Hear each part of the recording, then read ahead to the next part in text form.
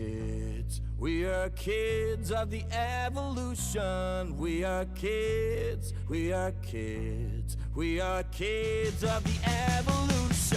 'Cause we are kids. We are kids. We are kids of the evolution. We are kids. We are kids. We are kids of the evolution.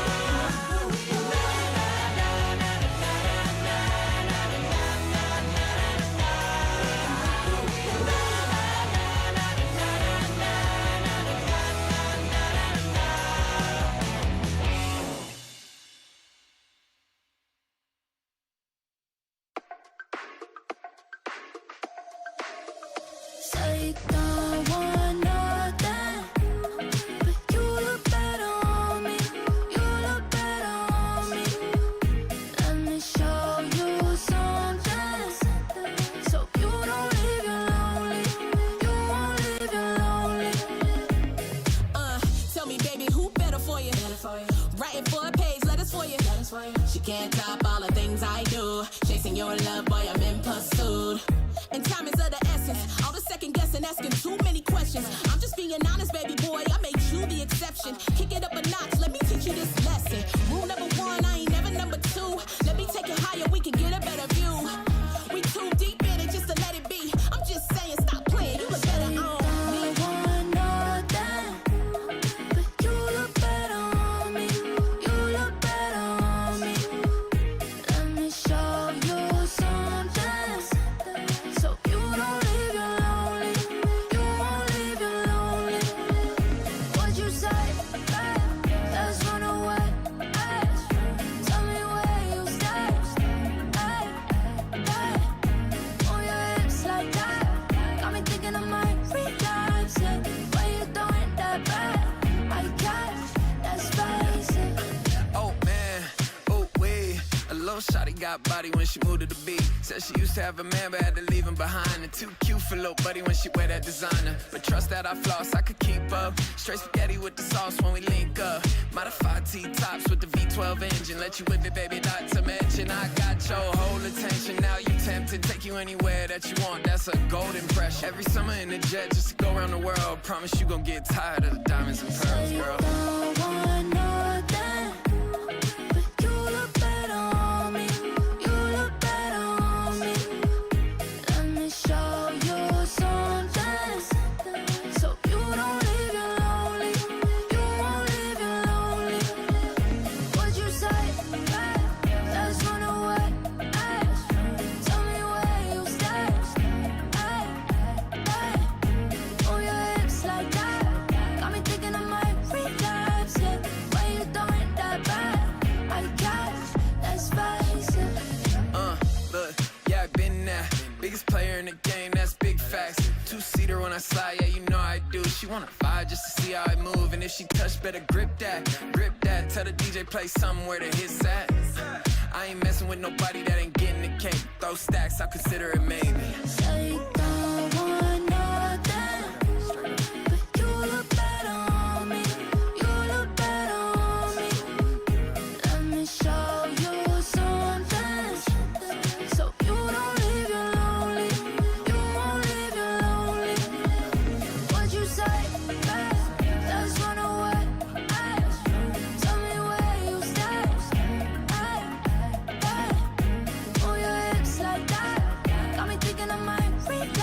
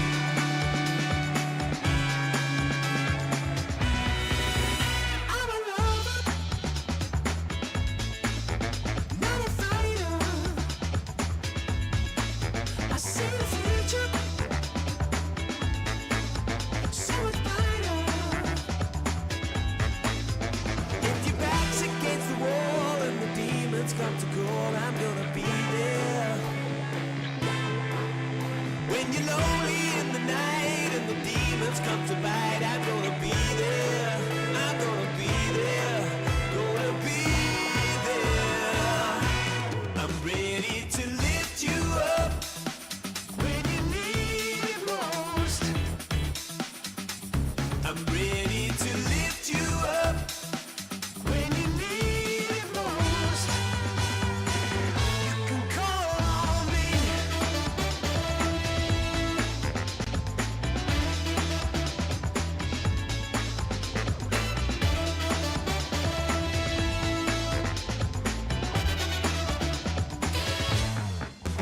I'm a lover, not a fighter. I see the future. I see the future. So much brighter. It's so much brighter. If your back's against the wall and the demons come to call, I'm gonna be there. When you're lonely in the night and the demons come to bite, I'm gonna be there. I'm gonna be there. Gonna be there. Gonna be there.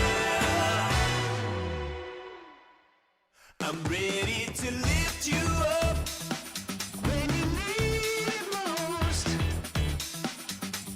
I'm ready to lift you up when you need it most. I'm ready to lift you up when you need it most. I'm ready to lift you up when you need it most. You can call on me. All that you love is a feast for the lions. What does it feel like? Hold my hand, I can be your eyes. It's fate in disguise. Who starts to fight? Who starts the fire? We'll keep the heat on high, and we'll let it simmer, let it. We'll fly the line, break the rush, turn the tide. It's big enough. We'll find a time and steal the love. Yeah, darling, forever give it up.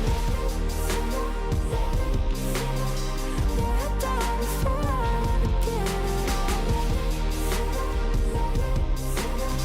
Yeah, darling, forever give it up. The boiling point as we know it is close to frozen. What does it feel alive? We'll be by the river when the floodgates are open. I think about it all the time. Who starts the fight? Who starts the fire? We'll keep the heat on high, and we'll let it simmer, let it. We'll fly the line, break the rush, turn the tide. It's big enough. We'll find a time and steal the love. Yeah, darling, forever give it up. Yeah, darling, forever give it up. Yeah, darling, forever give it up. What a time to be alive. We've reached the boiling point. It's overflowing. We'll climb the gates or tear them open. We'll fly the line, break the rush, turn the tide. It's big enough. We'll find a time and steal the love. Yeah, darling, forever give it up. Yeah, darling, forever give it up. Yeah, darling, forever give it up. Yeah, darling, forever give it up. Yeah, darling, forever give it up.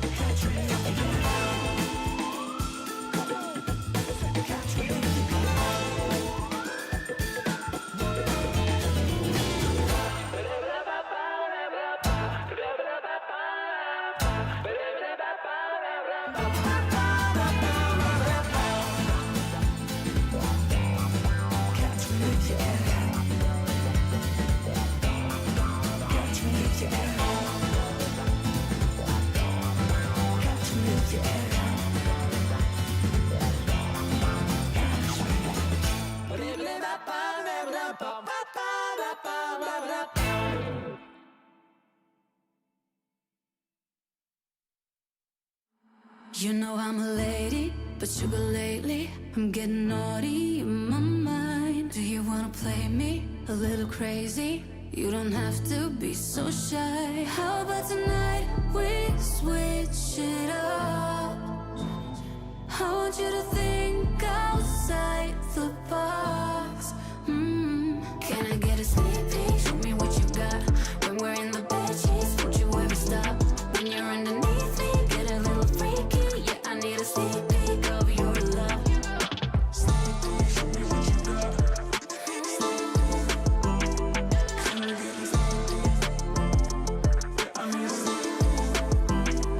Boy, I wanna feel you and get to know you. I could be your fantasy. What if I let you do it the way you want it? We're getting lost in ecstasy. How about tonight we switch it up? I love it when you think outside the box. Can I get a sneak peek? Show me what you got. When we're in the bed sheets, don't you ever stop. When you're underneath me, get a little freaky. Yeah, I need a sneak peek of your love. Sneak peek, show me what you got. Can I get a sneak peek? Yeah, I need a sneak peek.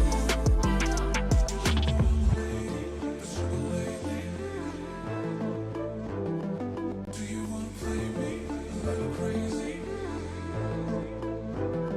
How about tonight we switch it up? I love it when you think outside the box. Can I get a sneak peek? Show me what you got. When we're in the bed sheets, don't you ever stop. When you're underneath me, get a little freaky. Yeah, I need a sneak peek of your love. Sneak peek, show me what you got. Sneak peek. Can I get a sneak peek? Yeah, I need a sneak peek.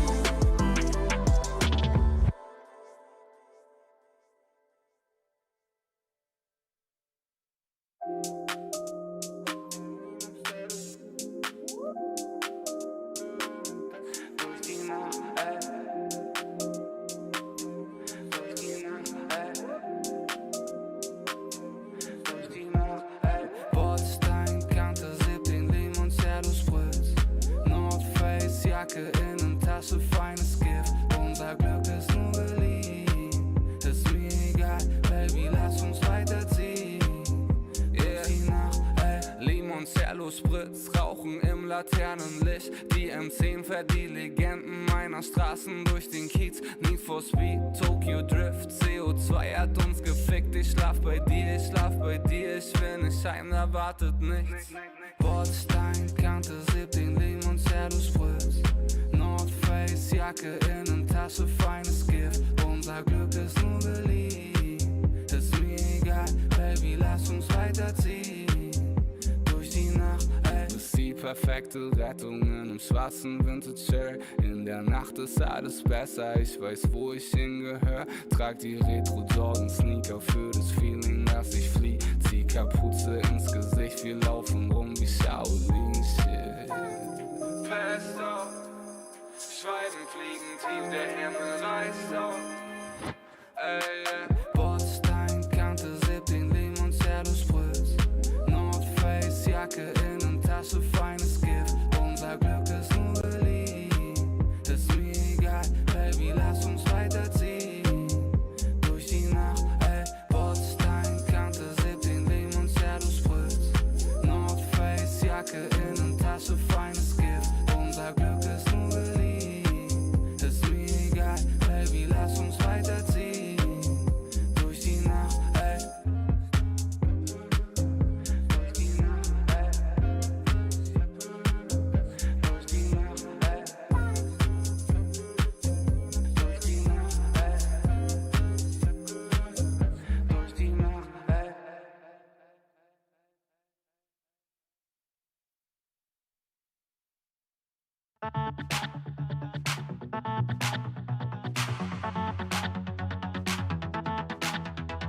I'm standing in the corner watching the punches fly as the tears keep rolling down my eyes. I keep on moving, holding my hands up high, fighting through the minutes, through my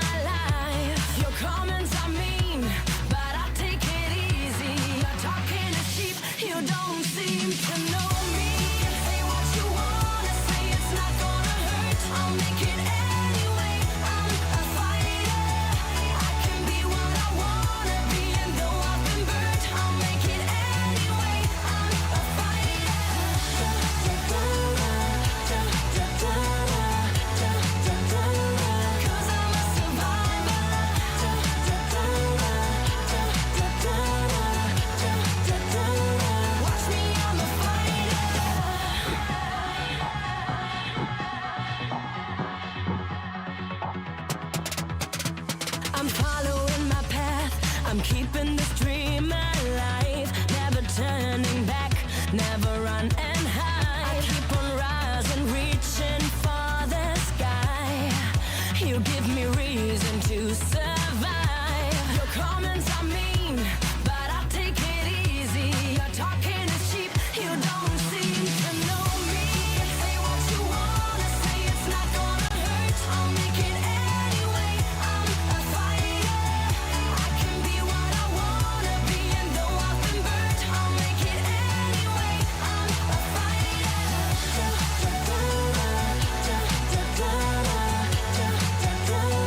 Cause I'm a survivor.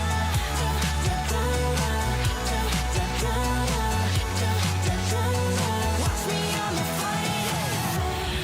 My enemies live long, so they can see me progress. May my enemies live long, so they can see me progress. May my enemies live long, so they can see me progress. May my enemies live long, so they can see me progress.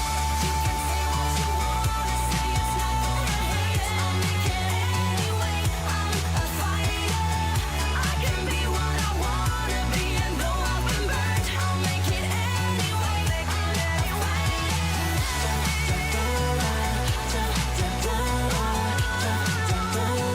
Cause I'm a survivor.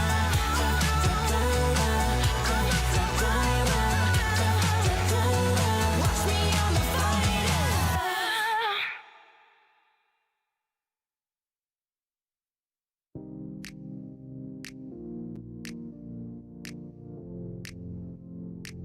Oh my.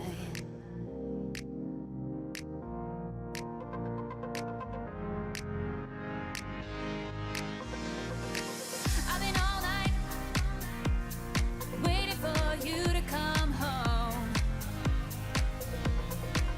I've been all night waiting for you to come home. Oh my, come on, let's do this dance tonight. I gotta have you, boy, you're playing with my heart. We look around, but we don't see nobody else. Nobody, nobody. Give me your loving, give me your loving, give me your loving, Oh my. give me your loving, give me your loving, give me your loving. I couldn't find nobody else like you. Been let down each time that I've tried to find another, but I always come back to you. We're a perfect match made in the fire. You know you can't fulfill my desires. Many try, but I only got you in my eyes, in my eyes. Oh my, come on, let's do this dance tonight. I gotta have you, boy, you're playing with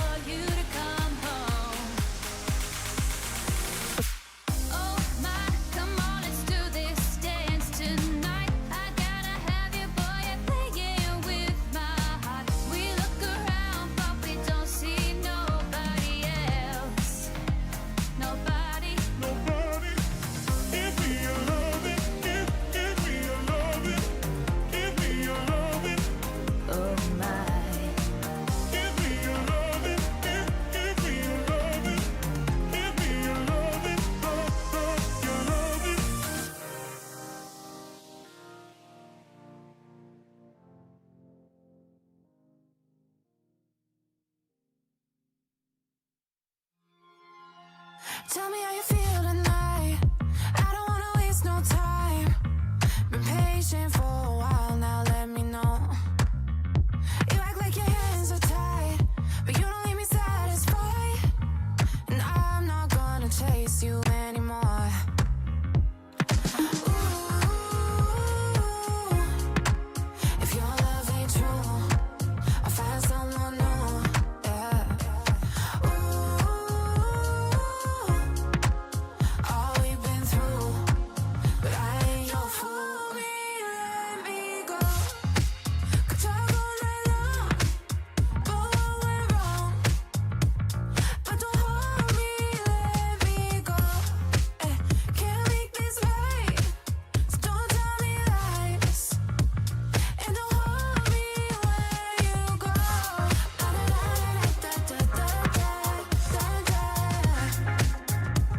So don't hold me where you go.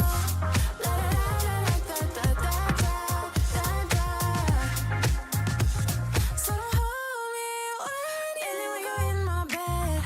I can't get it out my head. It don't feel the same it did before. Even when I said I quit, you always found a way back in. It's the last time you'll be walking out my door. So much for letting you close, just saying what we both know. Let's not lose control. Could stay be best if we don't. Just saying what we both know. Let's not lose control. Ooh, if your love ain't true, I'll find someone new. Yeah. Ooh, all we've been through, but I ain't your fool. Let me go. Could talk all night long about what went wrong, but don't hold me. Let me go. Can't make this right, so don't tell me lies.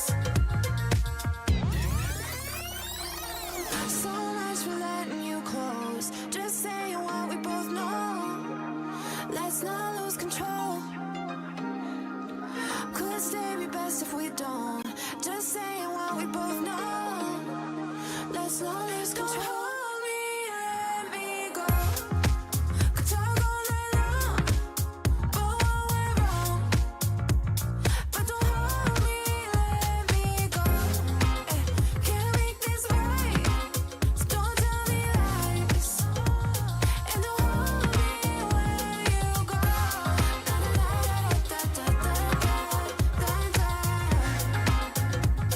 So don't hold me where you go. So don't hold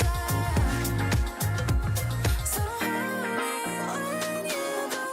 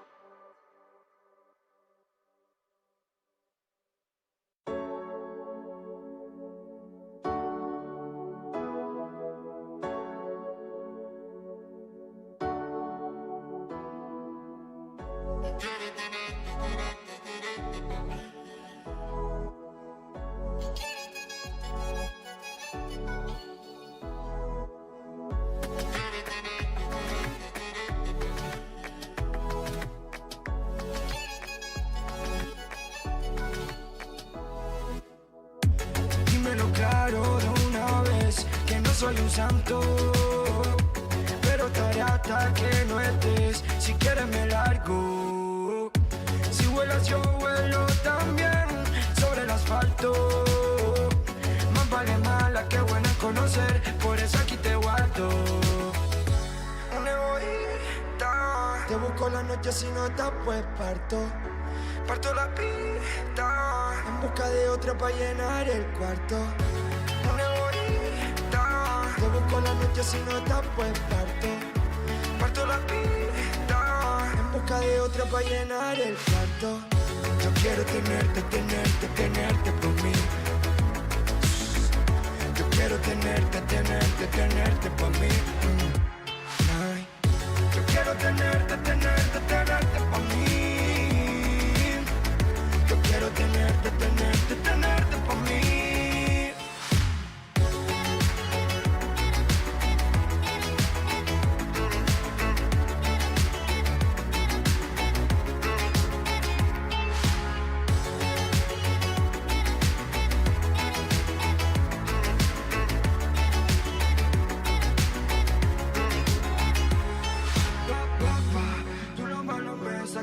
Si me ves solito no ataca, como si me saca. Sé que mi cara me delata, yo te visualizo con la tata.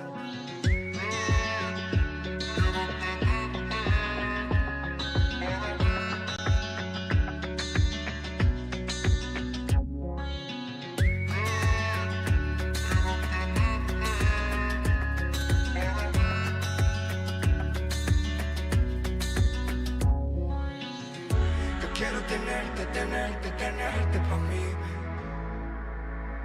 Yo quiero tenerte pa' mí. Ay.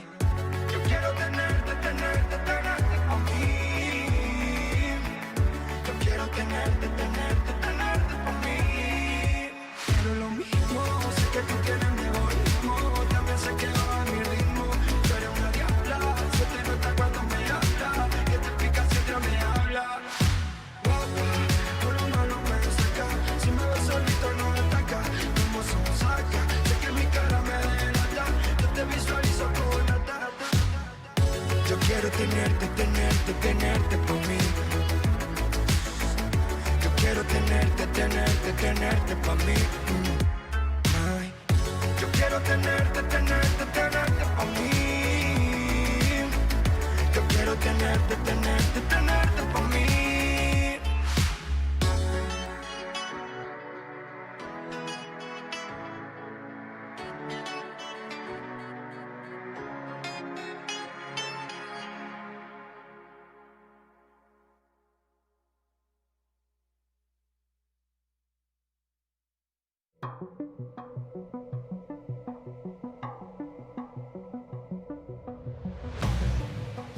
Wherever you roam, there's no place to go.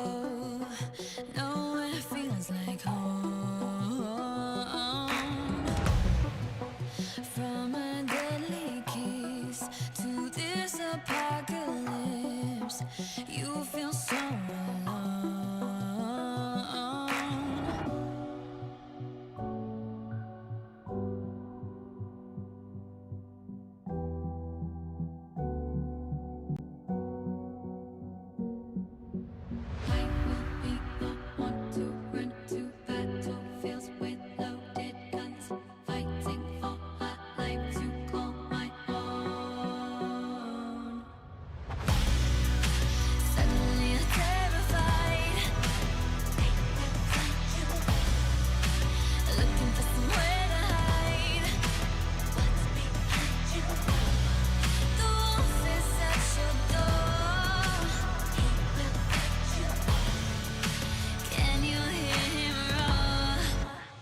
Maybe I'm the monster.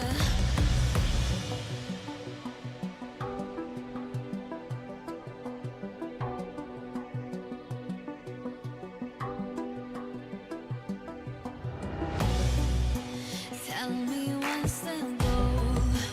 Do you have no soul? Why are you so cold? If I'm too proud to speak, will it make me weak? How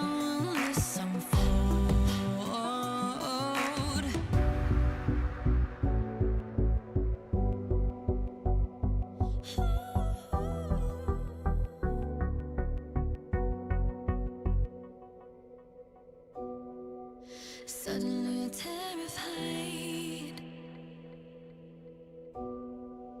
Looking for somewhere to hide. The wolf is at your door. Can you hear him roar? Maybe I'm the monster.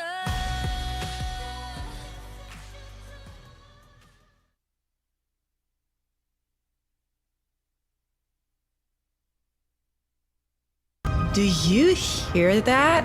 It sounds like a race setting off. Each realm has sent their mightiest heroes to travel through the high mountains of Freljord, the deserts of Shurima, and even the shores of Bilgewater. And here they are, almost at the end of the road. Welcome to the Runeterra Reforged Championship. Yes, I'm getting there. At this 3-day event, our favorite 32 heroes will compete for the victory. But it is not all about the honor or the glory. Everyone will have a share of the prize. No, you cannot participate. The competition will forge the finest tacticians from every region. 2 from Oceania and Japan, 3 from LATAM, SEA and Brazil, 4 from Korea and EMEA. NA has 5 slots since they earned an additional slot after claiming the golden spatula at the Monsters Attack Championship. CN now has 6 slots and for the first time will qualify players through the Chinese exclusive licensed mobile version fight for the golden spatula. Once everyone is at the starting line, let's cross the portal, cause this is about to get tactic cool. Yeah, you're right, I'll see myself out. But first, the point system will once again be distributed in order of highest to lowest position in the game, being 8 points for the first and 1 for the 8th. The first 2 days, our contenders will be divided in 4 lobbies. They will be playing 6 games each day, and this time, the lobbies will be shuffled every 2 games instead of 3. Ample time to bond, share adventures, and exchange victory dance moves. After a tough race, the top 8 will be crowned finalists, while the rest of them will be dragged off the race. And on day 3, our finalists enter the final stage, sprinting for victory and the steamed 20-point benchmark. Once a player has reached 20 points, they put the rest of the lobby in check. And must win 1 more game to cross the finish line and be proclaimed our hero, the Runeterra Reforged Champion. Replay claims the championship! Tune in November 3rd to find out what dangers our heroes will face at the end of the road. Please believe me, I'm not fixing to stop it. Wish I could just get you off my mind, but you just pop back into my head every time. Say what you doing, what you doing, what you doing, what you doing to me. Everybody knows that I can hide it, can't deny it. It's so obvious, yeah, it's plain to see. But you seem like you don't know what's going on. Just in case, apologize if I'm coming on strong. And what you doing to me? What you doing to me? My heart beats faster every time I see you. The way you move, the way you talk, and the way you eat your food. How is it possible that you're so down? At this point, I do anything for you. Wish I could just get you off my mind, but you just pop back into my head every time. Say what you doing, what you doing, what you doing, what you doing to me. Everybody knows that I can hide it, can't deny it. It's so obvious, yeah, it's plain to see. But you seem like you don't know what's going on. Just in case, apologize if I'm coming on strong. And what you doing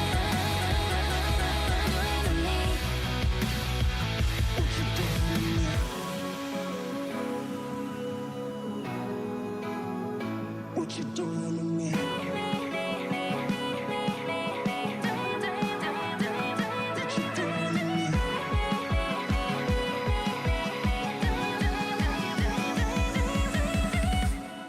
Say what you doing, what you doing, what you doing, what you doing to me. Everybody knows that I can hardly can't deny it. It's so obvious, it's plain to see. But you seem like you don't know what's going on. Just in case, apologize if I'm coming on strong. Yeah, what you doing to me? What you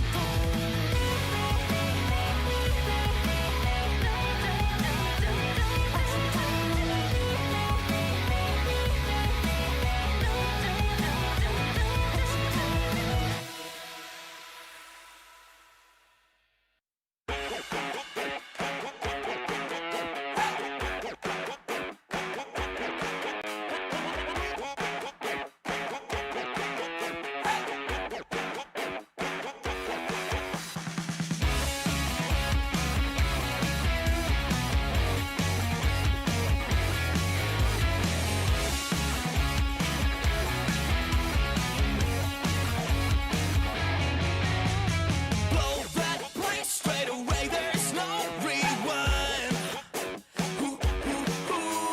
Shame on you if you got it right first time. Yeah. Strange, strange traces, worn out faces, ain't seen nothing yet. Punch life in the face while on my tiptoes, living on a real high from the get-go. Never giving in to someone somehow, somehow now. That's wow. That's wow.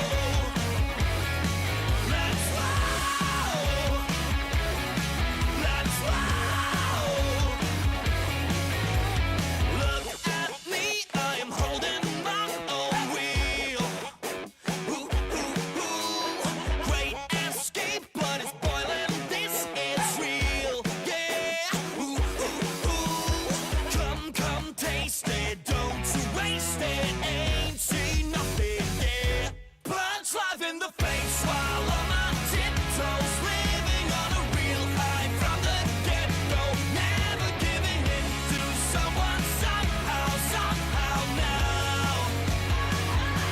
Maybe I'm a victim of disaster, still my world is turning even faster.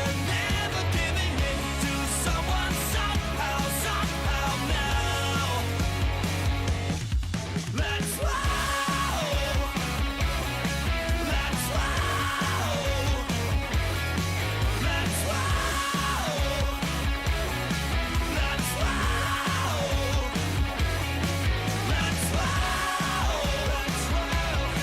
That's wow. That's wow.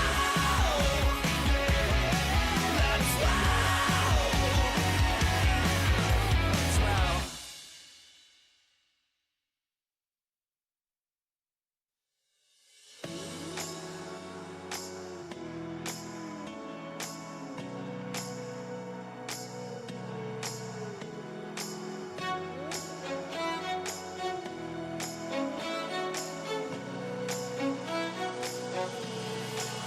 Don't waste my time. You'll never be mine. I'm moving on. I gotta be strong. Keep me from falling.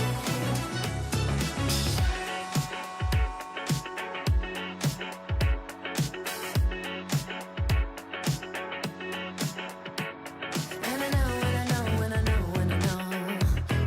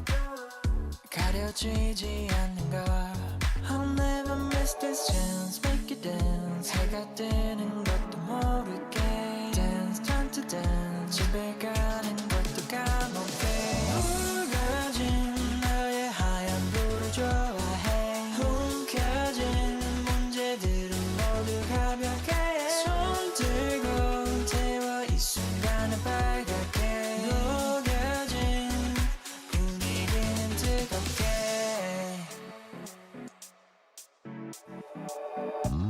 아무리 어렵다고 해도 시작하면 되는 걸 처음이 어색하다 해도 이미 익숙해진 걸 I'll never miss this chance make you dance 해가 뜨는 것도 모르게 Dance time to dance 집에 가는 것도 까먹게 붉어진 너의 하얀 불을 좋아해 움켜진 문제들은 모두 가볍게 손 들고 태워 이 순간을 빨갛게 녹여진 분위기는 뜨겁게 우리 둘이 눈을 마주보고 춤을 춰보자 우리 둘이 두 눈을 마주보고 춤을 춰보자 I'll never miss this chance make you dance 해가 뜨는 것도 모르게 Dance time to dance 집에 가는 것도 까먹게 붉어진 너의 하얀 불을 좋아해 움켜진 문제들은 모두 가볍게 손 들고 태워 이 순간을 빨갛게 녹여진 분위기는 뜨겁게 우리 둘이 두 눈을 마주보고 춤을 춰보자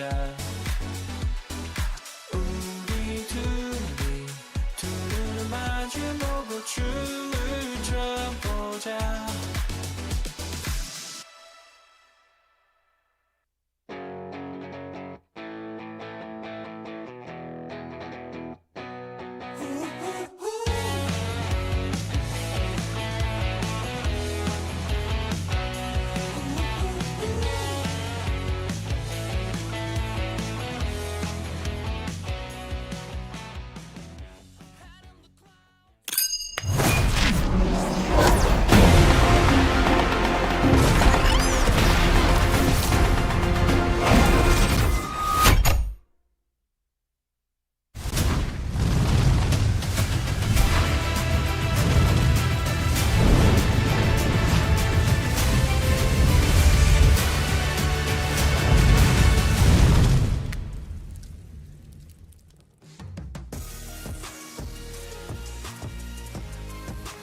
This beautiful trophy is the one that the winner is going to get after the end of day number 3 of the Teamfight Tactics Runeterra Reforged World Championship.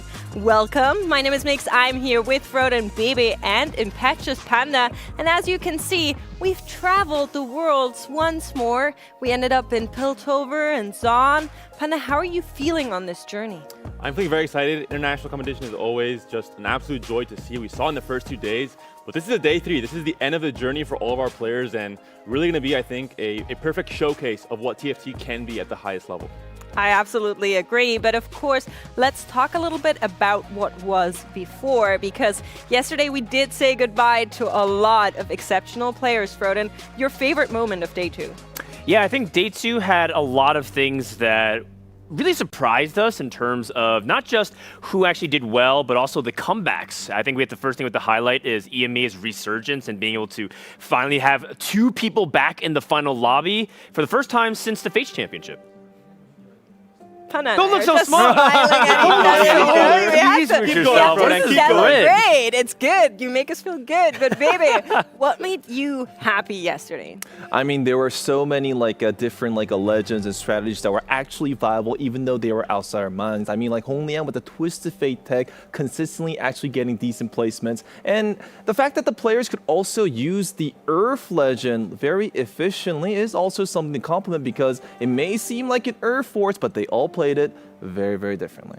Yeah, let's take a look how they actually played it, because we do have a highlight video ready. We're going to send you into that right at the start. Welcome to the TFT Runeterra Reforged World Championship. Not getting the Sky Strikes onto the back line, and they're still alive. Jay's gonna fire away, takes out the Quinn. There's nothing left. It's just an Ace-Trox, and these To some degree, but surely this Ionia board is just way too strong for Tamura. Tamura, yes, he is taking down yet another knock. He'll be knocked down in third place, potentially, but he Archangels on this tier, stacking it up against the Ionia board. Azir's still alive, there's no healing, there's no armor. Is there Aatrox? Aatrox, go! All the way from the Ash, good shot from the Jhin, and Jhin wins it. Just a tiny bit. I'm really happy Elton has been going. He's actually saving it up, and the Ash is doing all the job that she can do, but how is this possible, Panda? You're gonna behave. Belveth is not. Tech Summers wins that last fight. Dynamo taken down in second place. Tech Summers a big win for his mental. He's happy, he's laughing, he has a great costume as well. He's going up here. The board is evaporating. Kermex is getting swept away. The hit is huge, and Kermex is out. WetJungler still has a chance of making day 3. Is this? Ronan! I think there's a little bit of an issue coming. Well, I'll be honest, I didn't know they were going to play that. Have your laughs, have your fun. But I want to say that at the end of the day, I'm pretty sure I know who's going to have the last laugh. Yeah, us, Probably Panda, China. right? Well, we know what the chances make, so I'll take those chances for sure. Compared to the last few sets at the very least, I think Amy is going to be doing a great job. Friendly banter with Frozen, of course, I think. As you mentioned, Dan, WeiJin, also an incredibly strong player, and he's proven it across these last 2 days. Speaking of incredibly strong players, let's have a look at our standings once more and see who actually ended up here at the World Championship, who made it through day 1, day 2. Of course, lots and lots of big names in TFT history with a lot of reputation attached to them, but only the top 8 could make it. And after 12 hard games on day 1 and day 2, those are your top 8. We're going to talk about them in detail in just a little bit, but if you are wondering about your pick'ems, pick'ems are still open, powered by AWS. You can check them out for the final 8, and there's still a chance that you can get a little bit of goodies out of that. I must warn you though, we did have a game yesterday where somebody finished with 100 HP on a game as a winner. So that kind of ruined it for most people. I don't think anyone in our group at least predicted that it was going to be 100 HP on the pickups. But the final lobbies where you can make up a lot of those extra points on, you know, who's going to be finishing at the very top and then how the top 8 actually ended up playing out. I want to say that I am getting a little fleeced on my pickums because Bebe convinced me that KR was going to be #1. So I actually voted KR as a top 3 region, and they're nowhere to be found. What happened?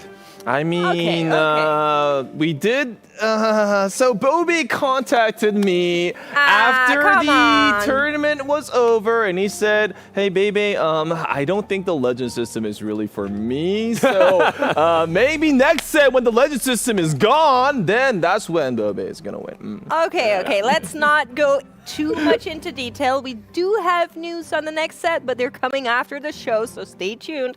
There might be teasers here and there and a little bit of intel, I heard. We're going to be seeing what that's all about. But first, of course, we do want to talk about our top 8, about the players at the very top of the lobby, starting us off with Xiaoge, a Chinese player that came in as one of the mystery players here. And we talked to him prior to the competition. We asked him, like, do you feel like you have a reputation in the field? And he said he's the king of the unknown players. What a title is that? He writes his own story here with that one. Made 40 points in 1 day. That is so much. You have to respect it.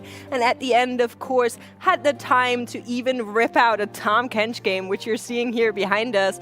Obviously a little bit for the memes, but went first with that one as well. When we asked him how confident he is, he said he's going to win the whole thing. That was before day 1. He's sitting at the very top day 3 coming into it. I think that is someone to look out for, but baby, so is Tidal. We talked about him a lot going into the competition. Yes, so for those who don't know, Tidal is the only player in the tournament that is currently blessed. Mortdog actually picked Tidal. Of course, Mortdog is non-biased for any region, not paid comment, but still, Mortdog did predict Tidal will win, and Tidal actually has a top 4 ratio of 83.33%, one of the highest. He knows exactly how to play the Earth like a line, and not only does he know how to play the strong meta compositions such as Demacian and maybe a Zir, he also has a very powerful build-up process that did allow him to get there, which means that he did practice for his tournament very, very well. Speaking of practicing for tournaments, there is one player here that I believe we were talking about him at the beginning of day 1 coming into this. Similar reputation to Bobe from Korea, who unfortunately didn't make it, but he's lived up to the hype. Talk to me about Wei-Jin Iverson. Yeah, for people that don't know about Wei-Jin Iverson, this is his second full set competing, which is very impressive considering that it's a sophomore season. He made it to his second World Championship, and now he's here in the final lobby. The important thing that's been told to me by Wei-Jin Iverson himself is that he thinks this time he's just not nervous. The first time, it was just a bundle of anxiety. He's not entirely sure how it was going to go. Also, kind of his full rookie season, even though it was his second set competing. He was feeling like that he made so many more improvements as a player outside the game, approaching it. And here's the caveat. He's actually still in university, taking his midterm exams 3 days before it, right? So we have a disadvantage for North America. I'm not making excuses, but the regionals happened on Sunday, which means we only had 3 days to learn to patch. Across those 3 days, Wei-Jin Iverson had to take 3 midterm exams, and he's still here in the final lobby. How good is this guy? He's amazing, let's be honest. We even showed him on the Telestrator a couple of times, which you're seeing here as well. We talked to him day 1, and he said his parents are watching, so I hope they're so happy with how he's doing. That's right. He is called Wei-Jin Iverson. He is balling out of control, and the coolest thing about his approach to Earth is that he's not playing like other people. Many people are just defaulting to take the 2-1 augment and say, hey, it's Ancient Archives, I'm going to rip it. If I hit Demacia, great. If I don't, I think I'm going to have to figure something else out. He's not picking the Ancient Archives 2-1 augment in over 50% of his games. So he is actually deviating from Earth and yet still finding a lot of success. What's he going to do today? We're about to find out. Well, we are about to find out, but there's more players in the lobby that have some more surprises for us. And speaking of those, Hanqing must be one of those players that we were a little bit surprised about. No, Panna? The community at large, I think, was really doubting the players from China coming from the mobile version of TFT, from the JOC Championship. They've proven they have what it takes to compete at the highest level, and especially I think Hanqing is a very interesting player because he's played comps that no one else in this top 8 has played throughout the first 2 days. He played Nico reroll, which it was a 6, but still, it was a very interesting performance to bring that comp out and actually do well with it to some degree. And of course, the Sorcerer's comp as well. Only 2 players have played Sorcerers at all coming into this top 8. He's one of them.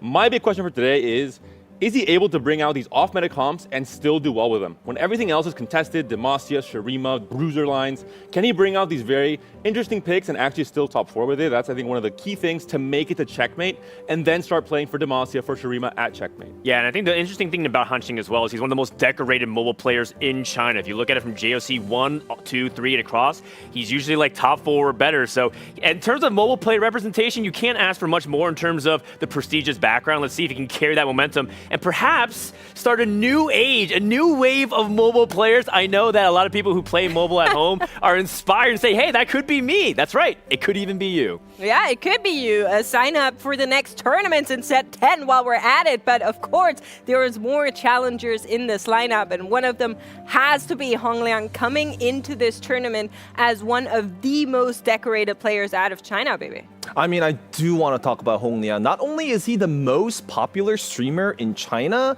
he's the one that actually brought his original Legend strategy to the World Championships and actually made it to the top 8. Now, the biggest question for pro gamers like us is that how in the world can I get a strat that has a 100% win ratio that can get me top 8 guaranteed in tournament scenes? And looking towards specific niche legends that are not contested is it. And Hong Liang definitely made that happen. And how he made that happen is that Bilgewater's and Ionians, even though Hongliang used Bilgewater's most, when they lose, they actually kill a lot of units. So even if you were to lose and low roll with these like synergies, you take minimum damage, which allows you to raise your average placement by a significant degree. And the way Hongliang executed that, how he figured that out and used it into his gameplay is really exciting. And I'm super excited to see exactly what he's gonna do in order to like win the championships and how he's gonna bring these new strategies that are more focused on getting first place instead of just getting top 4s.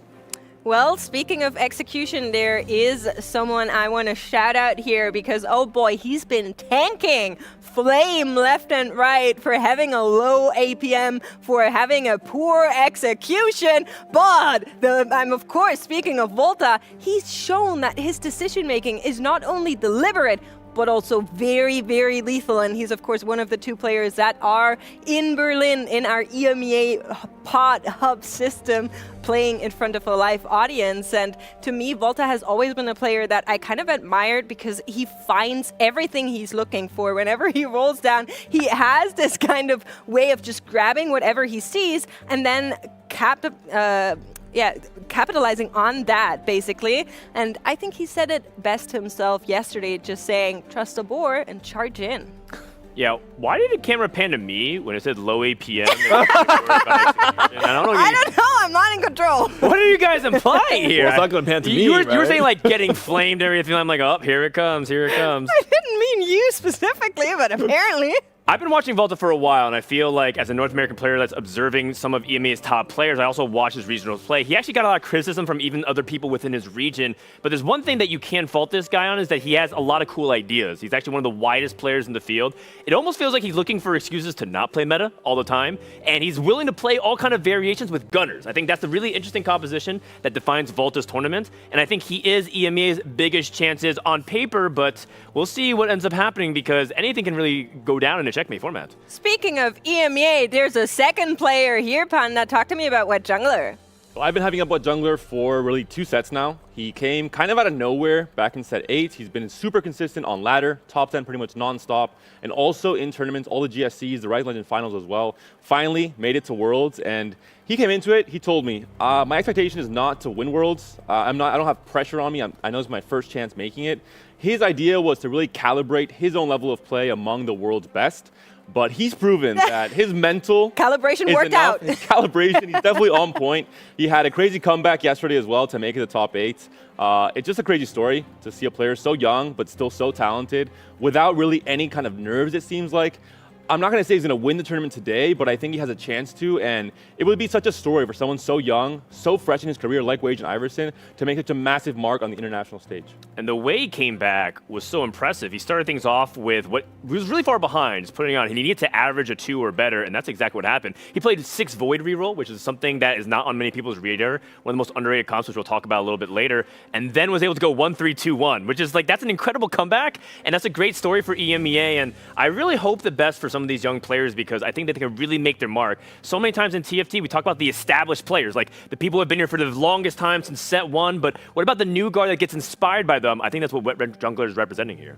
I couldn't agree more, but of course, there's one more player that we need to mention here to round it out from LATAM, has been to the final lobby before. Alta Nawe is a name that players need to recognize and respect. Yeah, Alta is here for the 2nd championship for his own personal career and his 2nd final lobby. So that's a pretty incredible result. I mean, if he's able to keep that up, he could put himself as the greatest player from LATAM, even though we have Tech Summers making it to the 3rd World Championship. It's fantastic to see Alta be able to do that for himself. However, carrying the burden of the entire like South America region, right, the entire continent, so to speak, Brazil had almost a big comeback. Shout out to Ego for making a good run on the 2nd day. But now Alta now has the pressure of being able to fulfill the hopes and dreams of LATAM. He's been very dependent on Demacia. I will say one thing, that I'm not sure if the Tones will always follow his way to get Demacia, but we've seen what he can do with it. He's averaging almost 70% top 4 rate while being able to convert really well off the Demacia line, so he understands everything, and he did have to pivot for this tournament. He wasn't trying to play Earth going into it, but recognized that that was the strongest line.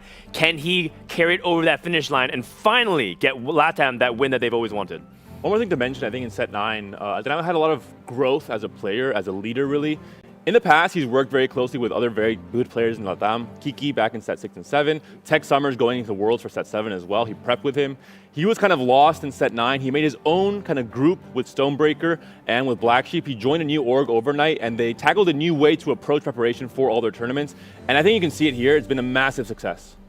Well, speaking of massive success, I think we can say that our hub in EMEA in Berlin has also been a massive success. We're going to hop over to a player we just talked about. WetJungler is going to join us here. Hopefully everything works out. Hello, how are you? Hey, thanks for having me for the interview.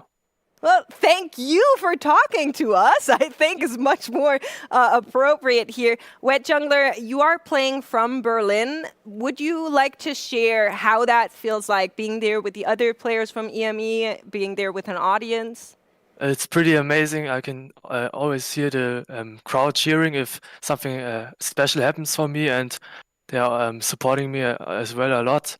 And having like a player like Psycho is sitting next to me, talking about him, about the games, and it's really amazing having like somebody who you can talk to, because I mean at home you are basically alone and just think about the games alone. That's awesome. I'm so happy to see that you guys are working together as a team. And I mean, clearly it's working. We have 2 representatives in that final lobby today. Now, of course, you guys know that you're going to go up against the same players for the entire day. How do you prepare for something like this, if you want to share? I don't have really a secret tech or something. I think everyone is playing like the same strats basically, besides Hong Lian, I think. And I just hope the luck is there for me, and I hope I'm getting blessed. More blessed. WetJungler, I want to ask a question to you. Yesterday, you had to make a really big comeback, and it looked like you needed to basically go 1-1-1-1 to win out, and you pretty much did. Can you talk to us about what your mentality was like? Were you tilted at all? Were you frustrated, or were you completely focused in? And if so, what's the secret? I was kind of tilted after the 8th game, but getting that 8th place, I think I was just I knew it wasn't really hard. It was pretty hard for me, and I just can play the games out, and I wasn't really thinking about making it to top 8. I knew there was still a chance, but I wasn't playing with much stress, and I think it worked out, and I'm happy to be in the top 8. Yeah. So WetJungler, I have a question for you. I've been following your progress on ladder in GSCs across the last 2 sets in EMEA. You've always been a very consistent, a very safe player playing for top 4s, and you've been very good at it. In this case, you need to play for first place in checkmate format if you want to win the whole thing. Are you changing your mindset for today's games? Do you feel uncomfortable about this shift in the game plan where you're not maybe as comfortable playing for that first place? I think I'm playing like the same for the first games, and hopefully I can just secure one first after the 20-point mark. And if it doesn't work out, I mean, I'm not gonna change anything, and just I'm not gonna think like I have to go first right now. And I hope it just works out for me, and then I can secure first after the 20 points marked. Well, yeah, I actually have something to say to like WetJungler. WetJungler, you are an amazing player, and you definitely have what it takes to win this tournament. Believe in your strats, the strats that you prepared for such a long time, because you can do it, bro. Good luck, man. Good luck. You can do it. All right? Believe it. Believe it. I will believe, yeah. All right. We definitely all believe in you, of course, WetJungler. Coming from Germany, I know there's a big community behind you. Anyone you want to shout out that's watching, or anyone you want to give credit to for prepping with you? I want to shout out to everybody who went to the level in Berlin to like I think that everyone had a stressful way to Berlin, and I want to thank everybody who's here. Yeah, I also want to thank everybody that's here, and I want to thank you for making the final day. I'm so happy to see you up there, and I wish you best of luck and all the blessings that we can give to all your games. Thank you so much for taking the time to talk to us, WetJungler. We're going to see you out there. Okay, thank you. Oh. I feel like you're happier than he is, Makes. And I'm happier than like, she is. Like he's happy, he's delighted, but Makes is like about to burst out in tears in any second now. It's true. It is different, man. If you like watch these players and like your local TRCs, you watch them for like the entire season, and then you see them succeed. It's a different kind of happiness, and I'm a fangirl for all of our players. Yeah, same for me. I mean, really seeing him in competing at GSCs, he's so consistent, but never really in that spot where he gets kind of the spotlight on himself. He's always 10th, always 8th, very consistent, but no one really says, oh, WetJungler's a favorite. He's always been kind of under the radar, and to see him climb into the spotlight now and do so gracefully with such a great mental and an attitude to come back yesterday as well is really special. The one thing I want to say that I really like from his interview is that he said he's not going to change his game plan in terms of how he's approaching checkmate, and I think that's actually really important. So many players, when they get to a big stage like this, they feel like they have to do something completely radical, right? Because like, okay, it's checkmate, it's a different format than just playing for average placement, I have to play for first. But that ends up getting into your head. Bebe can actually testify too as well, because Bebe is also known as a really big top 4-oriented player. I feel like you have to stick to your game plan, because if you change too much of it, it destabilizes a lot of the early mid-game that you're usually playing for. And as a result, sometimes when you try to play for first too hard, you end up going 8th a lot. So you don't want to make any drastic changes to your play, and you want to have confidence. Whatever you prepared so far is the answer. Everybody needs that belief in their plays. That's what I think about TFT, and that's what I think about like life in general. But I just don't think they talk about life here. That's right. Baby's taking a lot of like college courses on life coaching. Lessons. I've seen the inspirational streaks from Baby. I think we all have. But speaking of seeing things, we're going to go into our meta breakdown. Fresh you up on what's going on. If you just tuned in, you missed the best interview of the day. I'm sorry. Well, maybe if WetJungler wins, we'll get a better one. But we are going to talk about the augment choices of players. Of course, there is a big predominant field on picking legend augments. We're not going to mention them. We want to look at what else is being picked up. And baby, I believe red buff and tactician tools are pretty high on the list. Explain to me why. Okay, so red buff is actually a very important like augment. It does provide healing reduction, and there is so much healing in this current set at the moment due to like Radiant, Redemption, Dragon Claw, or Bloodthirsters, or so on. It prevents that. But the magic of red buff is that, hey, if I have red buff, I can save a chainmail or a belt, or a rod and a belt. And if you save a chainmail and a belt, you can use that for gargoyles and warmogs,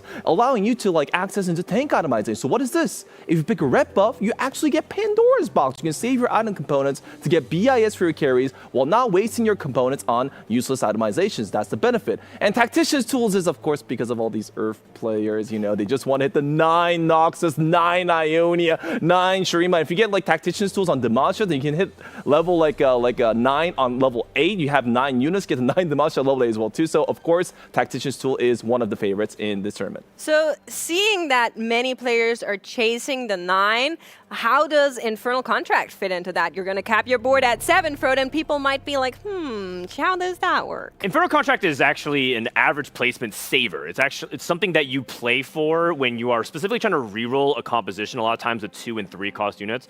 Although if you're Volta or someone from EMEA, maybe you're rolling for a 3-star 4 cost. I mean, I'm not that good at TFT, but he definitely is. But the idea is that Infernal Contract is a situation where you can immediately power spike your board by rolling a lot of gold, and your game plan is very straightforward. At this point, 3-star your entire board. And so what it often does, it doesn't win that many lobbies unless you're able to spike like crazy, but it saves those 7th and 8th places into very solid top 4 finishes. That was Volta's case yesterday in day 2. Very last game, he was in a very good spot to make it top 8. He needed just a 6 would guarantee him. He hit Infernal Contract, and he knew that immediate stability would be enough to actually jump up in the standings, and he got a 5th in the end, so that's all he needed. So, 2 last questions. First one, Panda, my mom's watching. Shout out to Mama Makes. She is wondering, what comms can we expect today? Can you give a short recap of what are we expecting going into the day? I think the big boogeyman Mama makes is going to be 9 Demacia, of course, or Demacia in general. But I think the more interesting thing is, what are the fail-safe Earth plans? That we saw has been Ionia, it's been Bruiser Flex, it's been Azir to some extent, and Shurima. But like Fred mentioned earlier on, I think the most interesting thing is players identifying what spots are not actually suitable for playing Earth, for picking Ancient Archives, and having a very strong opener to things like Nico reroll, like Rek'Sai reroll, like Rogues even in some cases. Yeah, absolutely. Across all the 8 finalists that we have here, we had, I think, 23 different compositions. And that depends on your interpretation, right? Some people play like challengers differently than others in terms of what they're flexing or bruisers and whatnot. So a lot of variety is on the table, which I think is the underrated aspect of this championship. I think a lot of people coming in expected just the verticals of everything, but in reality, this is actually one of the more diverse metas we've had, and certainly the most diverse meta we've had this entire set.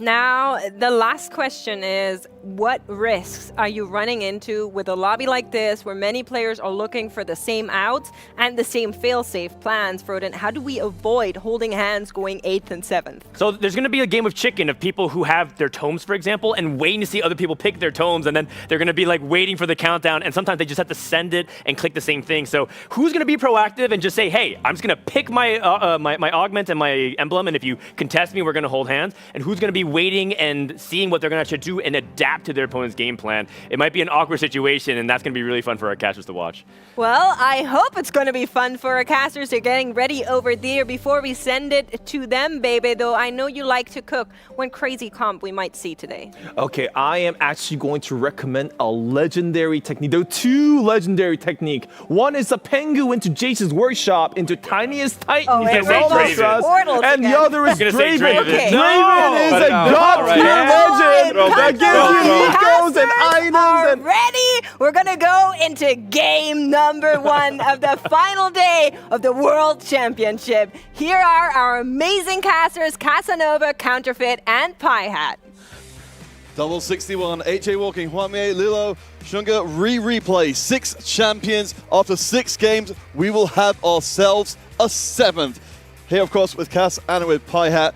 This is going to be a hell of a day of play. Yeah, and it's amazing because we've got so many regions represented here. You know, we've got CN, we've got Japan, we've got LATAM, we've got NA, and we've got EMEA here, all fighting for the title. And yeah, you even got 2 players in, but we still each have 1 in this race. We still have a chance, and you have to remind yourself that there's a player with a lot of experience. Title was very short of winning the World Championship in set 7. Altenawi, he knows how to be in the finals, except it was a little one-sided, that finals, but the question that I have is, have they learned from their past experiences? Can they translate that into a win now?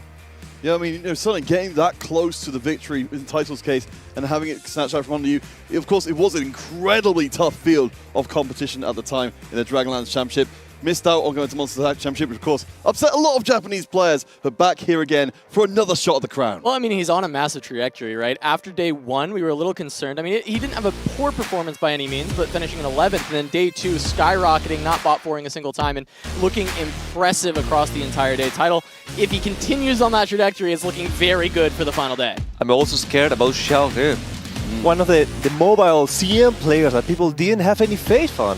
He ended up dominated the day 1 and day 2. He even picked Tam Kench and won the final game, so he's a player that you should be mindful of. Yeah, we were told that was absolutely a flex on his part, but it did work out very well. I think if you're going to flex into the final lobby, you want to make sure you leave a lasting impression. Yeah, I mean, he's been threatening those first places throughout the entire tournament. The only person with a better first place rate is actually Weijin Iverson, and I've been saying it a lot throughout the tournament, so I'll keep it short. But Weijin, one of the best at closing out those first places in the entire world, and the stats are there to back it up. 25% of his games in this tournament, he has gone first. All right, let's get this final day started. 8 players remain. We will have a champion once we get through the checkmate. It could run all the way to 8 games, but it could be shorter. This is the calm before the storm. They really need to just rack up as many points as possible. Maybe a first right now would be enough. Maybe we'll only see 4 games. Maybe we'll go to 8. Yeah, it's the craziest thing about Checkmate 2 is every game really does matter even more, because if you start the day behind, it means you'll be late to getting to check, and suddenly, you know, you're in a lot of danger. You have to look for those spots where you can go like 1-1-1 to try and close out the day and get that win. So a reminder again, unlike every other checkmate we've shown you here, this will be to 20 points, so it is theoretically possible to get there quite quickly, but you do need to be exceptionally dominant. And you also need to be flexible, or at least be consistent in your plans. We've seen players just go for 5 or 6 games of the Demacia, but we've seen players like Weishan just trying to play for a variety of places. Yeah, exactly. I was going to say, speaking of flexible, Weijin was on our screen, and he's a player who, as Dan was saying, on the analyst desk, does not always even go for the emblem straight away. And Hong Lian, he's still playing TF. I think he's the only player here who hasn't convinced himself into the Earth meta. He's trying to get ahead of everyone. And well, hell, it's still working so far. No, it's worked extremely well for him. As you said, we were kind of coming to the tournament hoping we'd maybe see some sort of development, but instead it's just ended up being very straightforward, except in this case. So we've got the 2 Jace here. You know, Cass, how are you feeling about a potential Piltover start? Well, so there's the potential Piltover start, but also the pair of Jaces. If he can find one more, that is a crazy strong board to open up with having an upgraded 3 cost this early in the game. So I'm curious to see if Hong Lian stays with that and tries to play around Gunners. We've seen him primarily focus on the Neela carry and use the Twisted Fate in order to get that best in slot itemization. So it would be interesting to see him deviate due to the fact that he has this pair in the early game. Yeah, the thing about Gunners is that Gunners has been quite contested about a couple of the players here, both Weish and Volta. They all have been willing to play the Gunners, and we start with a Golden Augment. All right, we're going to keep a close eye. Of course, we're expecting to see a lot of Ancient Archives coming in, but we have got some tasty choices, and it looks like Xiaoge is going straight for theirs. Yeah, Xiaoge immediately found Demacia, so we at least have one in this lobby. Looking at Weishin's choice, Zon, he has gone to this so many times and had massive success with that Zon emblem. One of the few players who has gone that direction, and it has paid dividends. And the other person I'm looking at, there's a Bastion for Voltarix. Volta has played in the past Bastion with, I think it was a third, so he knows how to pilot it. And now we're seeing one of the other players who's also popping their tome. Yeah, and Altanawe going to go towards Shurima. Altanawe had hit Demacia so many times yesterday, and throughout the tournament, he's actually had 5 Demacia games where most players barely even get it once or twice. One of the fun things about Altanawe is he's been prioritizing a lot of, as you said, Demacia, but not only Demacia Mordekaiser, also specifically Demacia with Quinn.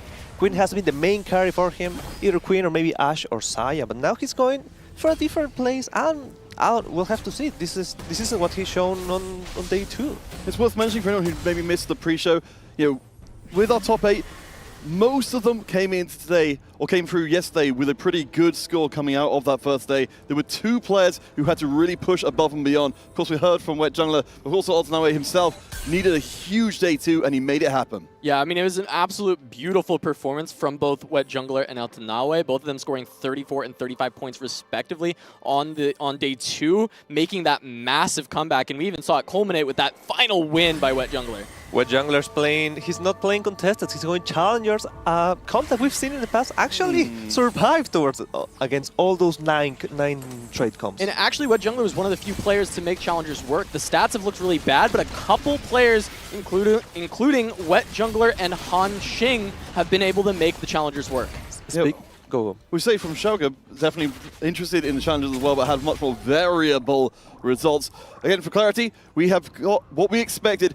Everybody in the lobby took Ancient Archives, apart from Hong Lian, of course, who took those Pandora's items. Now we have Weishan in front of. You were saying about how Son is a route that he's been willing to take, but there's also, he's contested. Xiaoge is no. I think it's Han Xing, I'm corrected. He's the one who's also playing Son, and he has a robotic arm as his first implant. So maybe maybe he'll have to adapt for a little more.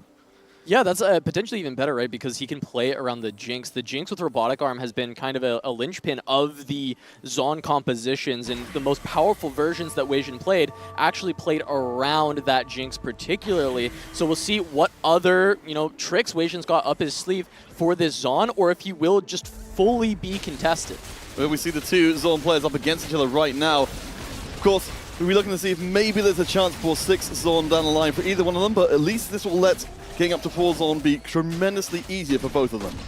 All right, and we see Weishin, I think initially wanted to look for the Lost Streak, might be able to find it, but no, his Jinx has an item. So even though that Robotic Arm is there, Jinx still going to take down herself, and Weishin is going to get a win here, not going to be able to find a Lost Streak in this game. We're starting with Shurima and Bazaar. We actually have 3 spatulas! Oh, yeah. Oh, no! That's what we came for, of course. Yeah, on the Bazaar, we'll have the components that go with them as well to potentially get those off to the races immediately. Yeah, Hong Lian going to grab one straight away. The other 2 still on the carousel, but not for much longer, I would expect. Weishin actually not going for one. Doesn't really want it. I mean, he's playing Zon and Gunner. These are not craftable emblems. It's not the line that Weishin wants to be on, and that opens the door, for the other players to pick him up. But in an Earth lobby, having 2 spatulas at the end, one not even taken? Are you kidding me? That never happens. That's the effect of the the emblems that they've chosen. You have Demacia, who is not craftable. You have Sun. You cannot do that, anything with that. So you only have maybe Bilgewater for Hongliang and Altenau, who also has a second Shurim, or potential second Shurim as pet. We noted, of course, the Zorn will be contested in this lobby, which, of course, is very unusual. But what's not unusual is to see that Demacia is also contested 2 ways. It's not the most we've seen it contested, but it's still a concern. Yeah, now I'm looking at Hongliang. He has put in Piltover here on 2-5. Too late to go for a massive cash out, but he could go for a mid-level one and then pivot into the Neela. The idea here would be continue this 3-loss streak for a bit longer, get some extra item components, potentially a lot of gold, and then turn this into a very strong Neela board later on. We already see the slam of the rapid fire cannon, and then having the spatula allows you to potentially go into, you know, Vanquishers, Ionia, or even potentially Bilgewater in some edge cases. And that's a good point that you bring, because Piltover is not just you have to, if you don't have it in 2-1, you cannot play it. People have been using that for a small, just to get a small push in economy, or maybe if you're on win streaking, just use it as a bit of a drip economy, just to get 1 or 2 gold per round, and just continue snowballing from there. We'll keep checking around to see how things are developing. Hanxing, of course, as we look at this lobby, we have got Hanxing and Hongliang on the loss streaks right now, with Altenawe and Xiaoga up at the top on their own wins. Volta just behind with 3. So we've got a lot of players with a lot to lose in this round. Yeah, this is massive, right? Hongliang wants to lose, going up against Hanxing potentially, who also wants to lose. Hongliang has tried to trap the Jace, but he's still going to be able to get the shot. The Nautilus comes around as well. So this fight's actually going to get very close. The Piltover has a lot more to lose, and it looks like Hongliang is going to win this fight. The big Riptide from Nautilus should be able to seal the deal, and Hongliang not going to be able to get value out of this early Piltover that he was trying to just get that little economy. Maybe, as you mentioned, he could swap towards trying to win streak with it now that he has snapped his streak. That's great news for Hanxing. You want to be on that's a perfect spot for rerolling. You have a 5 streak and only 70 HP. Usually when you try to do that, especially when you're trying to open for as big as he did, you'll end up in like 60s, maybe 59 if you're really unlucky and the lobby is really strong. But he can reroll in PS. It does seem like we've got a lobby which is a little bit more considered than normal, as we find ourselves a Bilgewater spatula for the timing. Again, the Pandora's means we will be able to change that around if we want to, but it seems like Bilgewater will be the choice for now. So Hongliang is the only player to really have success even playing like the 5 and 7 Bilgewater line. Most people were failing horribly when they went in that direction, and yes, this was playing around the Neela, but I honestly did not expect it to be Bilgewater. I mentioned it as an option, but I felt that Hongliang would still lean into the Ionia or the Vanquisher, but Pi-Hat, I mean, have we seen how he is making this work? Because no one else has done it. I mean, he's finding the edges where no one really has been able to. Also, the fact that you can actually guarantee having 1, maybe 2 RFCs on the Neela, maybe a Giant Slayer, like in the old time when you had the big Sejuani just tanking for the Nyla. It's the same thing, but the thing about him is that Bilgewater MF is not a really contested job. You won't have misfortune for long. All right, well, I want to talk about contested, right? Because Weijin, we mentioned, going to be contested by Hanxing on this Zon line. And because the Jinx, the robotic arm, that's definitely going to be the angle of Hanxing. Weijin has now gone for the Zon Rogues angle. We see the Zon on the Graves. He's re-rolling down for it. He's looking for the Jinx as well, but the Graves has become a big factor. And actually, the North American players prepping together. T-Lides was very successful on this composition in the North American Regional, and I wonder if he's been able to help Weijin find a good balance of how to play it. I suppose that is the advantage of NA just having the one representative left. All efforts focused in one direction. Do want to take a small note as well. We were talking about the streaks from before. We have now only got 1 major streak left in play. Hanxing down the bottom on the loss streak. Every other streak has been broken. WetJungler trying to build his. All right, we've got augment selection coming through. Pi-Hat, what's popping up for you right now? I'm just trying to... No one's really grabbing the big grab back. That's not the priority when you're playing Nerf. I'm trying to see if there's anything that really stands out. A Gunner emblem for Hanxing. The contester is getting even stronger. And on the other side, I'm just waiting to see what Weijin got. I'm noticing we've got for title here one of the augments, which wasn't picked a huge amount, but was very, very effective. The shoplifting coming into place to help push his economy and grab those high-end units. Yeah, and Hongliang actually going to go for frequent flyer here, it looks like, going for more reroll focus, maybe just helping him look for the Neelas, or putting together, I guess, the full bilge board and try and hit Misfortune and the Nautilus and go a little bit more vertical with that trait. The thing that I'm just trying to see, really focused on the contestants, but both what Hansing and Weishan are doing. Hansing, he's a little behind on the jinxes, but he's still ahead on the fact that of the implants. A robotic arm is going to be so stable, especially now that it overcharges at when you only have 4 sun. And you can see the power, how stable it can be during the mid game. So, I mean, to expand out the picture there, as you mentioned, Weishan Iverson, Hansing, they both got the gunner approach to the game. They're pretty much locked into that one. Both of them around 20 gold, both of them without streaks. How much is this contest going to hurt them? I mean, it's going to hurt quite a bit, right? Because they do both want to reroll, right? This composition wants to hit 3-star Jinx. It is a massive hit for it. So that's why, I mean, Weishan made that pivot to go for the Graves because he recognized that Hansing was not going in that direction. And during his reroll, he's actually horribly griefed Hansing by getting all these extra Jinxes. So I think Hansing is in a worse position currently, but it can switch on a dime. And I like what Bolt is doing. Bolt, Orianna. Orianna is not a carry we see so much, but it can be quite stale for a long time, especially with this setup that you just want the Swain to never die and just try to scale up and maybe kill some units. Yeah, funny enough, she's a pretty good item holder for Aphelios with the Ginsu, with the fact that she just likes to attack a lot to get the shield online more often, as you were saying. So ends up working out with 80 items, and we even have adaptive, so that has opened up Bolt to even play around either this Silco alongside the Aphelios, which we've seen him do before, or it can become a frontline item later. Yeah, that flexibility is always nice as Volta will take the L there. No, he has got Silco on the field and Silco on the bench as well, so that's a chance to get that advance soon. But bigger on the menu here is WetJungler. We noted the streaks have been broken. WetJungler pushing up to 5 wins in a row. That's the power of challengers.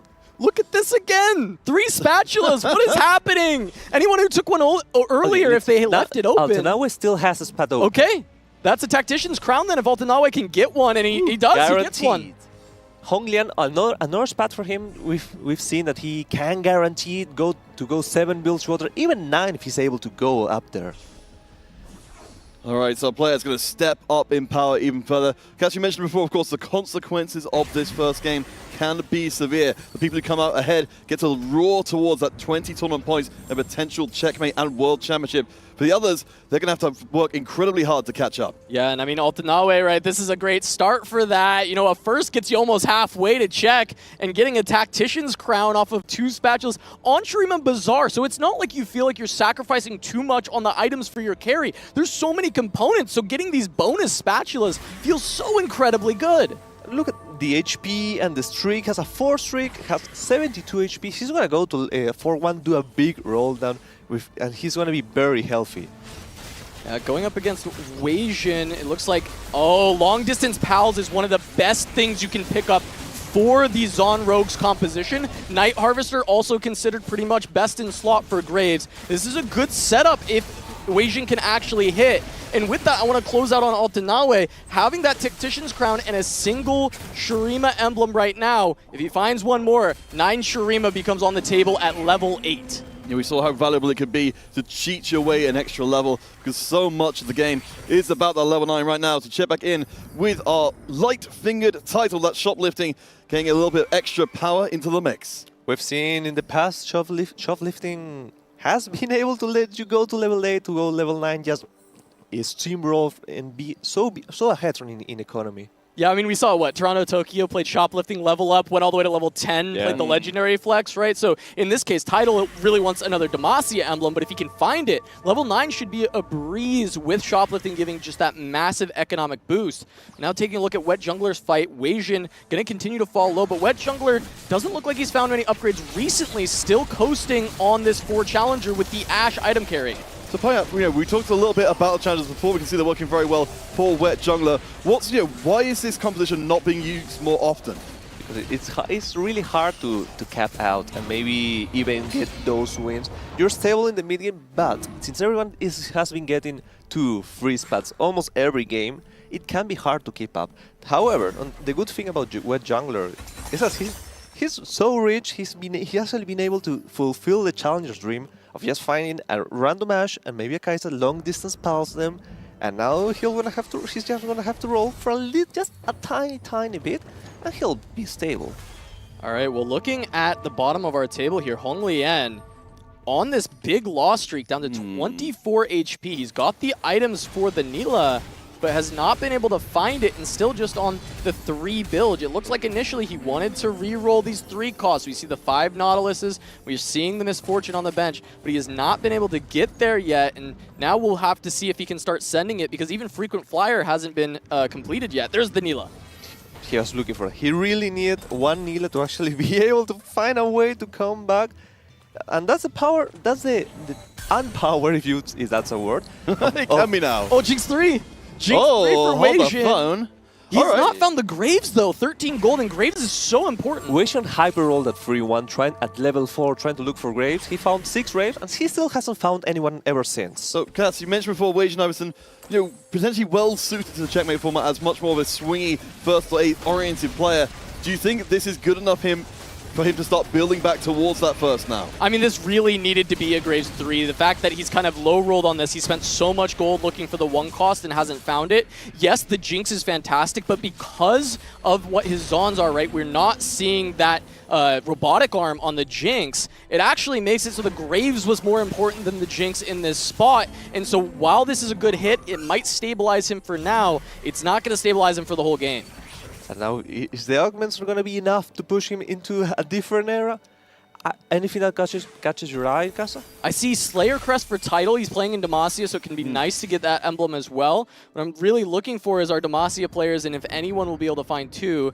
Xiaoge did not find the second Demacia emblem, so that won't be the case, but he found a Belveth to go with the Demacia, so that'll be very strong on this stage. Weijin found a Zon Crest. All right, so we've got 6 Zorn in the mix, which could lead to some huge swings here. So we've got the Rogue, we've got the Zorn, we've got the Gunner, we've got the chance to switch things up. The only problem for WetJungler, of course, is a lack of money to be able to do too much more than what he's doing right now. Yeah, I mean, he's going to really need to win streak here off of the LDP with the Jinx, and it's possible, it's very powerful, but I'm not sure if it can get there. He's just trying to survive until Silco appears. Maybe a lucky Silco at 6 will be enough. Honglian. But Honglian maybe on his final life. Honglian very low already on the Nila 1, but did find the 3-star of the Nautilus. The Rogues have made it to the backline, though. Looking at the Graves, he takes out the Nila. This is looking pretty rough for Honglian, but this Nautilus is an absolute beast. One more cast from the Jinx, though. Can that do it? Because he's 3-star. It looks like she might. There's the cast from Jace. It's not enough. Weijin takes a big hit onto Honglian. He keeps this little win streak that he needs, and Honglian is put on 1 life. That is terrifying at this point in the game. We remember, of course, Honglian was here before the previous championship, just outside the top 8. There is a significant upgrade, but I'm worried here that Honglian could take an early 8th. And the big thing for Honglian is he is not placed below a 5th this tournament. This would be such a massive blow to Honglian here in the final to start out with only a single point. And it's while playing the style he's played throughout the entire tournament. So if this is not going to work, what will finds the Nilas, has the RFCs, but his early game and his mid game were just not enough. He really needs to cash out. Let's see, how many stacks have we got sneaking in there? It may be a little tricky to do, though, because Hanxing has got a very similar looking ball with a Jace 3 on it. Yeah, Jace 3, and then the Jinx with the robotic arm does not have the 3-star, but a 2-star Jinx still very strong here in stage 4. The Nila does get onto her, though, so the robotic arm not going to do work, and it's just the Jace with no items. Nila can get there. Honglian cashes out 16 stacks on that Piltover, so not massive, but it's a pretty solid cash out. We'll have to wait until after the carousel. Hey, what? Is that a Belveth at 7 with the Demacia? Yeah, Xiaoge had the Belveth at 7 with the Demacia. There's a potential Belveth pair if no one takes it, but it likely will go away. Oh boy. So again, looking at where we are overall, of course we've got our player Honglian on very low HP. WetJungler riding high at the top with a big old streak and a big old pile of HP himself. I like what WetJungler's doing. He even has the augments to fulfill it, to continue to push the streak. He has not today. He has a guaranteed Edge of Night. Edge of Night. Thank you. I was going to say Garden Angel, but that's I'm believing in the past. You played a Worlds of Separate. Yeah, it's been a long time. All right, looking at WetJungler's board, I mean, he's put together something very fantastic already, right? The items on to the Kaisa are beautiful, and having this LDP to go with it is phenomenal. Plus, Not Today is perfect for that Fiora. Wow, a 10-round win streak. Again, we had our doubts about challenges, but it seems to be working spectacularly well. I'm just trying to see. Hey, thank you. I'm trying to wonder what was the cash out. It's just a couple items, an artifact which isn't really giving much power to Hong Lian. He's on at least finally on 7 Bilge Water, which is the power spike that you need, but can he be able to survive? Yeah, I mean, he gets a Mana Zane onto the Misfortune 2. It's not the biggest carry, but at least stage 4 it might be enough with this front line. Needing more items on the Nautilus because a Sunfire and a Belt is not going to cut it. Let's see if he can get there. Takes the win over Volta. So Hong Lian lives for now. He saved up 30 gold. Maybe he can get to level 8. Maybe he can start to push more.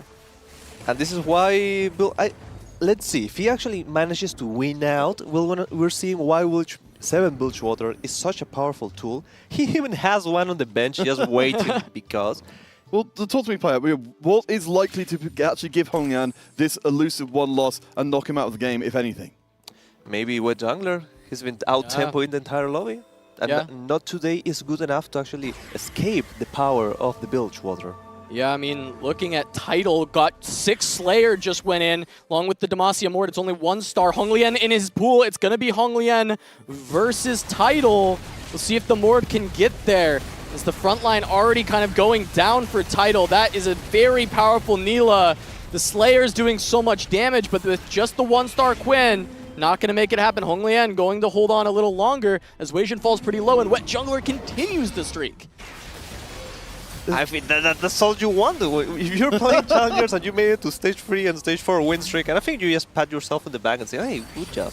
I mean, for WetJungler coming into this one, you know, compare him to Volta, of course, he's got the multiple championship experience. This is his first time here. To be going up against players of this caliber and being handing out Ls so consistently has got to feel amazing. Yeah, and WetJungler having that 12-win streak, 80 HP, and importantly, the Challenger emblem. So when he pushes levels, a 2-star Aatrox with the Challenger emblem, that can just be GG. That can be your first.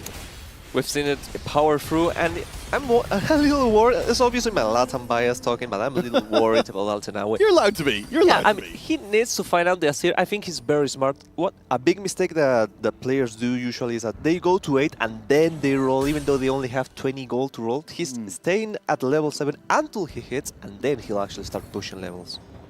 All right, taking a quick look at the economy, we can see here that the gold has really been sucked out of the bottom half of the table dramatically. Tidal has nothing, Volta nearly has nothing. Hanxing, Weijin, and Hong Lian are all paupers at this point. All right, we're looking for this next fight. Weijin still not finding Graves. Instead, it looks like he decided to push levels, find the Silco, play for 6 Zon. Hong Lian against WetJungler. This is the fight we were talking about. Hong Lian has gotten very strong, but where is WetJungler in power? He has the Aatrox with the Challenger emblem, but it's not going to come back to life, so it's down to just the Kaisa, and she does not make it happen. So Hong Lian continues this win streak. He finally stops WetJungler, and he's going to be staying alive while we jump over to Weijin, who looks like will be taking a loss against Volta's Aphelios. Oh boy. Again, if you weren't here yesterday to see Volta pull out this composition, you know, we were talking about this backstage and saying, surely not Volta will try and bring Aphelios into the mix, but he did very well with it indeed. And look at the HP differences in the lobby. Has Xiaoge and WetJungler 60 HP each, both of them, and the rest of the lobby 20 HP each. Yeah, and I just noticed something as we jump back to Weijin's board at the end of that fight. He had LDP on Echo and Silco in that last fight, and you saw it was 2 units. I'm pretty sure that is an LDP diff there, so he has to be careful. Make sure the Jinx and the Graves have this, or at least the Jinx has got it as he goes into this next fight. Hong Lian versus Weijin. This could be an elimination. Yeah, Hong Lian has been holding on like an absolute hero for such a long time. Keep your eye on whether or not that Nautilus dies, because he is hella chunky. And here comes the Jinx. There's the cast from the Rockets, and the Nautilus goes down. Graves is still up, but she finally gets taken out, and it's just up to Jinx. Can we get excited for North America as Hong Lian will take his worst placement of the tournament so far with an 8th here in Game 1 of Day 3. It's not an accolade. You want to earn the first elimination of finals. We talked about before, perhaps, you know, it's such a hard place to come back from. And that's the problem of playing with only one life. You can take risks, you can be a little greedy, but in this lobby with people that are just so strong, there's no guarantee. And they're not holding anything back at all. Gold spent across the entire board. We've noticed the big players at the top had a lot of gold to work with. They have spent it. Everything is being thrown in here because the HP totals are closing fast. Yeah, and as you can see, multiple players potentially on 1 life here, right? Weijin, Hanxing, Tidal getting low enough that it's probably 2. And here is the fight between Hanxing and Xiaoge. Xiaoge has the Jarvan, the Cataclysm getting a massive stun as we do get Weijin pulled up on our left side here against Tidal. And it looks like that Jinx is getting plenty of damage out, so Tidal gonna be on 1 life. Hanxing not going to be able to take down the Bel'Veth with Demacia, and he goes down. And look at this itemization, Demacia. So it has the Warmog's armor. We saw Weijin do that tech as well with the Bel'Veth in a previous day, and it is so effective. So with that, that means 2 of our 3 Chinese players are out in the bottom positions in our first game. They've got 1 more player in the mix. They can still take the first. Shurima spot for Altenawe. He has a tactician's crown. He is only level 7. I don't know how much gold he has to actually go to level 8. But that's maybe the spike that he needed. Yeah, if he can make it to level 8 here, I mean, he's on 1 life, but all he has to do is get to 8, and then he should be able to put it in. I guess the other potential, though, is finding that Cassante, and maybe he's not there yet. We know Altenawe, along with WetJungler, one of those players who dug down deep to even make it here to today. 1 more round. We've got some upgrades coming in, and that next round may look very precarious indeed. Oh, he is on Azir 1. It is going to be so difficult for him to survive. He only needs 1 round, guys. Only 1 round, he'll be able to go level 8 and he also needs like a Santa as well. But normally that's not a major ask, but if you look at those HP totals, time is running out. Yeah, and his matchups are Tidal, Weijin, or Xiaoge, all of which have relatively strong boards, but this front line is great from Altenawe. Look at this Mordekaiser as it goes up against Xiaoge, who did complete that Sona 3. That is massive to get the attack speed onto the Quinn. Altenawe fighting for his life, Tidal as well, but Altenawe still having that Mordekaiser alive, trying to take out the Bel'Veth, while Tidal able to take out Volta's board, but the Bel'Veth looking to claim another victim. Altenawe could not make it to the promised land of level 8, could not find the 9 Shurima. For whom the Bel'Veth tolls a very early fine, which has been grinding away at the HP of the lobby. Of course, we are in the grand final. We expect big things. Great free. He finally hit at level 7, I guess, but look at HP. If he can actually survive 1 more round, maybe Bolt and maybe Tidal, they'll go below him, and maybe Weijin can even sneak up onto a 3rd place. The fact that Weijin has escaped this kind of bottom 4, not quite yet, but Tidal and Volta both on elimination station alongside Weijin as we get into this next fight. Volta barely alive, Weijin barely alive as well. You have got a long distance pal to figure out from before. The affiliates, of course, will be stacking up, but that Graves is huge and waiting to explode as the boss.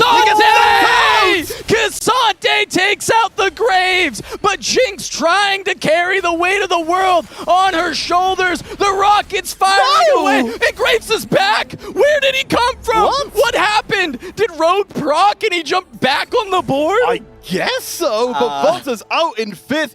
We have got ourselves an incredibly tight top 4. I need a replay of that. I want to see I want to see the journey that the Graves did to return. I guess Weijin didn't want to die for now. Apparently that's all it takes. That's a lot of willpower. Yeah, you just need the ultimate level of willpower. You can bring your units back. Graves refused to faint because he didn't want you to be sad. They've got that powerful connection going on. So we look at everyone getting their items off of the PvE round. All right, that will be gold back into pocket. WetJungler and Tidal still have a lot to work with. And look at the matchups. Tidal against Weijin. This is a fight for 3rd place. That's a really good shout. The last few items will be creeping in. Kassa, who do you think is coming out the best from this last pickup? Oh, the last pickup, what did we end up getting? Weijin got a Shiv that doesn't really do too much for his board overall. I'm seeing a Jeweled Gauntlet for Xiaoge, and that could potentially itemize the Mordekaiser, and I think getting the Demacia Mordekaiser itemized might be the biggest win. All right, we're going to go face-to-face. Tidal against Weijin Iverson. There's no room for error. Yeah, watching the Mordekaiser once again, trying to get through to the backline, but the Rogues being able to escape is great. But Fiora has found her way onto the Jinx, but it's not enough. She gets blasted to oblivion, and Weijin turned on the Jets and made it to a top 3. You know, the beautiful thing about Weision's board, that he actually found 6 Sun. With the 6 Sun, he managed to grab a robotic arm as one of the final on the 6 Sun implants. He found it, and look at the board. That Jinx, which was also doing a lot of power, a lot of damage before, now it's even doing even more. Oh, wow. So we've got at least WetJungler and Xiaoge on a decent amount of HP, but Weision still could push further. Yeah, the spirit of North America, the spirit of T-Lides in this board for Weision, they all work so hard together, and Weision pulling this off beautifully. One more time around. He's going just front to back, trying to go into the Queen. Yep, and look at the Graves. He's got a good ability to get to the backline, immediately jumps onto the Kale, but now he's onto the Sona. Graves should be able to take out this entire backline, but no, there's the proc from the Shimmer Injector. That is the most important Zon mod for this composition when you play around the Graves, and that is why he will not fall. And Weision is doing a really good job position. And here in this turn, he tried to snipe the Queen, and he did it on the turn before he put all the units in the back so they could walk up and go into Title's backline. Yeah, that was absolutely huge. It's such a sinking feeling seeing all of your carefully put together backlines just ripped asunder. WetJungler, though, we will be seeing, of course, here the challenges. I have to wonder if there's some, if eventually they're just going to cap out and stop being as effective as they have been. It's a Fura 1. He needs a Fura 2 to actually cap out, so it's going to be eventually. We'll see if he can actually get it there, but he's fighting against Xiaoge. Yeah, the Fiora 2 or the Fiora 1 trying to find the wrap onto the backline, but not on the correct side, so might not be able to find any purchase onto the Sona and the Quinn, and the Quinn even targeting onto the Kaisa. But looking at Weision, Weision's board is down. Just the rockets from the Jinx, and now it's only a Graves remaining. There's the cast. There's the Shimmer Injector, keeping him alive again, as we see down here. WetJungler, Aatrox, Challenger Aatrox, World Ender, gonna take the win. He's an absolute beast. You promised us unlimited destruction, and that's exactly where we've ended up. Xiaoge going down to single-digit HP. WetJungler is still sticking up in the double digits, but we're close to our top 2. How is he doing it? The resilience, the willpower to not die is just carrying through, and maybe he can actually squeeze on the second place. Maybe it's a NA versus EMEA fight to see who's gonna win, and maybe Weision can be on top.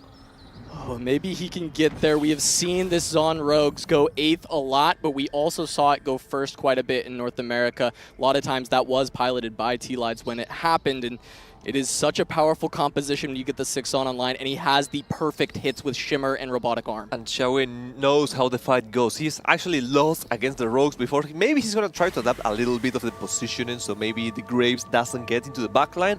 Hey, we'll see. We'll see who WetJungler goes up against, if it's going to be the Ghost or not. It's the real deal here. We'll see if the Jinx is good enough, if the challenges are so much better than expected. Yeah, it's the real Weision. Have to watch out for the Jinx. She's free firing away, but I'm looking at that Aatrox. He's been an absolute animal in these fights, and Graves is down. Weision is down. WetJungler with the challengers. It is too much power. EMEA on top. That's apparently. Yeah, Apparently I mean, they're really good at TFT. WetJungler is coming from two top ones to actually make it into the finals. Maybe he can make it 3 top ones in a row, maybe 4, maybe 5. Maybe we can go home early. At this point, I'm glad you're willing to throw your lot in behind me based on the first game. This game is a very momentum-based game. If WetJungler can actually close it down, that's great for the future. Well, we shall see. Perhaps we shouldn't see an ending to our first lobby of the Grand Finals right here and now. Yeah, once again, WetJungler maybe on the wrong side against Xiaoge. There's not going to be a big stun from that Jarvan Cataclysm, but again, the Aatrox is the big punisher in this fight. He makes it to the back line. Let's see if the healing comes through with the Bloodthirster. It's there, it's plenty, and there's the win for WetJungler in game number 1 of the final. We knew it was veterans versus the New Bloods. The New Bloods come out on top in the first game. That has got to, again, feel absolutely incredible for WetJungler. And, of course, all our friends in Berlin as well. He's having a great performance, right? Like I said, 2 top ones, a 3rd top one, just maybe he can continue that way. And he's actually doing the thing that we were wondering about is, can challengers actually pull it through? Can he actually tempo his way into being into capping as high as possible? And he did it. And the key piece is that Aatrox, finding it, allowing him to scale up that board and even beat some of these incredibly strong boards that the rest of the field had put together. Gentle friends, we have 6 games today. We are only done with one of them, with WetJungler coming out on top from Omia. We'll, of course, be taking a short break when our analyst desk will return and break down everything that happened and everything that's going to happen for the rest of the day. We'll see you in a few minutes' time.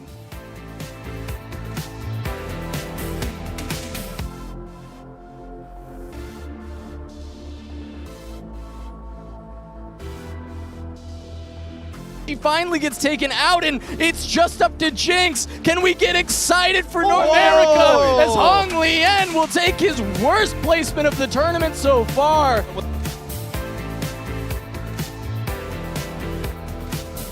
To explode as the ball.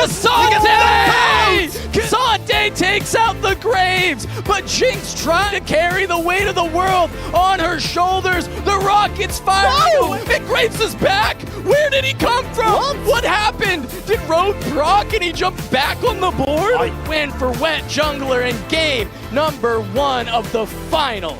We knew it was. We gonna take it to the.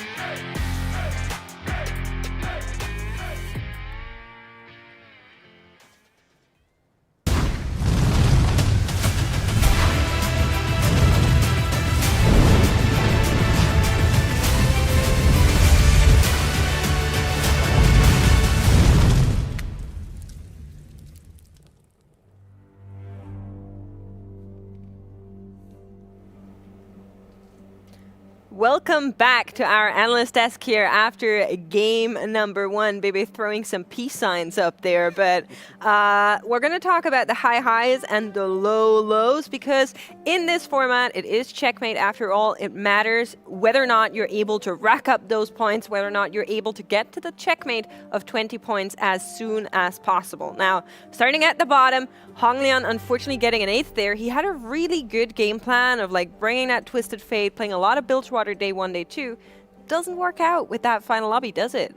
Yeah, it was unfortunate. You know, his lowest performance in the first 2 days was a 5th. So to come out with an 8th place here is really rough. He had a good game plan. He had the Twisted Fates. He was pushing towards that Bilgewater, even managed to find 2 Bilgewater emblems, which is really powerful. But I think he kind of got baited by the Piltover. He held that Piltover a long time, was able to cash out with 6 health, which gave him some items. But the reality is when your health is that low, you're losing the tempo of Bilgewater, and one bad matchup and you're out, and that's what we saw. Just one bad matchup, ends up going 8th. I don't know, I felt like the Piltover was a big mistake there.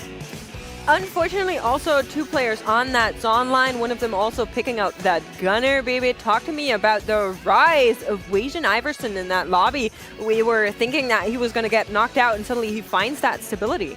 Okay, so one of the downsides of picking the Earth like a legend is that you're offered a random, like a spatula, like a synergy, like itemization, right? And the problem is that sometimes someone else can get the same thing. So what Weijin did in that situation when he was contested is that he rolled faster than our fine Chinese representative, and he did manage to use that to his advantage to monopolize the jinxes and the graves so that the other, like a player, could not hit. So he actually used his money faster, he got the units faster, snowballed his advantage, hold on there to the last spot, and got a 3rd and an 8th place situation. Speaking of holding on, there is someone that's holding on, fishing out yesterday with the 1st place and knocking in another one today. WetJungler did it again, Panda. You can call it the interview buff, the dark horse buff, whatever you want to call it, but he played, I think, a perfect game of Challenger. The execution was, textbook, starting off with the Challenger emblem, going into the very impactful Combat Augments, as Baby has mentioned, throughout the entire weekend.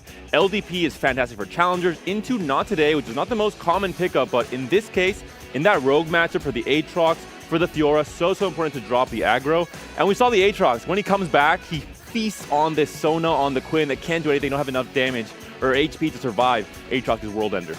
Well, let's have a look at our very surprising standings after game number 1. There's 8 players, there's 1 game. They're gonna have the points of their respective placements after game number 1. But of course, this is going to change up. Quick reminder, maximum amount of games for today is 8. After that, it is going to be the standings that matter if no one, for some reason, makes it to check after all of those games, which is highly unlikely, but just putting it out there one more time. I do have a question though. Did any one of you see these weird luggages at the airports in the APAC region? We've got this strange video that somebody sent to us. Why don't we have a look?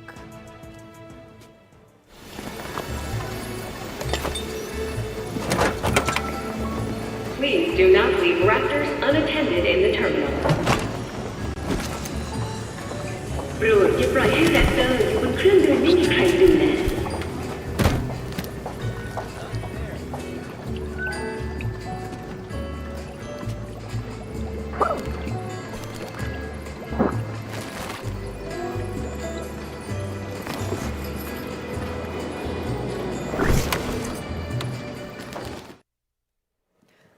I'm not entirely sure how all of this stuff made it through the security checks and what exactly it means, but I think people should stay tuned for maybe some more updates, because I think that might have been a teaser. Yeah, I'm, I think sticking around and tuning in till the end will be a pretty good idea. There might be some things to talk about soon. I think so too. We could have a party here, but we are going to have a party for game number 2 because our casters are getting ready over there, Panda. What do you have? I'm just laughing at the fact that you mentioned teaser. We all started looking at Mortdog. Like, do I leak more things now or later? Any leaks? No, not yet. Not yet, but you will get them later on. We're going to be seeing what players do for game number 2. If there's any adaptation, any changes, I think so far no. I think we're going to run it back and see if anything yields different results. Here are our amazing casters for game number 2. Back to the desk, everyone.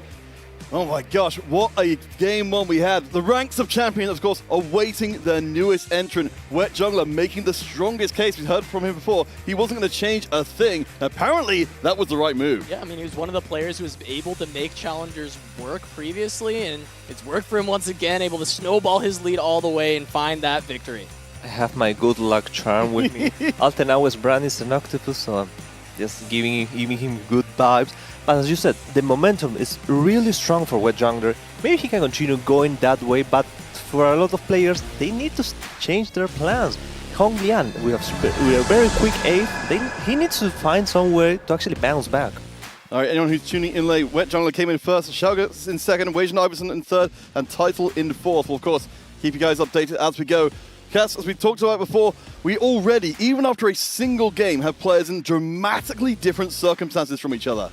All right, well, we're going to see if everybody's eating good because Bandle Cafeteria has popped up. Half of the lobby there, but a lot of players also looking at the Warlord's Palace, and WetJungler wins the lobby, wins the portal pick. We're going to Shurima. I do like the choice of actually going to Warlord's Palace, especially if you're a Nerf gamer, you want a lot of emblems, but you don't want to guarantee a couple of those Shurimas, Noxus, Bilgewathers. You don't really want to give that possibility to those players. You just need the advantage to yourself. It'll be interesting to see how our players decide together. Of course, in our first game, we did see quite enough spatulas being shared out liberally with the field. Perhaps we'll see the same again. Yeah, Shurima Bazaar really was making it quite the bizarre game with everybody having so many extra emblems, but we've seen it quite a bit this time. Warlords not going to be the same case overall. Looking at Weijin straight away, this is somebody who hadn't picked Ancient Archives in quite a few of his games, but last game, everyone that was on Earth did pick the Augment. It's probably going to be the same moving forward. Maybe 5 or 6 players are going to choose the Ancient Archives. Maybe one is going to try to find something different. But if it is a silver augment, maybe no one is going to go branching out, or maybe only a couple. Yeah, it's hard to say. There's a lot of branching out. There's a lot of gamblers. A lot of people like to gamble with Earth. So, I mean... Well, I mean, that's one of the larger ideas, isn't it, here? You know, particularly for our players who came in dead last in our previous game. You know, they've got more incentive to try and take riskier moves. But of course, if you have a bad first game and then have a bad second game, you are massively behind everybody else. Especially speaking about Hong Lian. He needs to bounce back. The Twisted Fate tech has been working in the past. He needs to find a way to just say, maybe the last game was just a fluke. Maybe what you're doing is correct. Well, I mean, according to the stats, it kind of was a fluke, right? Because he had never gone below a 5th throughout the entire tournament. Branching out. And now he found himself an 8th, and as you said, branching out, how many people are clicking it? The observers are teasing us here with a possibility. We see them flooding in. We actually are, as you said, Pyhet, seeing some of our players deciding not exclusively to go for branching out. WetJungler picking up the inconsistency, and Hong Lian, of course, has the chance to pick up the Pandora's items in silver. So I'm seeing 5 branching outs, if I'm seeing correctly, and we're seeing a wide variety of them. I'm really interested in Title's one because he has the Void's path. Yeah, Title actually one of the players who played towards the 6 Voids, I believe. And a lot of players actually went in that direction and found good success. At 6 Void, it was like a 3.38 average placement, which is incredible for a composition that is just supposed to be tempo and a lot of times places in that middle of the pack. But we found a lot of players actually going first with it. Well, Pi, if we do see, of course, we'll be seeing the Void in longer term. What are you liking most at the moment? Relying more on the Herald or pushing it all the way up to Baron? I think Belkos is your main priority for sure. You want to hit Belkos free, maybe even Rek'Sai free as early as possible. Just try to out-tempo the entire lobby. Maybe you can go to 8. I've seen people just sticking to just the Herald and continuing with the Herald Dune Sedan, as you guys like to call it. But it's kind of a gamble. Yeah, I mean, in the stats, going to 8 has actually just done a lot worse. The Baron has not been successful over the course of this tournament. A lot of that might just be lobby tempo and the fact that playing really high tempo Void is better than trying to scale into the late game where even if you hit the Baron, maybe you're contending with somebody who's now been able to go to 9 and play a chase trade. And just changing the topic because we're seeing Hong Lian and we're seeing the spot as everyone grabbed. We're seeing at the massive spot for Volta, Challenger for Hansing, strategies for Weishan, and Altenawe, he only has a Freljord spot. He's probably, if Hong Lian continues his plan of going Nila, Altenawe is going to contest him. Yeah, you mentioned before, the MF being a potential option to come in here. Of course, Trashjits play very well together this year, and the MF both getting a lot out of that AP. Yeah, for sure. So Weishan, definitely going to consider going in that direction. He has been kind of the most successful on Azir. He really likes playing around that unit, so Strategist does work for that composition. We even saw the Telestrator bit with him being on the Misfortune comp and having very good positioning there. And Henshin, I think he's the WetJungler of this game. He's pushing levels. He's at level 5 at 2-2 if Challenger spat. We've seen in the last game how strong it can be. Maybe we'll see it again. No, it is in his wheelhouse. As we noted, there are a couple of players who have led more heavily into that. As you guys were saying, it is a very narrow line of success, so you've got to have that experience there. Yeah, realistically, Han Qing is actually one of the very few players who have had success with the Challenger line. A lot of the players who have been putting up pretty poor results. In fact, Xiao Ge, one of the other players in this lobby, the only times he bought forward was on Challengers. It was the only comp he wasn't successful with, so very few players have made it work. We saw WetJungler in the last game. Maybe Han Qing can do the same here. And this is great for WetJungler. Maybe if he's able to win and proc the inconsistency and continue that streak of free gold every round, it's going to be great for him and going forward. Because you don't want the streak, of course, but the value of inconsistency is so strong that you cannot sleep on it. It will mean that if WetJungler can keep flip-flopping backwards and forwards between wins and losses, that's a good amount of gold into the inventory. He's keeping a streak, which obviously is good, but you're grabbing inconsistency and not being able to pursue it feels bad. Yeah, it's especially rough with a loss streak, right? If you grab inconsistency and then you win streak, it's like, okay, well, I still get good gold and I don't lose any HP, so whatever, that's fine. But with loss streak, you're losing HP and losing value of your augment, which is horrible, but you know what's not horrible? Spatula for Altenawe. That's interesting, because Altenawe has got the Freljord initially, rather than having a spatula he could double into to look for that level 9 board. So the big thing about that is being able to use the Freljord as a flex piece. It can just pair up with an Ashe if you go for Vanquishers. It could pair up with the Sejuani if you play around Bruisers and go into just whichever carry. Probably Vanquisher still on the carry, but that is the likely position. Maybe Shurima even as a potential emblem. He has the option. The good thing about Freljord, as you said, is a splash. It's a splashable trade. We've gotten so used to seeing 6 or 9 trades, but those is really. There are not as many comps like that, traits like that, but having 2 or 3 Freljord will always be good. We check in with Volta, of course, who did decently well in the previous game, landing a 5th, back onto a very powerful emblem, as we said, from the branching out. Got decent backline optimization for the time being. We'll see if he can keep this win streak going. All right, the Melio going to be trying to keep it going up against Han Qing there with the Challengers, but it's not actually a very strong board for Han Qing, just a bunch of 1-stars, so Volta should be able to continue the streak here heading towards Crux. And maybe this is a different approach that you see to the Massive, because the Massive you're already thinking Queen or Mordekaiser, but he's actually trying to itemize maybe even a Sona early game and just using the Shoin plus the Melio to try to win for now. So how do you guys compare that in terms of approach? Because obviously we've seen the Queen be very, very good. It's taking a more AP-centric line, a viable way to go. Yeah, I think AP can still be great. I think Misfortune's the main one we look at. Silco hasn't overly been successful, but realistically, Mordekaiser, Kaisa, and Azir can all flex with those items. And I'm just wondering, now that we're watching back on the title, if he's gonna continue, is he gonna roll or not? But Hong Lian, for the second time in a row, he's playing Piltover. And not from 2-1, from 2-5. Yeah, it's both times. This is another Piltover play from Hong Lian, but he's already on a 4 loss. He's looking for the 5 loss, but he's already down to 67 HP. And if he wants to meaningful Piltover cash out, he's going to have to drop very low once again. This is the key, isn't it? You look at his portrait down at the bottom right, you see he has 1 point in the game. He needs a big win here just to reset his tournament day and let him get back to regular TFT. But unlike the last game, he doesn't have a spatch. He doesn't have a spatula. He's not going to be able to go to those 5-7 build order to maybe even cap out and try to just cash as early as possible. Having 59 HP with only 3 charges of build over, only being at 6 at 2-7, it doesn't look good.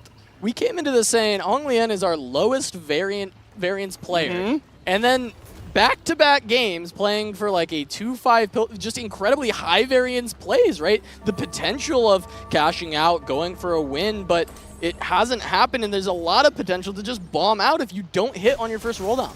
Yeah, I'm fascinated to hear what Honglan is thinking right now. Again, the player who almost made it into the top 8 before has already bettered his performance by doing so, but it feels like such a risky route to take. And a lot of other players we're looking to play very strong, as we can see at the top.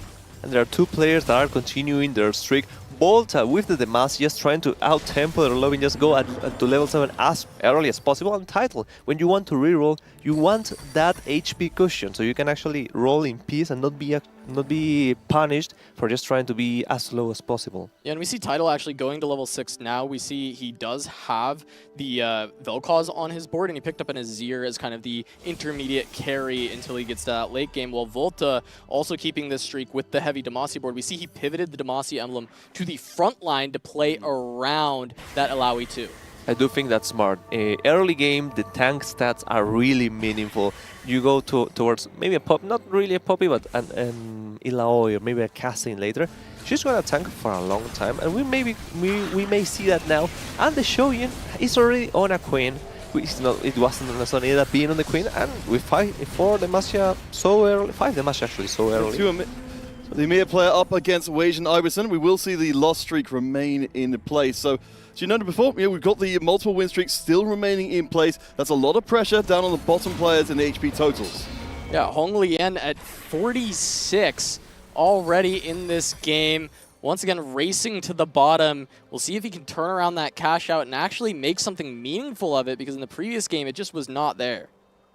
And I'm trying to see if there's anything that actually stands out. What are you pointing at? Tell me. Void Crest for Title, picked it up. Ooh. He's potentially going for a Baron play this time with 2 of them. He hasn't committed to rerolling yet, and he was tempo leveling up. But now, we actually see him grab it and then roll down. It's a very interesting play from Title.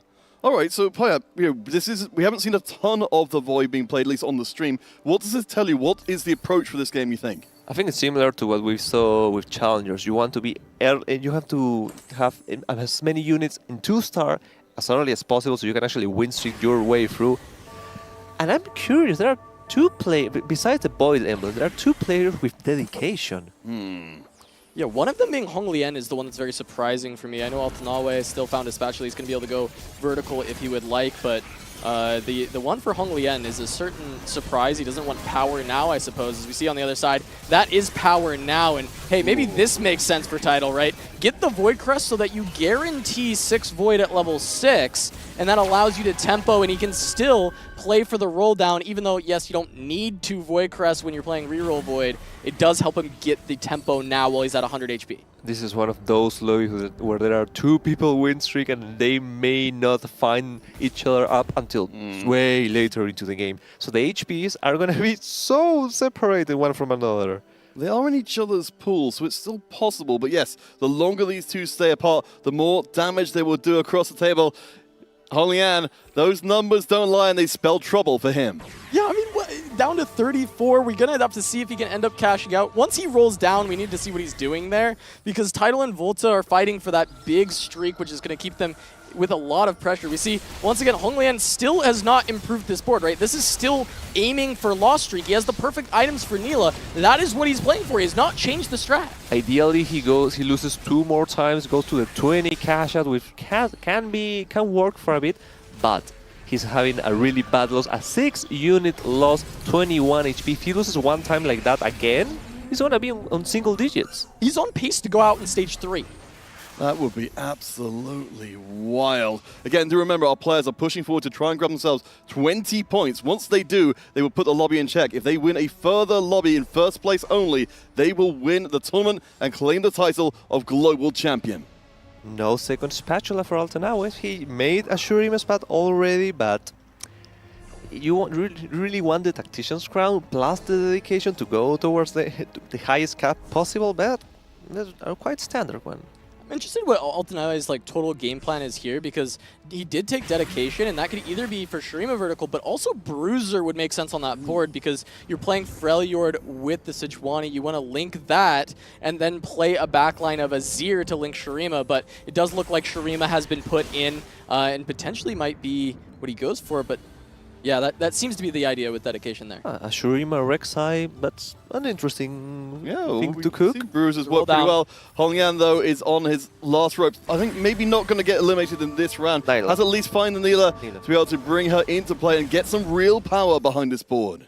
He's got the Nilah pair down to 21 HP going against Weijin. There seems to be no upgrades across the entirety of Stage 3 for Weijin here, as he's still just carrying the Jinx 2. So the cash out potential is here. Hong Lian will find that. 16 cash out once again for this T-Hex, and we'll see if he can stabilize with that cash out on 21 HP, 0 gold, but pair of Nilahs. It looks like history is repeating itself. Again with only a 16 cash out, again with only 21 HP. Is the cash out any meaningful? It's gonna be a couple items. Alright. Two components so far? Maybe 4? 3 components and a couple gold, a bit of gold, which is fine with Pandora, but not exactly the thing that's going to spike you. It's always a little frustrating when you end up with 2 bows when you've already got your Nilah fully itemized before that point. Yeah, I mean, that's a great call out, right? You need frontline items here, and all we got was 1 cloak, and that's not really going to get it done. To be fair, he does have Pandora, so he'll eventually get there, but you need to win now. Does he have an eventually, though, is the big question. So we've got the 1 frontline item coming into the mix.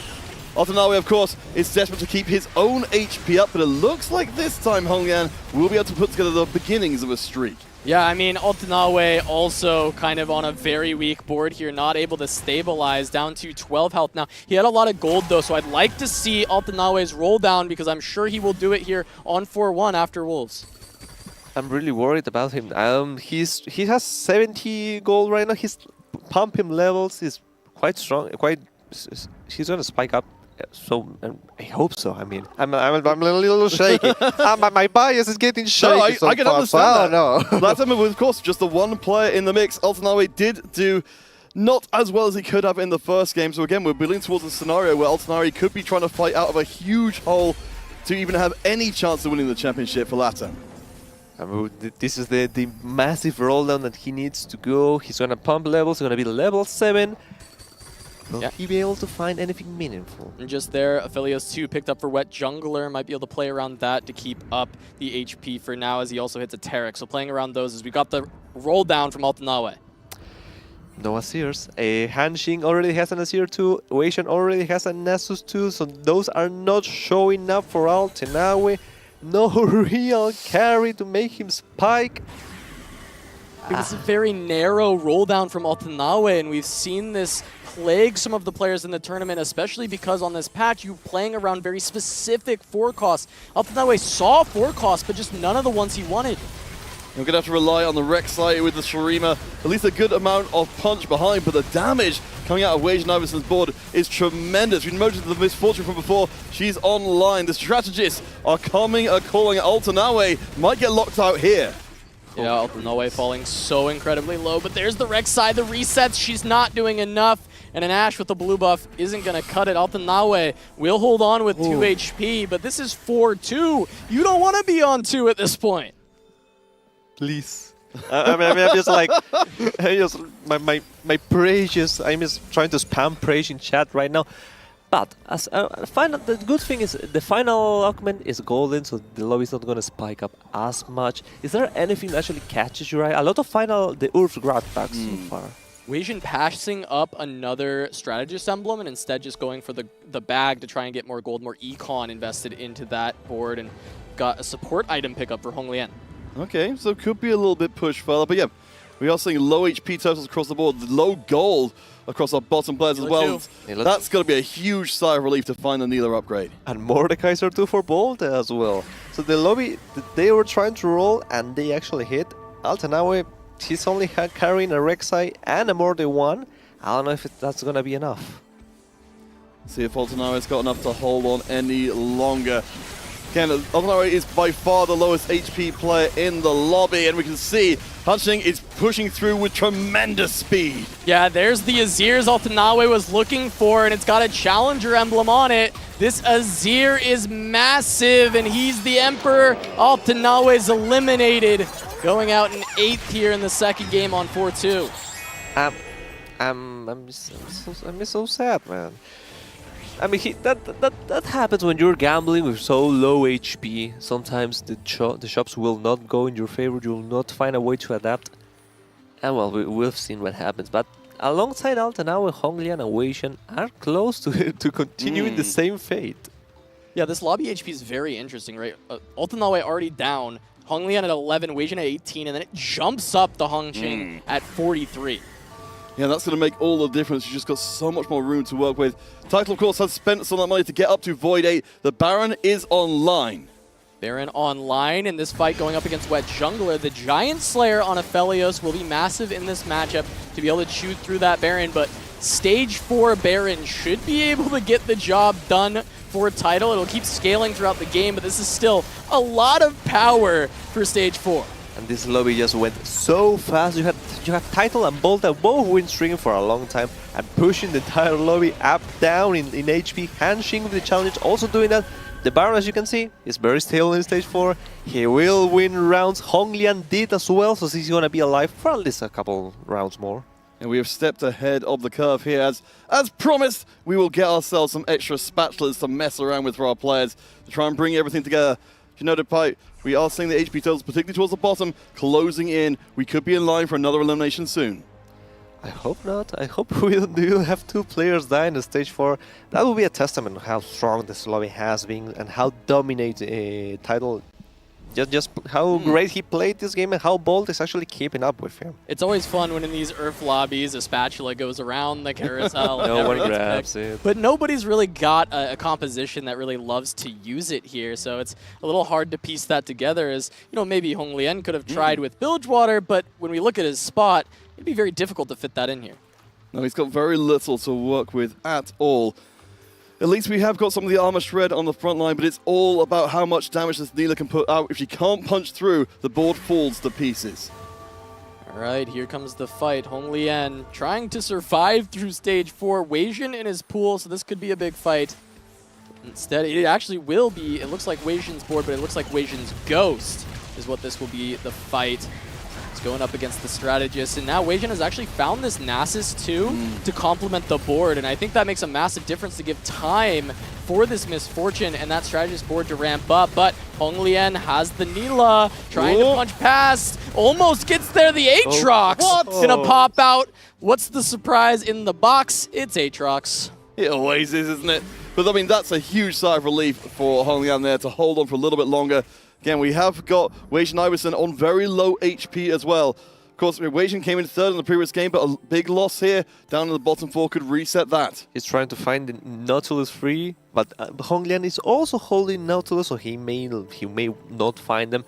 We've seen MF and strategies be a strong comp in the past, but apparently he's not having enough damage to actually make it matter. Only a Misfortune 1 and Misfortune 2. The series doesn't have that much damage, and the front line, the Nasus is really trying to hold up, but he's fighting against a really strong board. Yeah, and he had Silver Ticket, not able to hit any of the 3 stars. It's kind of the idea of this comp and just not getting there, and now he has to face WetJungler, and he might be eliminated here. Yeah, WetJungler taking a leaf out of Volta's book with that Aphelios. Needs time to ramp up, and the front line needs to remain in place. It's not quite up to the task. We have got the damage boost kicking in. The Giant Slayer, the Hextech Gunblade, the Nasus is still up and alive. He walks forward and he slaps down the Aphelios. He's got that dog in him. That Nasus staying alive for so long in that fight. The front line so important for Weishan.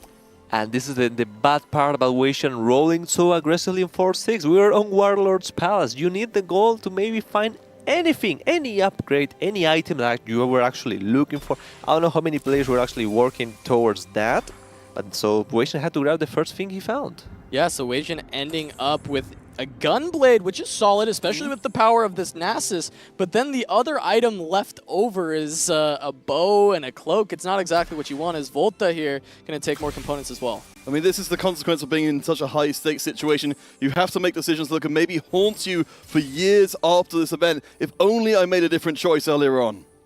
Well, and for now, at least Volta he only has a Queen 1. The board that he found was the same one in 4-1. He still hasn't been able to capitalize and maybe go forward. I do see a lot of people going level 8, like Honglian, who still is trying to survive. He's alive longer than the last game, so that's some progress at least. Yeah, and Honglian actually holding on to 3 components on the bench still, rolling them. It's 3 raw. It's Honglian being confident at 11 HP that he can keep winning fights and not just slamming for as much power as he can. That seems incredibly bold to go for that play and say, you know what, I'm playing for the long term here. I came in dead last in the previous game. I'm not going to settle for just 6. But he leveled to just put an Isla 1.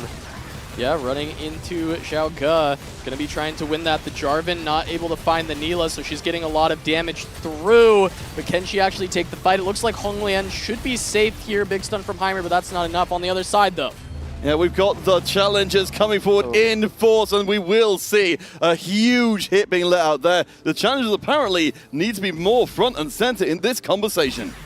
Weixin goes out. He doesn't have as many points now. He's only gonna be on like what, 8 points, which isn't that a great place to start with. Yeah, and I mean, Weixin was the highest variance player outside of Honglian being the lowest variance. Weixin very good at playing for top 1 and 2, but since he plays for that highest cap, sometimes we see what happens here. His roll down doesn't go how he expected, and he ends up in a 7th. No, that's really bad, as you said, by pretty much resetting his early success. So we will be seeing some interesting stuff on WetJungler's bench. Yeah, we've been seeing EMEA players going for the 3-star Aphelios a couple times now. And maybe it's a secret tech. WetJungler looking to be there. Well, they've been training together, so both told him, hey, you just need to grab an Aphelios free. And someone's going to do it in the lobby, yeah. And Bolt is not doing it because he's playing Demacio. Honglian trying to hold on, still though looking very powerful. This front line has really come together, and it seems as though no board is able to punch through it just yet on a 5-win streak. We are getting confirmation from our admin, Shad.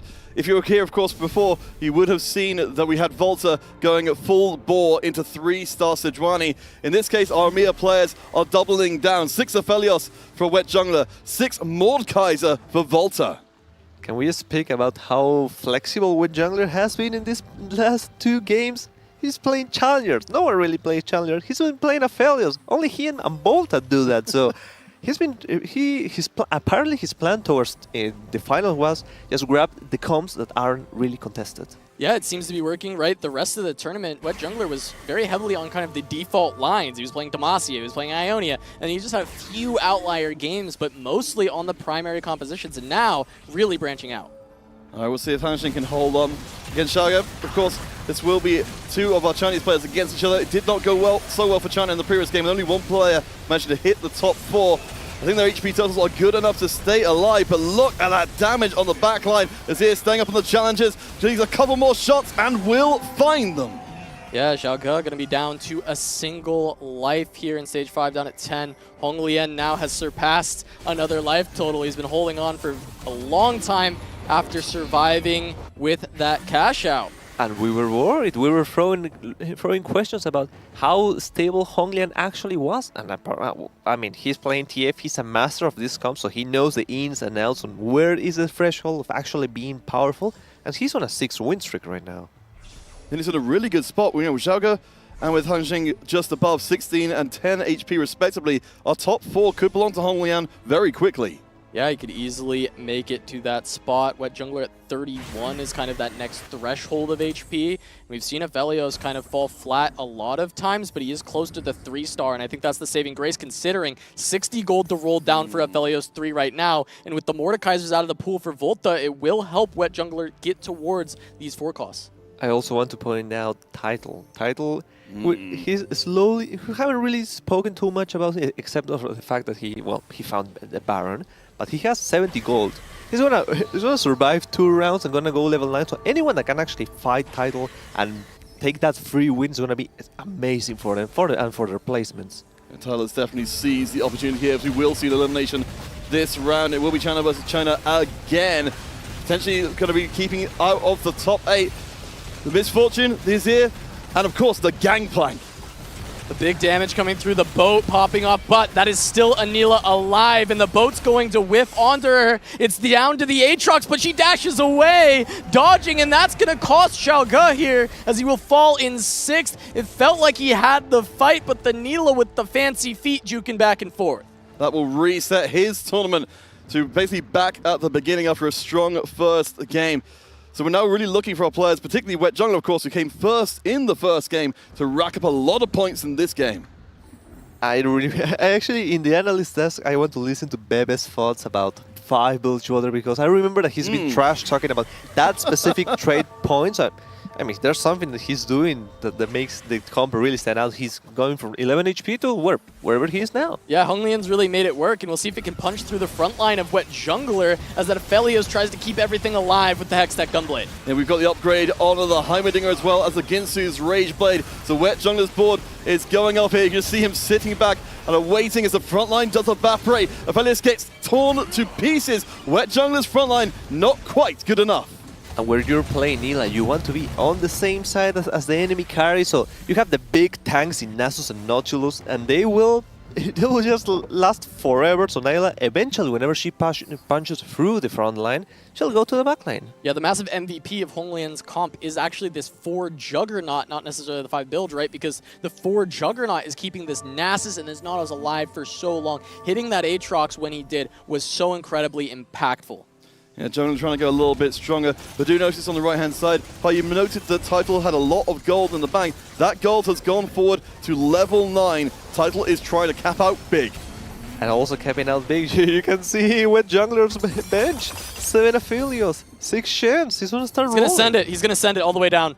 Look, he knows he has to find it because 16 is not entirely safe. He hasn't seen any yet. 30 gold already gone. There's an Aphelios. He's 1 away. Can he find it? Can he find another Aphelios Premier? There's the Shen. He's going to have to start selling things to try and look for this. Still not there. Couple more rolls. Sells the Shen. Doesn't find it. He still might have 1 more life. 16, not safe, but it can get him there. He's fighting against Tidal, who just leveled to 9. And actually, no, he's playing against... Oh no, we're watching Hanxing against Honglian, the fight for the 5th place. This is massively important.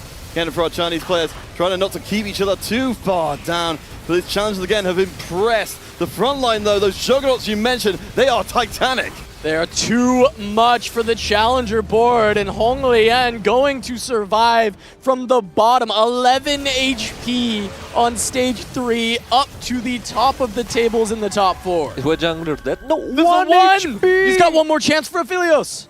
Oh my god. Find the final roll down. Only 10 gold to go. No upgrades, no Aphelios. Cannot get there. He needs to start selling something from his board to look for this. We saw something go down. He's selling out of some of the Kassadins. Still looking. Can't find it. Is there anything else he can sell? He can find the Nico. There's a replacement Nico on the bench. Yeah, I could sell Nico, grab the replacement, look a little bit more. At least nobody is holding the Aphelios that we can see on the bench. But yeah, for WetJungler, it's got to be disappointing. He's so very close to absolute power. All right, WetJungler trying to stay alive. He's against Volta, who has not been able to find the Mordekaisers either.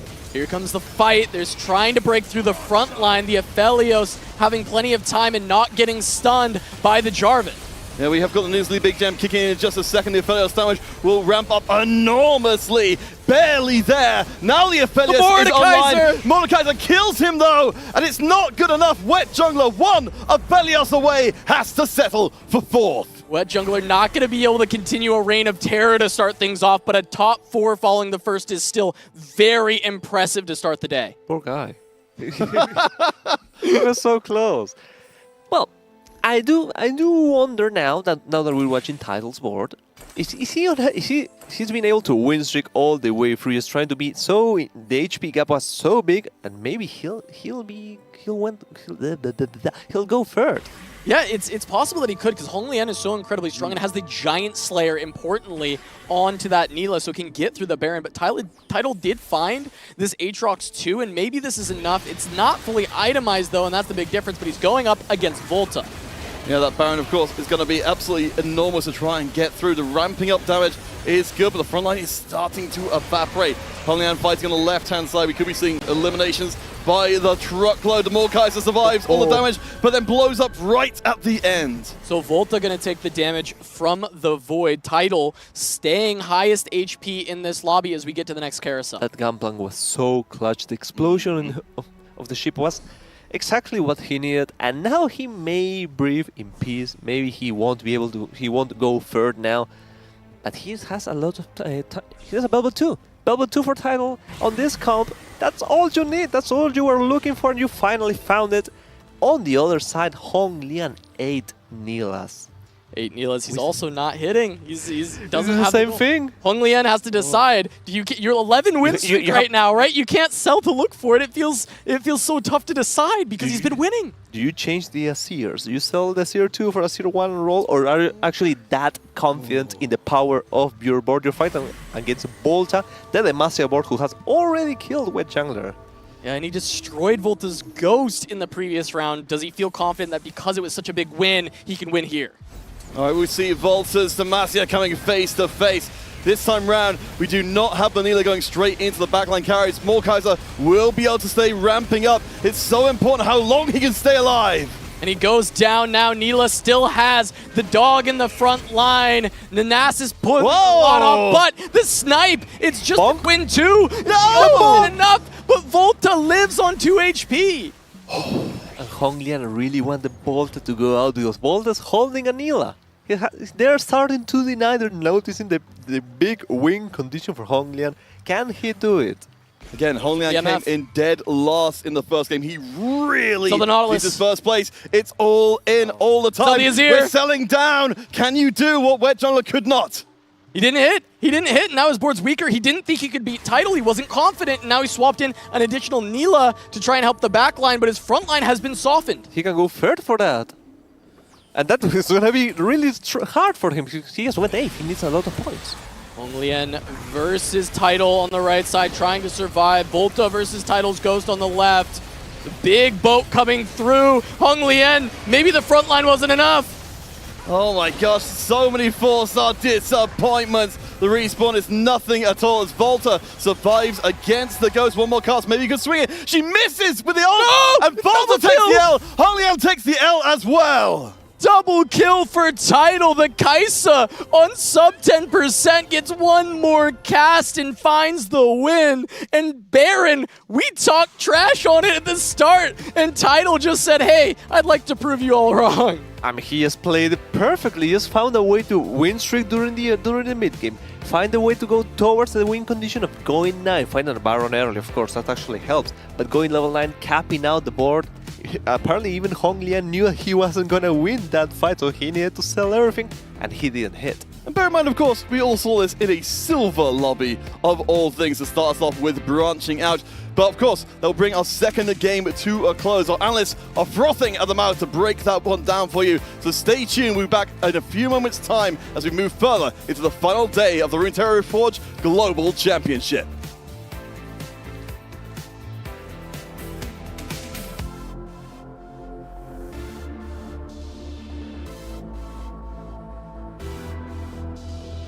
Hong Lian has the Nila, trying to punch past, almost gets there, the Aatrox. Gonna pop out. What's the surprise in the box? It's Aatrox. Will ramp up enormously, barely there. Now the Aphelios is online. Mordekaiser kills him though, and it's not good enough. WetJungler, one Aphelios away, has to settle for 4th. When sub 10% gets one more cast and finds the win.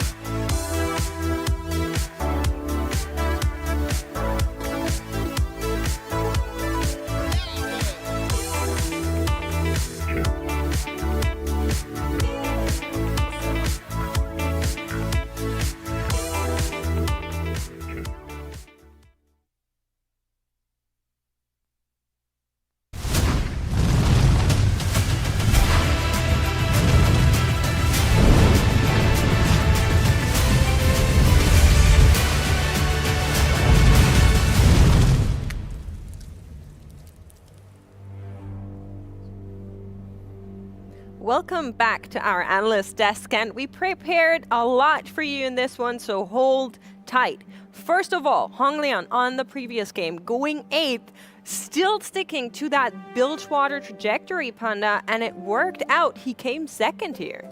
He's been kind of forcing or defaulting to Bilgewater with his TF for most of the tournament. 50% of his games have been onto Bilgewater, but I think the most impressive thing is you go 8th with this pilt over into Bilgewater strategy. That can affect your mental. For so many players, you try and pivot into something else. Honglian says, no, I think my game plan is correct. He does the same exact thing in game 2, and he finds results, finishes 3rd. I also think the technical aspect of his play is actually really impressive. There's a lot of small, finite details that's really hard to spot, but even the way he's positioning his Nilo, the way he's trying to position things like his Nautilus, his Aatrox, the way he was organizing his backline, even some of his itemization choices, given he has Pandoras, was really, really clever across the board. I hope I get a chance to talk about it later because it would take too long for me to break it down, but he's really on point. Yeah, he took an 8th in the first game, but just like Panda said, to have that mental fortitude and focus to continue to play very well technically in game number 2, very impressive from Honglian. Well, speaking of impressive, of course, someone else ended up on the top on the back of 8 Void Throat, and not a comp we see a whole lot, but of course, a pretty good one. Yeah, I don't understand this propaganda against Void being bad. I think people have this impression from the very beginning of set 9 when you saw Void all the time. You go to your favorite stat site, you load up the menu, and you always see Void at the top, and everyone's like, nah, that's bait, you have to have a Void emblem. And even when he was hitting the Void emblem, there's people in the back, and some of the analysts were saying like, oh, maybe you should just ignore the Void emblem or just go for something else and play for tempo. Bebe wants to say something. I mean, I said Voids were bad, and the moment Frodan showed up saying, Bebe, Voids are pretty good, I'm like, nah, he needs to shift to Shurima's. I'm sure of it, I said, and then Tidal gets another voice back. What? He gets Baron at stage 4-1. What?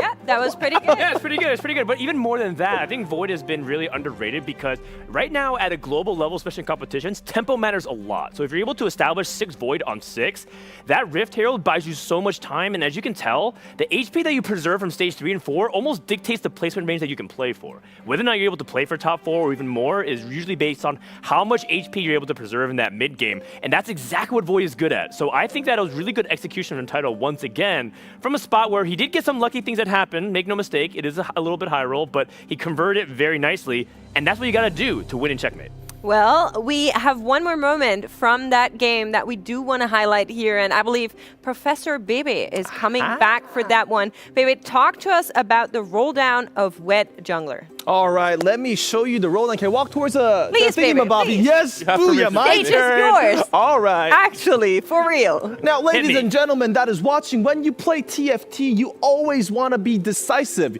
You have 2 mindsets. You either hit or you don't hit. Do not be in between. So when I see fine WetJungler rolling here, he did a good job going for a niche composition, really, really good. But I felt like he could have been a bit more decisive. So what he could have done is that, you see these units. Wait. Okay, here we go. You see these units here? That is not Aphelios, not Shen. Dinger, 15 gold. Soraka, 6 gold. Right, Gangplank, 5 gold. Nico, 9 gold. Tariq, 9 gold. Kisadin, 6 gold, right? And this Gangplank here, another 5 gold. Do you guys know how much that is? I'm not sure, but it's probably around 50 to 60-ish. You sell all that, right? You sell all that instantly, buy every single forecast that shows up to your shop, and look for Shen 3, Aphelios 3, then buy whatever Professor to fill Bebe, your front I have line. a question from the audience. Yes. Bebe, are you aware that Aphelios is a 4-cost unit and not a 5-cost unit? Aphelios 3, if you sell your entire You need other units, man. You have to understand that Riot is a perfectly balanced game. We have Mortdog here. Riot you think a 4-cost 3-star would ever lose a round with Mortdog around? Nah, that does not happen. I don't know about this lesson. That's how it goes. So you want to be decisive. You want to make sure to get rid of all these unnecessary units. And once we look at the roll down here, clear the screen. Clear screen. Come on, clear screen. Okay, let's go. Please be nice to the gentleman. One thing is that he's not really buying any of the other forecasts, and I talked to Frodan about this. I think the odd difference is around 30-ish%. If you don't buy any forecasts while rolling down, your odds are 40% to hit. And if you do buy the forecasts while maximizing your econ, then I think it's around 70-ish%. So a bit of a small a hiccup here, but this is the tournament scene, so it is very understandable with all that pressure. You want to be decisive, slightly indecisive here, but still regardless, good plays from WetJungler. Well, in fairness, he didn't have that much time, so buying units out, selling them off again needs a lot higher APM, and if you're unsure whether or not you can actually pull that off, then I think it's much safer to play it the way that he did. And of course, we did have a little bit of ratting there in that lobby with Hansheng holding one of the Aphelioses and also the Nila Panda. I think players identify once they're stable enough in stage 4 and 5, hey, I have to start trying to find a win condition. I'm playing against 8 Void from title. I have to find a way to win. We saw at the very end from Hong Lian holding on to 8 Nilas, almost hitting that 3-star. We saw the same for Hansheng, trying to deny some of the 4 costs for WetJungler, for Volta as well, who was going for the Mordekaisers earlier in stage 4 and 5. So I think we're going to be seeing that all throughout today, especially once we get to the checkmate format where players are trying to win and everyone else is trying to deny them that win as well. I do want to give credit to where credit's due. I do think that the composition playing around Targon Flex, around Aphelios, is not very consistent, but we brought it up a couple times throughout the show. It was a composition that was actually used to climb to rank 1 by WetJungler and Darth Noob, where they were playing around Aphelios to bleed into a 3rd and 4th, which is exactly what WetJungler wants, because now, if with another first place, means that he's now crossing that 20 checkpoint threshold. So we could see, theoretically, a 4-game series with WetJungler winning it, because right now that 1st and 4th puts him in the lead. Yeah, and we're getting a seems good from Panda for that one. I agree with that. Of See, course. I can be unbiased. You guys could live up to learn a I've little been bit. hyping up WetJungler tournament. You were in tears, weeping over WetJungler interview. I don't even know what's going to happen if he wins. Well, we're going to find out at the end of the day, but I'm going to get mobbed. I'll protect you. Don't worry, Dan. Thank you. With that, though, we do have a break ready, and after that, you're going to hear from us maybe on the other side of the stage, hopefully without interjections from Bebe for selling boards for a 3-star forecast. We're going to see you on the other side. I'll do it. We're gonna take it to the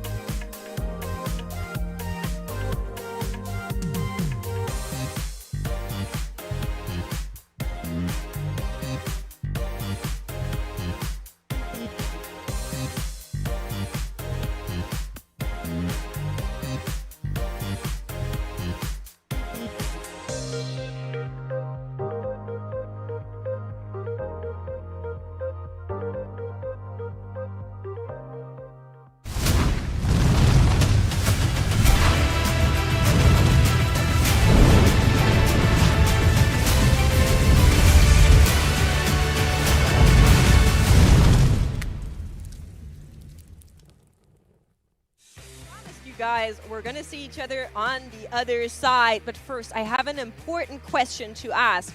Guys, can you wah-wah IRL? Wah, wah, wah, wah, wah, wah. I think we executed that perfectly. And with that, we'll leave the actual skill to our players because we're so ready to bring you into game number 3. I personally am a little bit stressed out. I was saying this to you earlier, Panda. EMEA has 2 players in the final lobby, which means they cannot both go first, and that stresses me out. They can take turns, of course, sharing is carrying first and second place, but I think there's other players that are also trying to go for those first place to accumulate points to try and make it a checkmate.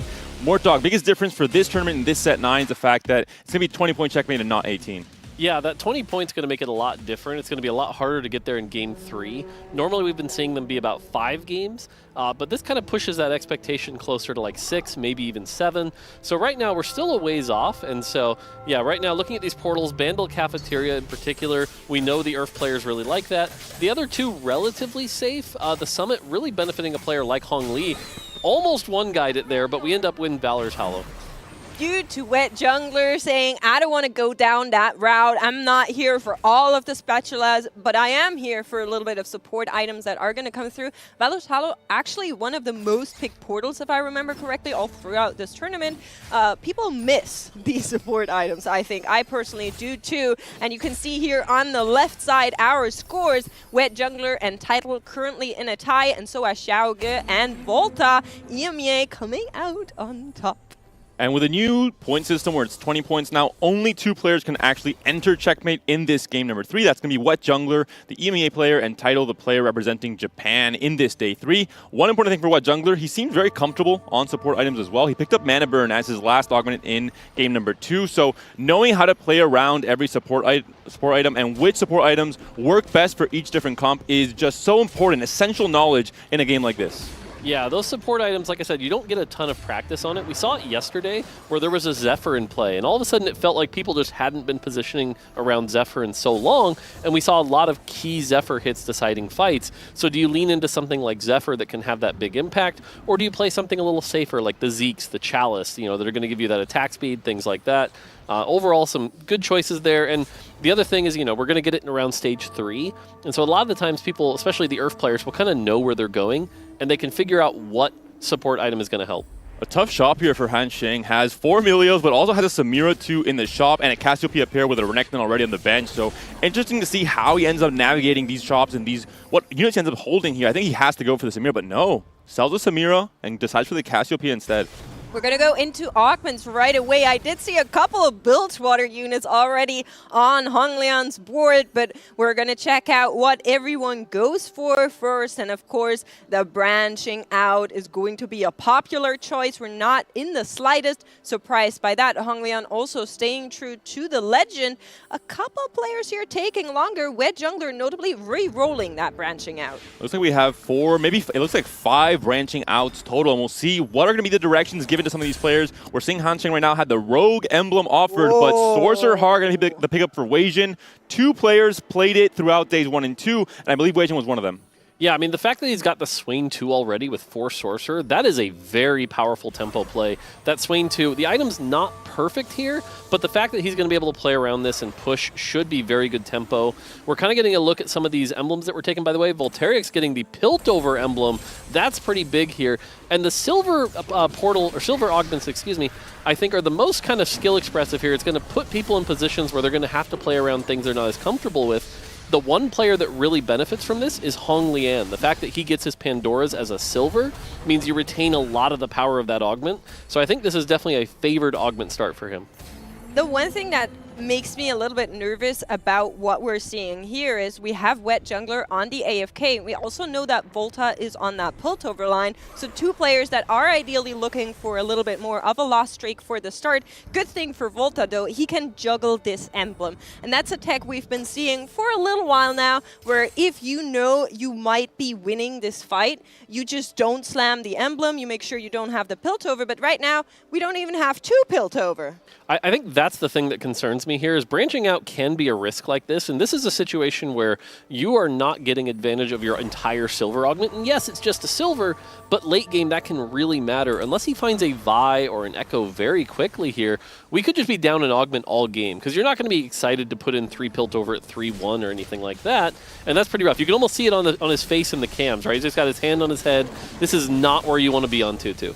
And WetJungler, we saw him so comfortable playing Nyla throughout EMEA Regionals, also Azir Flex. His slam to Nashor shoots can go really well onto the Azir later into the game, so he played it a lot in day 1 and 2. He really didn't hit too many Demacia emblems when he needed them the most until those final games yesterday, and he knows how to flex into those plan B options like the Azir. Interestingly, though, Altenahwe also picking up a Bilgewater emblem, which for Honglian is bad news. His game plan revolves around the Bilgewater. He goes into them nearly every single game, and now another player picking up that emblem is going to mean you're going to be holding hands. Yeah, I agree with you, but the one thing I'll say is that Honglian has found ways to play that Nila in other lines.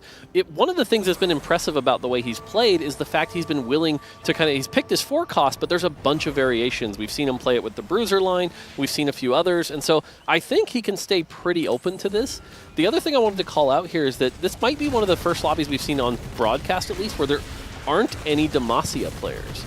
The fact that there's no Demacia emblem, there's nothing like that. We see Demacia often get played because it has that tempo where you can hit 5 Demacia on 5, 7 on 7. I don't know if we're going to see any this game. And we'll see what the plan B options are. I mentioned it on the very top of show, where if you don't hit Demacia emblem, you have to know how to pivot into different, maybe, plan B lines that can also give good results, like Bruiser, like Yazir, for example, with Shurima, like the Zon for Hanxing as well. And I'm very curious also to see what Xiaoge is going to do. He has a Vanquisher emblem. We saw Weijin have great success with the Ionia Vanquisher combination in day 2. Similarly for WetJungler, that very last game to make it to this final lobby was on that similar line. So we'll see if Xiaoge knows how to navigate it, potentially even into that Karma reroll. Yeah, interesting to point out, by the way, Weijin did take a loss here with that Swain 2, that 4 Sork, so that's a little scary. Curious what he lost against, but that means Volterix also, by the way, with that Piltover emblem staying at 100 health, that's pretty good here, so that if you're going to get that, that's what you want. But yeah, unfortunately, the item's just not really playing into it here, and so is going to level to 5. We'll see where he goes from here.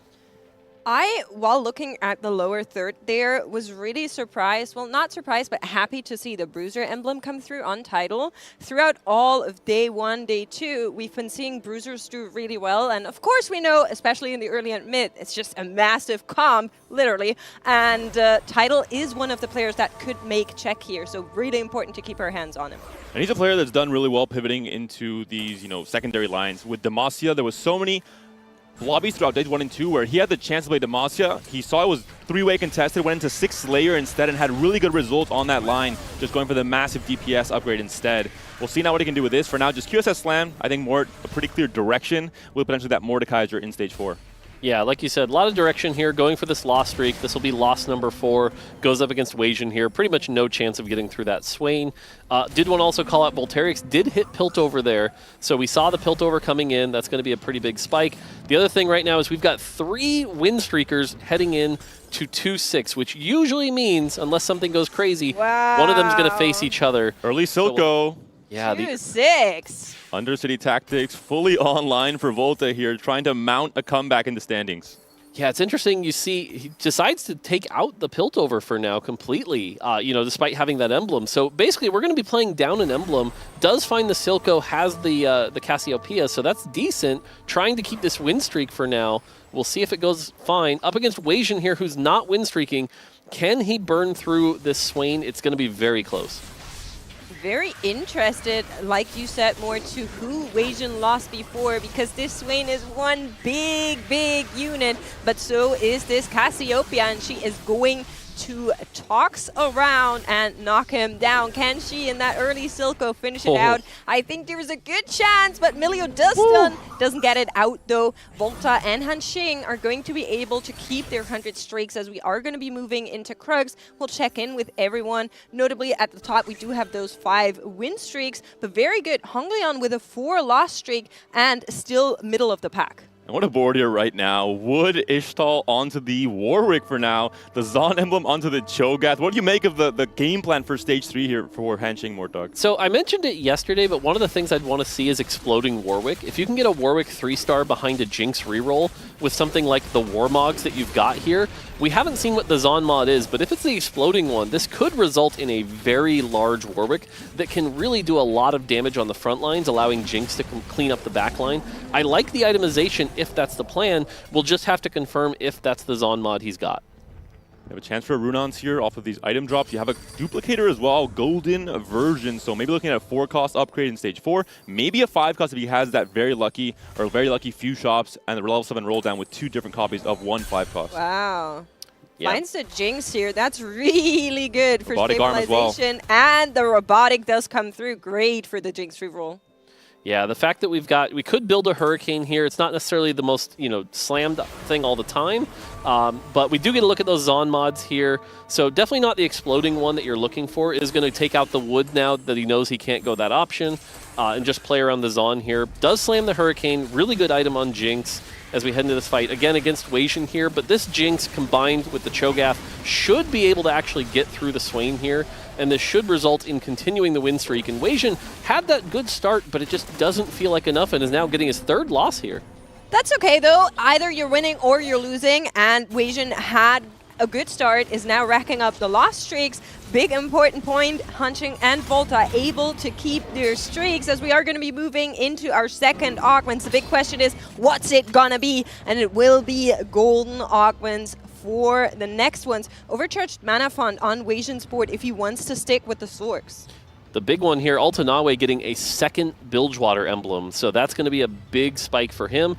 Bilgewater is one of those traits that plays with tempo. If you can get 5 early, if you can get 7 early, you can do a lot of damage, and that's going to make it very easy to get 7. We did also see 9 Bilgewater one time on stream at the very tail end of a fight with Ace in that game 4 yesterday, so it's one of the funnest comps to see with how fast everything explodes. I'm curious if Altanawe will be able to have a chance to make it there. And also Xiaoge, playing that Vanquisher line, did find Stolen Vitality as his 2nd augment choice. He did, and I love that. I love the trait-specific augments. We've been seeing very little of them, if any, throughout all of these games, because players, of course, value the emblems a little bit more. Very important to note, though, before I or anyone else gets jabaited here in this lobby.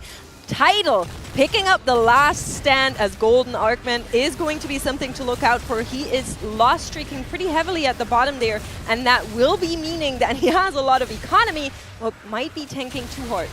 Yeah, Honglian is looking like he's going to lose this fight here just barely against the 6 Swains of Weijin Iverson, but do want to call out here that he's gone not to go with the RFCs. We're not going to see the Neela version, and instead we're going to see the Misfortune version. So that's pretty wild to see. 2 players still win streaking. We get a look at this board here, playing around the Bruiser, and here come the support items. When I mentioned Hong Liang playing half of his games onto that Bilgewater line, it wasn't just the Neela, it was both the MF reroll and the Neela versions of Bilgewater. So still in his comfort zone, we'll see how he navigates to stage 3. He was in a very perilous position in the first 2 games, dropping to very, very low HP. Yeah, definitely taking the Chalice here. I think that was the best option. Holy moly, he just reforged and hit a Void emblem. So that is definitely better than the Piltover. Has the Vel'Koz in the shop. You can see the hand on the head. He's like, okay, what do I do with this? And I do think this is something you play around. You have 100 health. You've got the time to work. So really good reforge. The items are super solid for something like a Kaisa, something like that Vel'Koz with a Sona support. We'll see here. Goes up against the other win streaker, though, and is unfortunately the weaker opponent here, so is going to lose that win streak. But again, I think getting that Piltover to become a Void is a big win for him. And with that, the win streak is going to be broken on the side of Volta, as well as we are going to be moving into the carousel. This Neela is so interesting for so many players. Of course, Hongliang and Altanawe as well. Altanawe as well, but we are seeing WetJungler yoink this Seju, and Altanawe will get the Neela. Yeah, the fact that he gets that Neela early, I imagine we're going to go to 7 very quickly here. We're going to spike 7 Bilgewater. And again, stage 3, stage 4, that's when 7 Bilgewater is at its prime. So that should allow him to preserve a lot of health here. We'll have to get a look at his items, see if he can really build around that Neela. But this is that spot you really want to be if you're going to play that 7 Bilge line. And WetJungler as well, I'm seeing there he picked up a rod, has 6 swains already, so we'll see where he goes with that. Title has to find some stability coming to this 3-5 roll down. He finds a Rek'Sai 3, he has a nice Bruiser frontline, but it's still an Ashe 2 carrying a Rage Blade, and so many components on his bench that he has to slam, he has to decide what exactly to itemize. He gets the 6 Bruiser off of this now, is able to slam that on the Mordekaiser, has the Ashe in the backline for the Freljord support, and keep in mind he has Last Stand. So he is going to be a little bit safer than some of the other players, and he's racking up the coins. Level 7, one of the few players in the lobby to actually make that here, and on the back of that 8 loss streak, at least have really good econ coming into this. If he manages to claw out maybe 1 or 2 more losses, he'll be back really high in his economy. Yeah, I really like the support item choice here, by the way. It's going to give those 6 bruisers high armor and MR. That's going to give them a lot of effective health, making them very hard to take down. And this Mordekaiser in particular, if we see this 2-star Mordekaiser bruiser in the late game get a Nashor's Tooth, like, this thing's going to be a pain to take down. And so I think this is a pretty good spot for Title. And even if he starts to lose, that Last Stand's going to proc. That's going to be more armor and MR. That's going to be Omnivamp. That's going to be really powerful. So I like Title's position here. We're going to be checking in with Hanxing, who's still streaking up their Zon emblem, Juggernaut emblem, 100 HP since the start, and he is just cruising through this lobby here on the back of that Aegis. His Jinx does not have the Robo, but it's doing pretty good. Worth calling out that the one game in the tournament so far that has had a Mr. 100 looked a lot like this. It was a Zon start, it was a full Mr. 100 win, so will that happen here? We'll have to see. Has a pretty good spot, like I said, like these items, like this Jinx, but you can see he's holding that gold, has 4 Jinxes so far. The question is, can he convert? And unfortunately right now, this Warwick's doing his best, but I'm not sure it's going to be quite enough. Azir's trying, Azir has ramped up. Come on, Warwick! The big phase out from Echo doesn't get the second one. The Jinx is trying to 1v1, but she can't do it. Hanxing just barely doesn't make it to that coveted 10 win streak. The extra gold you get is so massive, but just the HP lead especially, preserving all that HP throughout stages 2 and 3, having that cushion in stage 4 to maybe get a little bit more greedy. Go fast 8 and try and find your 4 cost there. I think the thing that's worried me right now is Altanawe here on the 6 loss streak. We know he spiked to 7 Bilgewater, or should be able to. You know, and so maybe not as much familiarity with that Bilgewater line as someone like Hong Lian. So we'll have to see if he can spike that up here. Maybe trying to just loss streak to get that economy back up. But right now, you really need to take advantage of the fact you've got this tempo. Finds 3 bows. Yeah, the bows are going to be really good here. Put those on the Neela. So hopefully we can get that good positioning going. But yeah, just again, it feels like he's just not as familiar with the line right now. It's a little bit unfortunate if that branching out throws you a bone that you don't really want to pick, but Altanawe is doing the best he can right now, rolling down, trying to find upgrades on that Neela, on maybe the Nautilus to MF, is looking to maybe reroll that MF, looking at the items here, so we'll be seeing how it's going to go. That J4 will help. So that is additional CC that you got there, but you still have a lot of items to slam for him. His key units all 1-star, goes to show he's contested off on Hong Lian. Hong Lian just hit his MF2 upgrade, making it that much harder for Altanawe to actually hit. And he's facing one of the strongest players in the lobby, which could propel this loss streak even further and put Altanawe once again into an uncomfortable position at the start of the stage 4. But thankfully, it looks like it might be a win. One more Riptide comes through, and finally, it's a big win for Altanawe. He needed this stability. Yeah, the fact that you've got the 7 Bilgewater here, I would expect him to win a few more fights, but like you said, we've already rolled down. As we head into the augment stage, you need those upgrades, and what augment is it going to be? It's going to be a gold here, so silver, gold, gold, pretty standard game with that silver start. Anything interesting is the big question. Thus far, very generic augment choices. We're seeing a lot of long distance pulse, harm assist coming through. Capricious Forge on the side of Hanxing, as well as Mana Burn. That would give you a second support item. That'd be pretty good. We saw Shurima Crest as well for WetJungler, so he is leaning into this Shurima line for now, but WetJungler finds 3 hand-picked Sorcerer Augments. He's going to have a very stable stage 4 as long as he has the right upgrades, especially that Swain 3. He was very close to it in stage 3. He's rolling for it now. Can he find the 2 last Swains to make sure his front line is going to be unkillable? Come on. A huge DPS check for everyone. Double upgrade. He finds both. Only needs a couple of seconds. On the same turn, though, Voltairic's able to find the Zona 3 that's now fully itemized together with the Vel'Koz, together with the Kai'Sa. We got the 6 Void online. It's not looking like a Zinedine Zerald, but it is one chunky Herald in that front line that can serve a little bit of CC together with the Zona. We are going to get some damage out here, but it doesn't seem to be enough. This is such an awkward position because on the one hand, it's great. You found the Sona 3, and the way Void works is the star level of your Void champions are going to scale up the Herald or the Baron. So having a 3-star with that Void emblem means it's going to be very powerful. We do see a set 3 come on the side. But the thing that worries me here is like those Sona items are not great. She's going to get one cast off, struggle to get another one, and that's going to be really problematic here. And you've got a lot of items invested in something that's not going to output as much. Warwick 3 as well has been found for Hansheng, as well as another Jinx 2, a Jinx 3 actually. And this goes to show one of the fundamental mechanics in TFT. If everyone's rolling for a 2-cost unit, you're going to have a much higher chance of hitting your own spike. And we're seeing that exact board on the other side. I was mentioning earlier that it's not the robotic arm, but if you have a board like this, you don't even need it that much. Look at how much this boy is tanking. He does not want to go down the Jinx, trying her hardest to give a little bit of backline support and take down the front line that Tidal has built. But you're looking at 6 Bruiser and 2 Freljord supported by a Shurima. The overtime does kick in, and that is going to settle it. The Azir comes out on top, and that is really unfortunate for Hansheng. So one of the things to call out about the Zon comp, by the way, and I think Jinx is going to be the hero, and we're going to talk about it a lot. There's going to be a lot of focus. But that Warwick, with that mod, getting a ton of healing, that's going to be really powerful as well. And we saw it just took forever to take down that Warwick. Only overtime finally allowed them to get through here.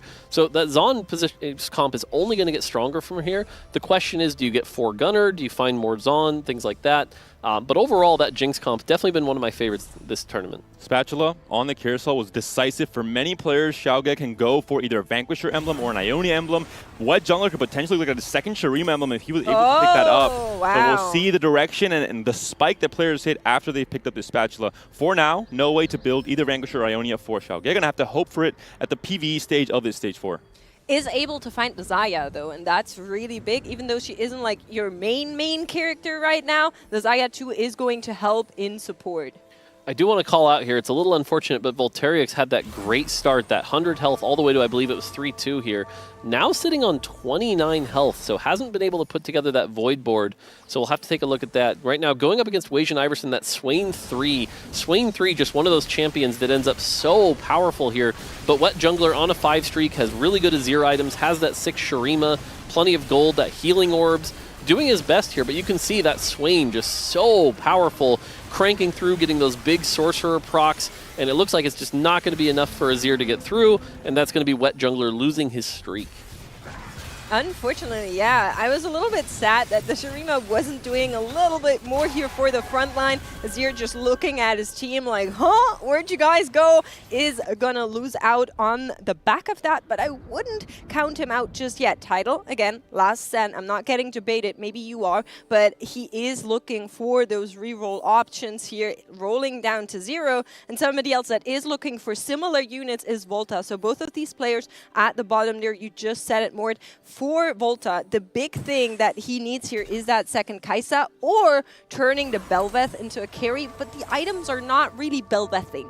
Yeah, this is a really rough spot because you notice he's found the Bel'Veth on 7. That is going to allow him to get the Baron if he can get there, but 21 health, you have 7 gold right now. You are going to be praying for a lot of gold to drop and that you hope you find the Kai'Sa just automatically, because otherwise, again, I talked about these Sona items, it's just not enough, right? You're casting so slow, you can't get through these bruisers. Even with the Giant Slayer here, it's just not enough. Come on, Kai'Sa. Does look like this fight, Kai'Sa needs one more cast here. And he should be winning, right? I mean, Tidal is essentially down a gold augment in this case. If Volta is still losing to a board like this before the proc on Last Stand comes through, that is bad news. So Volta and anyone that's facing Tidal before he procs his augment is actually in a very good positioning. Once Tidal procs it, everyone else might be in trouble. Yeah, other thing worth calling out here, Hong Leon now on a 4-loss streak here. We saw him kind of be this 1st or 8th player so far today, which is not what we were expecting considering how well he played in days 1 and 2. So we'll have to get a look at his strategist board a little later here. But right now, Volterix, like I said, praying for a ton of gold to drop. We saw this happen yesterday where maybe you get like 30, 20 gold in this situation. Can we get that here so we can go to level 8 and put in all the void? Give me money. There's a duplicator, but it's a lesser duplicator. A lot of money in units, at least, that is coming through here. And of course, the anvil that we will be able to use. That's a Nico, but that's not used to duplicate units anymore. Maybe he didn't get the memo. Hong Lian, though, like you said, is free falling. 9 HP. We're going to hop on over, check out what the board looks like as we are hopping across boardies. And that's a duplicator. Yeah, he's one off. But what do you sell here? I mean, Bebe would sail the entire board, just off with it. I was about to say the same exact point makes, but Hong Lian cannot do that. He knows it will not be the right play in this position at the very least. The Magic Wand is huge with the JG proc as well, but he's facing off against a set 2, one of the most stable players in this lobby, and I'm not sure the MF can do it despite the huge healing that does come in for that comp. I really like the damage that I'm seeing on the side of Hong Lian. The set has already fallen, and I'm not sure the backline that Xiaoge has built is enough to hold up against that. On the left side, though, we are maybe seeing that last stand proc title now down to 1 HP. That is the actual proc, and we will be seeing the Bruiser board now be a lot stronger because Bruisers technically, yeah, they have a lot of HP, but if you want them to do really well, you need them to do a little bit better than that, which is why these kind of strength augments, power augments are really preferred, and finds the Mordekaiser as well. Yeah, the big thing is he really needed to find, the Azir 2, the Mordekaiser 2, did finally find the Mordekaiser at least, so should be okay for a while. But the fact that Azir's been so contested has been pretty challenging here. And so Volterix did survive, had enough health. We are at 8 Void here. This is a big upgrade. Again, though, it just without the Kai'Sa 2, it feels like we're in a bit of trouble here. Hoping for an easier matchup here, maybe squeeze out a top 4. This Sona again continues to worry me, and up against Shurima Azir. Baron Nashor coming out of play. We'll see how much he can tank and how much damage he can deal as well. As you mentioned, the Kai'Sa 1 has to be the secondary carry in this case, and the Sona 3 maybe will be the difference maker in this fight. The Azir still left completely untouched. It's down to just Sejuani and Azir now for the opponent's comp. Kai'Sa still also so healthy in that left corner. Got this. Baron should be tanking for long enough. Can Kai'Sa cast one more time? She does. Big win for Volta, who needed that stability. He could be on just 1 life. And Tidal also on the back of the last stand, able to survive, but 1 player will get eliminated here in 5-2. It is Hong Lian losing out on the Bilgewater hand-holding. I called it out early. I was nervous for this one. And Hong Lian, despite his so stable performances yesterday, all throughout day 1, day 2, not worse than a 5th place. Now today, going 8th twice. And Tidal picked up last stand, a player that we mentioned at the very beginning of this game. He's in contention to get to checkmate. He knew he had to take a risk to do so. He knows that if he doesn't make it this game, it's almost guaranteed the next game. So I really like the risk of saying, I'm playing for last stand. I'm playing for this high cap game plan. If I make it, I might be able to win the whole World Championship in just 4 games. Yeah, I agree. It's definitely a right play here. We got to look at that 8 Sorcerer board, by the way. It feels like this is a game right now where a lot of people are struggling to 2-star their 4-cost carry.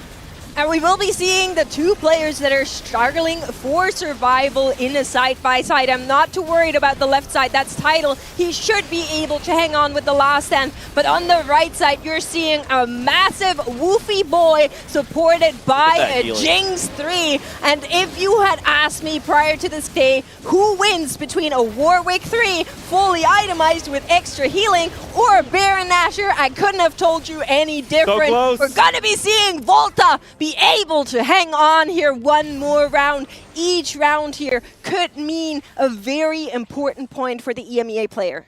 Okay, so a Void Emblem here for Volterix does open him up to play something like a second Challenger to power up that Kai'Sa if he needs. Or Kai'Sa 2. Yeah, I think that's what he's debating here. Goes with the Kai'Sa here, and I think that's an acceptable choice. The Hurricane, not ideal, but we know the importance of the Kai'Sa. That's going to be really strong here. I also want to call out, if you saw that Warwick healing, the healing from the mod there, that was proccing for about 1,200 a tick. That is a lot to chew through here. So that felt like a battle where there just wasn't enough damage on the backlines to get through, but the Baron was able to chew through with that extra shred and that sunder that it provides. Now I picked up a rogue emblem, so maybe cooking a little bit with the Graves and the Bilgewater comp, seeing if he can find a way to win some of these next few fights, considering he is almost on 1 life. We're seeing how close the lobby HP is at the bottom end. Both Gimme 8 players currently in the bottom 4. WetJungler and Tidal, both players that can make it a checkmate, right now have to win essentially every single fight in this stage 5. I'm really stressed. There's so many players, like you're saying, who are on their potentially last life. And WetJungler, who you are talking about, is one of the players that needs a first in order to get to the checkmate of 20 points. And there are so many other strong boards that he needs to get through first. On the side of WetJungler, we are seeing the Azir that is your main carry here that is trying to deal out the damage, but I'm not sure it's enough against the Bilgewaters. Looks like it might just be the case. The Misfortune and the Nila are still standing, but the Azir will find them first, take them down. The Sejuani doing so much here, and on the left side, Tidal just found his Azir as well. He has the Mordekaiser as well. This board got so much stronger. Yeah, the fact that Tidal was able to hit the Azir 2 here now, his board feels really strong, right? He's got the extra armor and R from last stand. He's got that Azir with the Ginsus. It's going to give him time to ramp up. He's got, you know, the Mordekaiser, the Bruiser. It's so much power on that board right now. I think he's a favorite to top 4. And look at the health of the lobby right now. The fact that we have our top 2 players, 54-34, but after that, we have a lot of people basically on 1 life right now. And Tidal, he's coming in like a Grim Reaper in this lobby. Anyone that faces him because of the last stand proc and because of how strong his board is, as you mentioned, with all those upgrades, could be in deep trouble. I'm so stressed out. If you're looking on the right side, there's 4 players up for elimination, and it could go either way. On the right side, we have the Baron spawning, hopping over to WetJungler. Tidal on the left-hand side with his board should be strong enough to find a win against the sword comp of Wasion. I think at least he should. The Swain will fall for the side of Wasion, and that solidifies the win for Tidal. On the right-hand side, Xiaoge knocked down to the last HP, is able to hang on though, but Altenawe is going to go out in 7th. Another bot 4, 3 bot 4s in a row for the Latam player. Unfortunate in these first 3 games. Going to be very hard to come back, but not impossible with checkmate if the right things end up panning out. And Wasion, 97 gold, Mortdog. He's rolling down a tiny bit. He's leveling up, it looks like.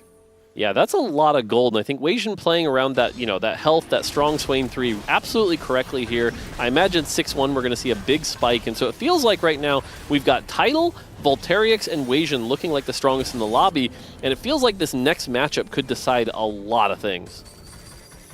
Question is, does Wasion make 9? Yes, he does. On the back of that, goes up to the maximum capacity. And we will be seeing what he does. Xiaoge finds the GP2. Ari found for Wasion. 8sorks will be here and ready with the main character. Ari online doesn't have items, though. There's a Shen 2, still Silco 1, still Ari 1, so still can have a lot of big upgrades despite his HP lead and despite him being level 9. Honestly, the fact he got this far with that Silco 1 shows the power of Swain and how well he can play around the board here. This should be a fight that goes in Wasion's favor, though. Yes, there's a Gangplank too. This crit's going to be tough, but it is going to stop on the Swain. It's going to be struggling to get through the Swain here. As soon as this set dies, we could see a lot of backline. It is a bunch of 1-stars, though. Set never died, though. Arma gets a big stun here, and that is going to be a loss for Wasion, so he really needs to find an upgrade to stay alive. On the other side, though, we do see WetJungler get knocked out. And then we're looking at this board here again, just so much effective health from the 6 Bruiser with the last stand, with the support item, just so strong. And so our win streakers continue to win streak. Okay, I just had to confirm with our admins because I saw a sneaky little upgrade come through on the right side of the screen. And I was like, huh? Didn't Volta find the Kai'Sa 2 off of the carousel? Weren't we talking about this? Why does he hit another Kai'Sa 2? Turns out Volta on 6 Kai'Sas also holding the Silco. He has spotted what's going on and he is saying, nuh-uh, I'm not playing. And Volta is an absolute beast when it comes to finding win conditions in any game. He got that Void Emblem, pivoted into 8 Void, and is now trying to win the entire game with a Kai'Sa 3. We'll see if he can do it, but Tidal fighting for his life. The last stand proc, the huge amount of stats coming through, but he's facing one of the strongest boards in the lobby. Double Vanquisher Emblem on a GP2, especially with blue buff and that Rabadon's. A big ult coming in from GP, but the front line has already melted. The GP's being taken down. Azir still left alive. Mordekaiser, the god of death, is onto the back line. Huge win for Tidal, the Japanese player. If he wins this game 3, he can get into checkmate. Xiaoge out in 5th. All other players able to hang on. Weijin now also knocked down to 16 HP as we enter our top 4. And I am stressed out. If you asked me if this was how the lobby was going to play out, I wouldn't have known any better. Title, just a quick reminder, can make check in this game. He needs a high finish to make it happen. Check is on 20 points, but he is the only one that could do that, and the only one that could, theoretically, if he does, then end the tournament in 4 games. We'll see now as the fights load in. Who's going to face Title? Who's going to face this Grim Reaper that hasn't lost in so long? A 6 win streak for now on the left side of the screen there. We're seeing right away the triple threat carry, the Rek'Sai, the Mordekaiser, and the Azir trying to take down Weijin's board, who's continuing to lose, continuing to bleed the HP. Has found the Silco upgrade, but not the Ahri just yet. Only a singular Giant Slayer on her for now. The Rek'Sai chewing through the front line. The Fury has bited. The Mordekaiser's already onto Silco, and it's too much damage coming through.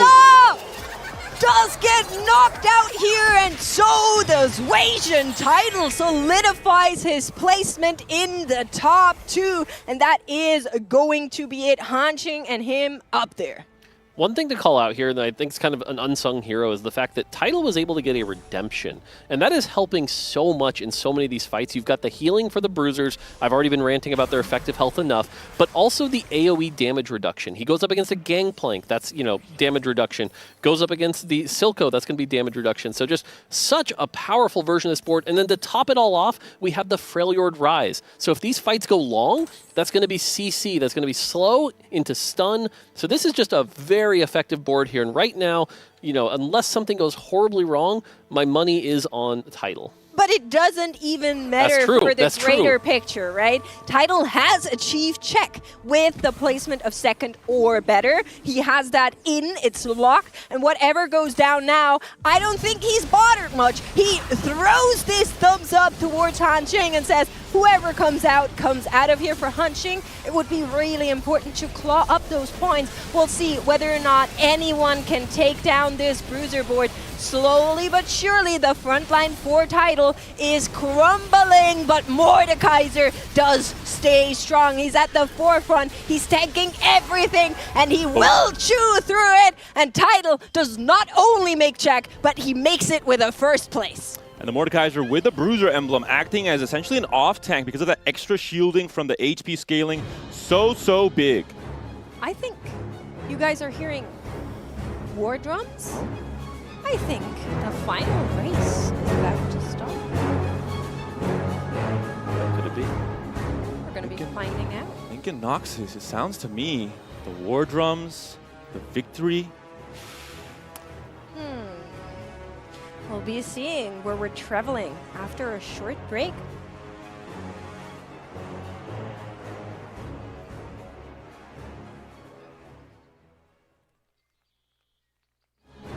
Title has built, but you're looking at 6 Bruiser and 2 Freljord, supported by a Shurima. The overtime does kick in, and that is going to send the Azir comes out on top, and that is really unfortunate for Hanqing.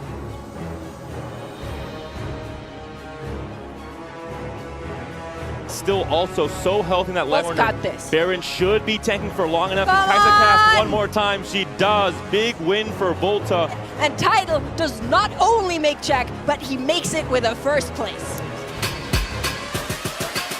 We're gonna take it to the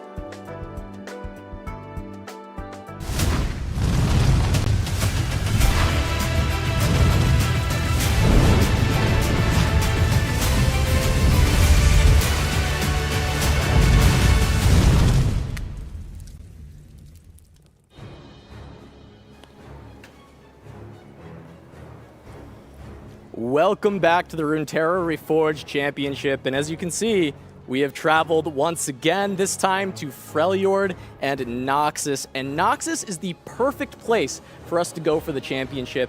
If you look into the Runeterran lore, Noxians follow the 3 principles of strength. It's vision, might, and guile. And all of our competitors need these 3 things in order to succeed today. Vision, they need to set a strategy at the start, play along the meta. Might, they need to execute on the game plan for that strategy. And guile, they need to be able to outmaneuver their opponents with positioning and flexibility. And so I throw to my panel of analysts on how have these competitors been using the 3 principles to succeed here today? Well, I'm going to let Baby take Guile, because that's like the only thing he talks about in the background. Every single time he's like, oh, I should have positioned like this. Oh, no, actually, actually, that's really good, really good. So, like, you know, Baby can take that. I'll take Vision. I'll think the most important thing that people don't understand about TFT at the very highest level is how often people are not looking at their own board. I think the most important thing to understand is the context of the lobby. A really good game plan without actually being able to understand your opponent, know your enemy, is a plan that will fail. So I think ultimately that's something to keep in mind of if you're watching your favorite players POV and whatnot. Just keep in an Earth dynamic too. It's also really particularly important in the early game to make sure that you're not taking a lane that's contested. If you pop a tome and you see a Demacia, but you scatter around and see 3 other people taking Demacia, don't do it. I'm telling you, it's not worth it. All right, Bebe. Guile, tell me about it. I do want to talk about Guile, but I also want to talk about Tidal the most in this like a tournament.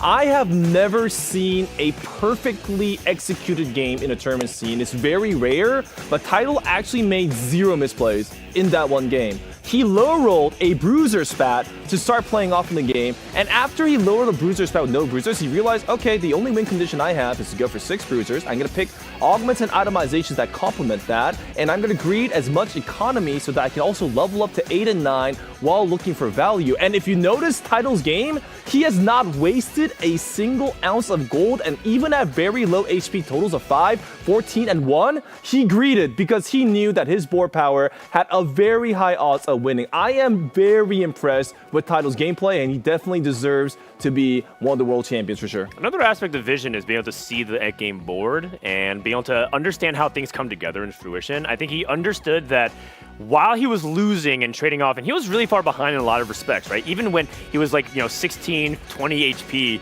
he was trying to stall for as many fights as possible. I think a lot of players in that spot would say, hey, I have last stand, it doesn't really matter if I lose these fights.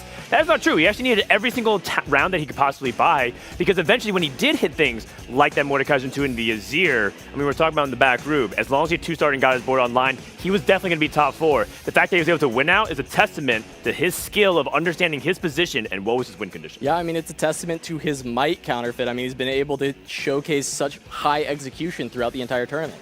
Yeah, and of course, we were worried about what was going to come of that Mordekaiser with the itemization being a little less traditional than we would have liked. But I do want to recognize, of course, our top 4 having a good amount of variety in there. At this point in the competition, you would kind of be expecting players to be going for things they're very, very practiced and comfortable on. Seeing the Sorcerers coming out from WetJungler, seeing the Void coming in as well, I think we're in for a treat in Game 4. Yeah, well, let's take a look at the standings heading into Game 4. Of course, the big thing from that is going to be Tidal on check at the top of the tables. But what else are you looking at here, Dan? I'm just looking at how close it is in the midfield here. Hanxing all the way up to WetJungler. It really is anybody's game to get past check. So there's going to be 2 things to pay attention to. One, is Tidal going to win the World Championship in 4 games? Right? This is a repeat of the Gizmos and Gadgets Championship when it was over before we knew it. The second thing is, how are the other players going to try to deny that while also trying to play for their own top 4 oriented spot? If you're WetJungler, you only need a 5th, but if you're Volta, you need 4th, and so on and so forth. How will those game plans actually pan out? I think that's what's going to be the most interesting thing. Absolutely. I mean, we've got 2 EMEA in that top 3 right now, Counterfeit. That's got to be exciting. What have you got for your boys here? Oh boy, I mean, this is the thing. This is the making of players. We mentioned, of course, before, Volta has the experience in 2 championships so far. For WetJungler, this is the making of him specifically as a player to show that he's got what it takes to hang with the best. Absolutely. These players are fighting tooth and nail to hold on to these points to make it to check. So without further ado, let's head over to the caster desk for game number 4 of the Runeterra Reforged Championship. Guys, I would be happy to report that there will be more than this game, but facts are there's a good chance that this might be the very last game. Title is on check after an amazing 3 games, and everyone now will try to stop him or not.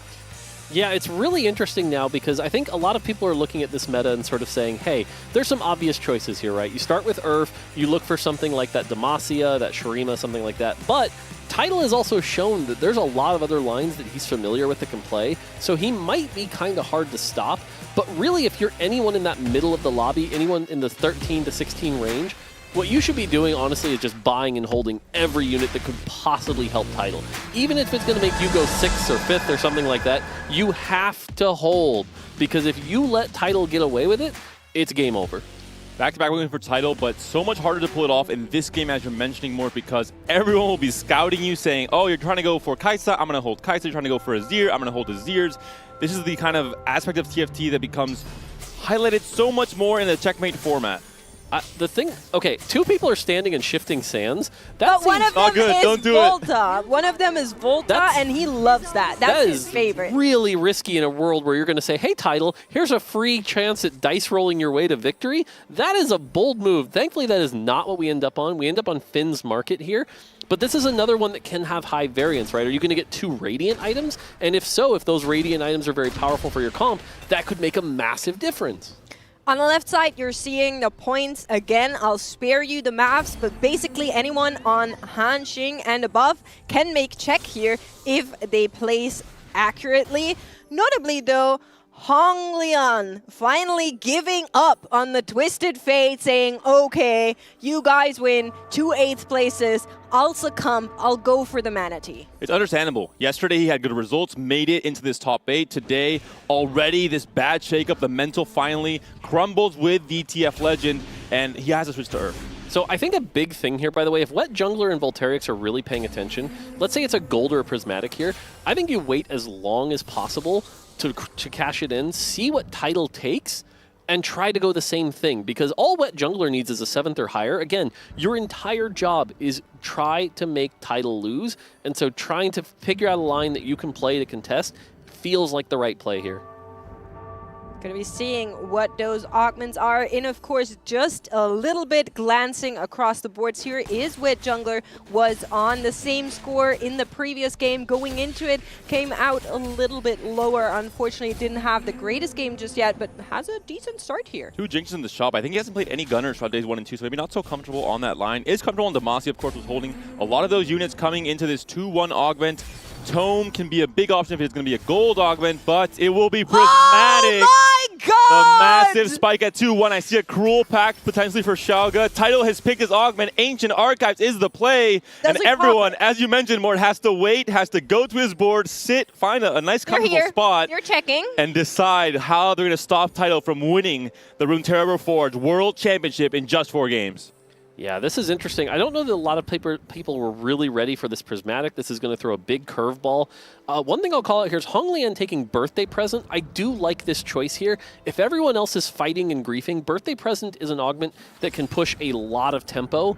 And if so, Hong Lian winning here is best case scenario for everybody else. Weijin decides to roll past his Earth augment as well. March of Progress definitely an option here. The other's not really great. So yeah, does go with the March of Progress, needs a 3-cost reroll. And so now we're going to have to pay insanely close attention to where Tidal's open forwarding, it looks like, and he's on 20 gold at 2-1. This could get really crazy very, very fast.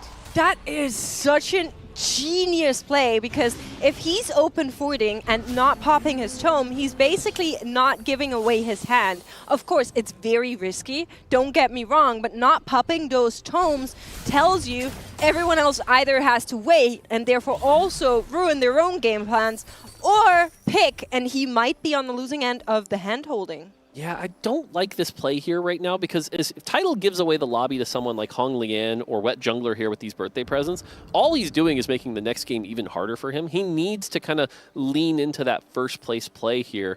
He has an 8-trade Taylor now. This is very interesting from Tidal. Could be going for the Tome Pop at 2-3 instead, buying enough time to shake off the players that are trying to contest him on certain lines. Yeah, I do like that part of it here. We do see some of the tomes have started to see popped. We already see 2 Void as well as a Sorcerer. So we're going to want to avoid those as we're tailoring. Going up against, again, WetJungler, who is level 5 here, has that 2-star Cassiopeia, 2-star Aurelia. Not many items, though, really slammed. The Gargoyle in the wrong spot here, so might actually end up losing this fight against Songqing. Double trouble for Hanjing as well. It's going to be very interesting to see where he navigates. We saw Rogue, we saw Nico becoming very popular options in the past. We'll see on this patch what the Chinese player decides for. No Demacia emblems yet as well, so that path is relatively open for Tidal if he can find it in his tome. He had the Poppy on his board to tailor for it. Yeah, Altanawe did take a Shurima emblem, which if we looked at Tidal's board, that was something it felt like he could be tailoring towards. And so, you know, we get a look at this 4 Shurima here, really showing the mark, and we're just going to keep calling it out as we see another Shurima emblem pop up. So Tidal especially really going to want to avoid getting those Shurima emblems right now. That's looking like the line that you want to stay away from. We're going to be, of course, paying attention to Tidal's board. As soon as he pops those tomes, we're going to be heading over there, but doesn't seem like that's the case. Altanawe also holding on. You were saying it, Volta. Mort, I'm so stressed. But you were saying it, several players already on similar lines. We're seeing 2 Void, we're seeing 2 Shurima, and so if he has those in his 8 traits right now, he needs to make sure that they're out. He tailors better to avoid going down the same route, which why I assume he's probably not popping it right now, but every second that he's not doing it, he's down a prismatic. Yeah, the thing that scares me here, again, like, we have to get a first place. So the longer we draw this out, the harder it is to come back, right? Like, let's say best case scenario, he gets 2 Demacia emblems and he's uncontested. Okay, he's also down to 65 health, and it's going to be really hard to turn it around from that point. So I'm very nervous right now. My money right now would be on one of these birthday present players taking that tempo and being able to run away with it as everybody tries to stop Tidal. Mortdog, I'm not sure it's the best idea to give a hypothetical on Game 4 of a World Championship just in case he actually does get 2 Demacia emblems. Oh, but, you know, Mortdog magic works in mysterious ways. Hopefully, in this case, the buttons are not pressed. So if you're looking at Tidal's units right now, he definitely has Shurima in the pool.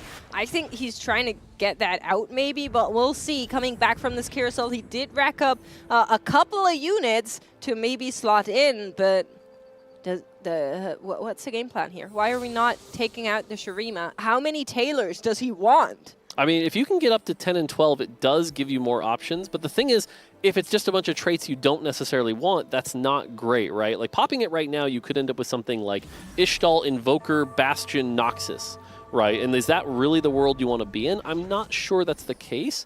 I think right now, though, all Tidal's doing is he's going to Lost Streak, maybe look at his 3-2 augment, and use that to inform his decision and spike with all this gold. Because if there is one way to go first, right, it's a big first-rate play, which is Lost Streak, max econ, 3-2, pop the tomes, and see where you go from there. And I do like, if anything's going to work in this Lost Streak way, it's probably something like that. This is a game where we're going first or 8th. You know, that's the exact game plan. It doesn't matter if you go 2nd or 3rd. So he's taking this enormous risk, which you wouldn't take in any other situation in TFT, basically, except for exactly this moment, a checkmate format where you're the only one in checkmate, and you know everyone is trying to hound you. All right, so we get our first Finn's Market item, by the way. It's just going to be a full item, so nothing too wild or crazy here. And again, this is just more information for Tidal, right? Oh, look, I've got this type of item. Maybe I've stuck with ADM. We do see some pops here. First one, Shurima Strategist, Rogue Slayer. We called it out before. We don't want Shurima here. Goes with Slayer, double Slayer here, so now the condition is very clear. And Tidal played exactly this line in the first few games on day 1. He's comfortable on the 6 Slayer vertical, especially trying to cap it out around those legendaries, especially with that Aatrox much, much later in the game. And, I mean, we were alluding to it. Nobody else is on the Demacia. Nobody else is on that Slayer line. Completely open for Tidal to maybe go all the way, but he did lose significant amounts of HP all throughout this early game and allowed other players to have stronger boards. And despite now finally using those tomes, his board is not strong enough to keep up with the rest of them. Yeah, you look at these items and it's very clear here, right? We're going for a Quinn. This is a Quinn 3 Demacia direction, play around the Slayer Fiora, possibly get that Mordekaiser in, things like that. So that direction is very clear. So now, if I'm anyone in this lobby, every single Quinn, I'd be opening up that team planner, marking it, make sure we get that icon that shows, and we do not miss a single Quinn, because every Quinn Tidal gets is probably one step closer to game over. Especially in the case of WetJungler. He's on 16 points right now, just needs 4 points to make it to checkmate himself. And that's all he really cares about for this game 4. So just a 5th will do it, as you mentioned earlier, Mortdog. So again, if he's able to do both, get a 5th place at the very least, play into the Demacia line, play slightly into that Quinn as well, that would be, you know, kind of 2 birds with 1 stone, which is really the game plan for WetJungler and maybe Volta as well. Yeah, leading in. So now we're going into 3-2. We talked about augments. You know, we know what direction we're going here. So again, right now, Hong Lian, though, levels to 6. And again, he's got that birthday present. So every time he levels up now, that is a free champion that's going to come in. We see the free 2-star Galio here. And the next level up is where those spikes start to get really big, right? Level 7, you get a free 2-star 3 cost. Level 8, free 2-star 4 cost. And if you can make it to 9, you end up very powerful. So this is really about playing what you can be adaptive with, playing around the Sorcerer, the Warmogs, as we head into the fight. Going to be seeing Hong Lian whether or not he can defend his streak here. On the other side is Volta. We talked about those emblems early on. He just played a Void game, so maybe it's a little bit more in tune with finding those units now. We're going to be seeing whether or not that works out for him, but what doesn't work out for him is this fight. Hong Lian strong as ever as he is, cruising through this lobby, 40 gold and 6 wins in the tank as we are entering that augment stage in just a little bit. Notably, Tidal keeps losing, keeps bleeding here, keeps losing HP as we are going to be going into yet another prismatic roll on the augments here. That's 2 for 2, and he does have options. Goes level up there. He had so much gold to work with on the open for it. It's a risky move with very high rewards if he's able to make it to those crazy levels. We talk about Aatrox coming into play with a 6th Slayer as well. Yeah, this one's interesting because, again, he had the gold, he has the level up, he's level 7, 40 gold now, that's very strong. But Slayer in particular, it's less about the levels and it's more about the power of the units, right? A Quinn 2, not going to win you the game. If you can get the Mordekaiser and the Fiora 2 along with the Demacia with that Slayer, that can be really strong. And so choosing to spend all that gold into level up is a little scary here. There is one other condition that could be considered here. It's really tough, and that's going to be around the Aatrox. If you can somehow pull this off into an Aatrox 2, that could also do some serious damage. Any other prismatic augments that are coming through here that are interesting? I would say WetJungler, pretty interesting coming through here with a little bit of more econ after that birthday present. Yeah, I think WetJungler taking Hedge Fund here, that's a good play. It's going to allow you to get to 9 quicker. The one thing I've seen when you play that line is you end up on level 9, you end up with all these units, but you have no combat power, and so you often kind of fall into a 3rd. But for someone like WetJungler, that's exactly what he needs, so I think that's great.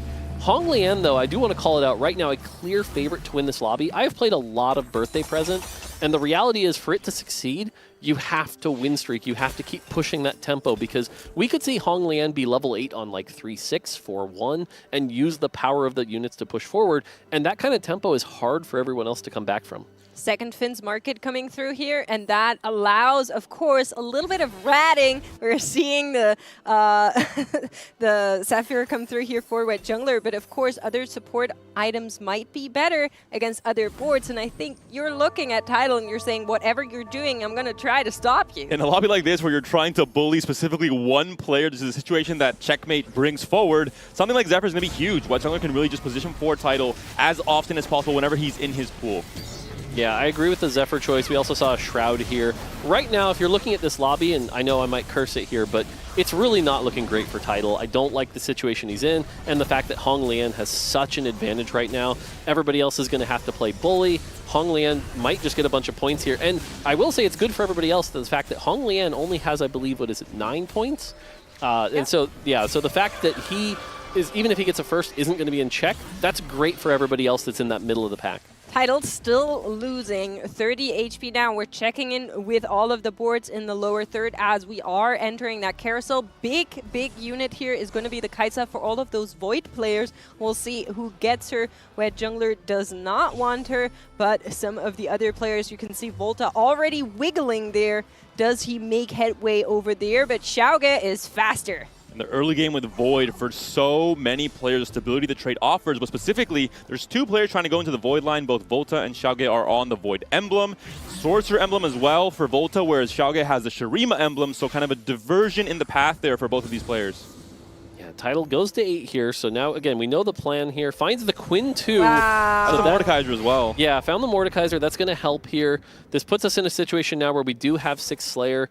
The item's not bad for Quinn here. You're going Mordekaiser. No duplicator. Has a Cassante out of nowhere. Would have loved to see an Aatrox, of course, but not going to be the case here for Title. And he's at 0 gold, Mortdog. Yeah, I think being at 0 gold here, not too big a deal, though. Again, you've got the Quinn 2, you've got the 6 Slayer. 6 Slayer doubles the power of the trait here, so it's not too bad. Obviously, we'd love to find the Mordekaiser 2 and things like that, but overall, also took the Zerat portal, which is going to buy some extra time here. So this feels like as good a position as Title could be in, but it doesn't feel like one of those crazy first-place comps that we're going to see. And even this fight, you know, again, could be a win here. I imagine this Quinn's going to do some big damage. It's actually really close. Drake delayed. Kaisa is not going to be able to claw it out there. Title finally winning after what felt like forever. And on this shop, he just finds the Mordekaiser. Naturally, Nico 2 also here if he wanted to just beef up the front line for now and make her a little bit stronger. And that is going to be the choice. Really, really great shops for Title. So, obviously, getting the Mordekaiser here, big high roll, but I do want to call out the fact that he's using Ice. He's using Ice Ishtal combined with 6 Slayer and the Omnivamp. This is brilliant setup here to allow this Mordekaiser to be very strong, and even if it takes a little bit of damage up front, it's going to be able to drop that aggro, power back through, be the last one standing, because Mordekaiser gets that extra power if he's the last one standing. All of a sudden, with this turn of events, Title might be looking okay. And it's great fundamental TFT. You have all of this damage from the Slayer trait. You're missing something. You're missing sustain. You're missing, you know, some amount of time to buy that time for that damage to come through. And as you're mentioning more, the Ice solves that problem perfectly for Title, buys him maybe a bridge to actually make it to those Aatroxes later on in stage 5 and 4. And every player that was thinking about contesting the Slayer line was probably thinking, I'll start holding on to Mords in stage 4. Surely Title won't just find somehow in stage 3 a Mordekaiser 2. And WetJungler is sitting on 100 gold. Wow. Again. Yeah. And if you're looking across this, you also know why Title is able to find everything just so naturally on the back of that level up, going to 8, being able to capitalize on that while everyone else is mostly sitting on level 6. They don't even see the Quins in their shop yet. Yeah, the big challenge for someone like WetJungler here, you can see doing a full board pivot here, clearly knows what he wants to play with these items. Looks like might be playing around the MF here. He could go the MF3, Nautilus 3, build a board around that. Right now, the fact that Title hit that Mordekaiser 2, all of a sudden the options... Good. The options to counter him are just not as high anymore. Now you kind of need to worry about capping higher than Finds the GP. Holy. Pretty decent setup here overall. Found a lot of Nilas, found the Misfortune. Would have hoped for more Misfortunes on this roll down, but overall, pretty good conversion here. Question is it going to be enough against what some of the other players are throwing up? Hongleon still sitting in that top, has fallen just a little bit since that early win streak though, so is losing on the tempo end of that birthday present just a little bit. And WetJungler also not strong enough to convert this into what he was looking for. Final augments are coming through, and it is going to be golden ones for everyone. And we're seeing the choices come through. Everyone's squinting at this screen. Layers but resolve for Title when he has 6 layers online already. Okay. It seems to be he's getting question mark pings you're hearing. I might have caster cursed this a bit here. Slayer's resolve with 6 Slayer and the Mordekaiser on the ice. Ishtal. Oh my god. What's going to happen now is, so this augment gives you extra armor and MR every time you deal and take damage. And so this Mordekaiser is going to end fights. It's going to take damage, ice up, heal back, and have a ton of armor and MR. As long as he can get a 3rd item for this Mordekaiser, this is scary all of a sudden. Somebody else needs to start looking at 3-star 4 costs, something else that can outcap this board here, because otherwise this lobby just got in a lot of trouble. And I think that's exactly what WetJunger's game plan was. As he was rolling down, he was picking up all of those extra Nilas, trying to at least make that happen to maybe throw a fighting chance against this behemoth of a board that Title has put together here, and he will just shred through the lobby now. He might be at the very bottom in the HP standings, but in terms of board power, he is leading this pack. And reminder, Title, runner-up in Set 7 World Championship. He's had the experience before. He's been oh so close to that trophy in the past. He's trying to come back as one of the favorites coming into this tournament the entire weekend. Started off slow, but got so strong in day 2. Heimerdinger 2 for WetJungler, 28 HP though. He has to try and get at least a 5th, and especially has to deny title to win. One of the things I like here is at least we went double Dragon Claw in this set. Again, if you know that Mordekaiser's kind of the cap, that's a decent option here for the set 3, but it feels a little different here. WetJungler does find the Heimer 2, which I think is great, but we talked about right now, he needs to not go 8th place. As long as title doesn't win and WetJungler can get, I believe it's like 6th or higher, should be fine, but 8th place would be disastrous. It would be, and it is looking like that might be within the realms of possibility as WetJungler and Altanawe go up against each other on the other side. We're seeing the variation of the strategist board from Altanawe, but WetJungler's board much stronger here. Rolls over that Azir finally. A big bonk coming through. And Hanxing will also be able to win. We're seeing a little bit of an upturn in the lobby standings on the right-hand side as we are going into the carousel. There's a Sion and a Bel'Veth. And the Bel'Veth, of course, for the Void players, really important. For title, maybe even as well, with a Slayer emblem onto the Bel'Veth if it fits on his board. I mean, overall, it's time now to start looking at the game plans for all other 7 players in this lobby and start deciding, is there anyone that can actually have a projection to get strong or even stronger than title coming to stage 5? Yeah, it's going to be really tough here. And again, title on fire right now. Everyone's sort of praying that somebody else can spike really hard. There's just got to be some sort of focus here. There's got to be a way for people to try to take this down. I do like Title's itemization here. We talked about the Quicksilver. The Quicksilver is going to shut down a lot of those options, right? A set 3 can't stun a Mordekaiser that's got that Quicksilver. So you got to burn time. Yeah, Hongleon getting the Cassante 2 out of his birthday present here. Level 9 on 4-5, that feels really good here. Has some decent items. Also has the Duplicator, so if he can find... I think you actually lock here and maybe go for an Azir 3. That is something that could definitely stop this tournament from ending.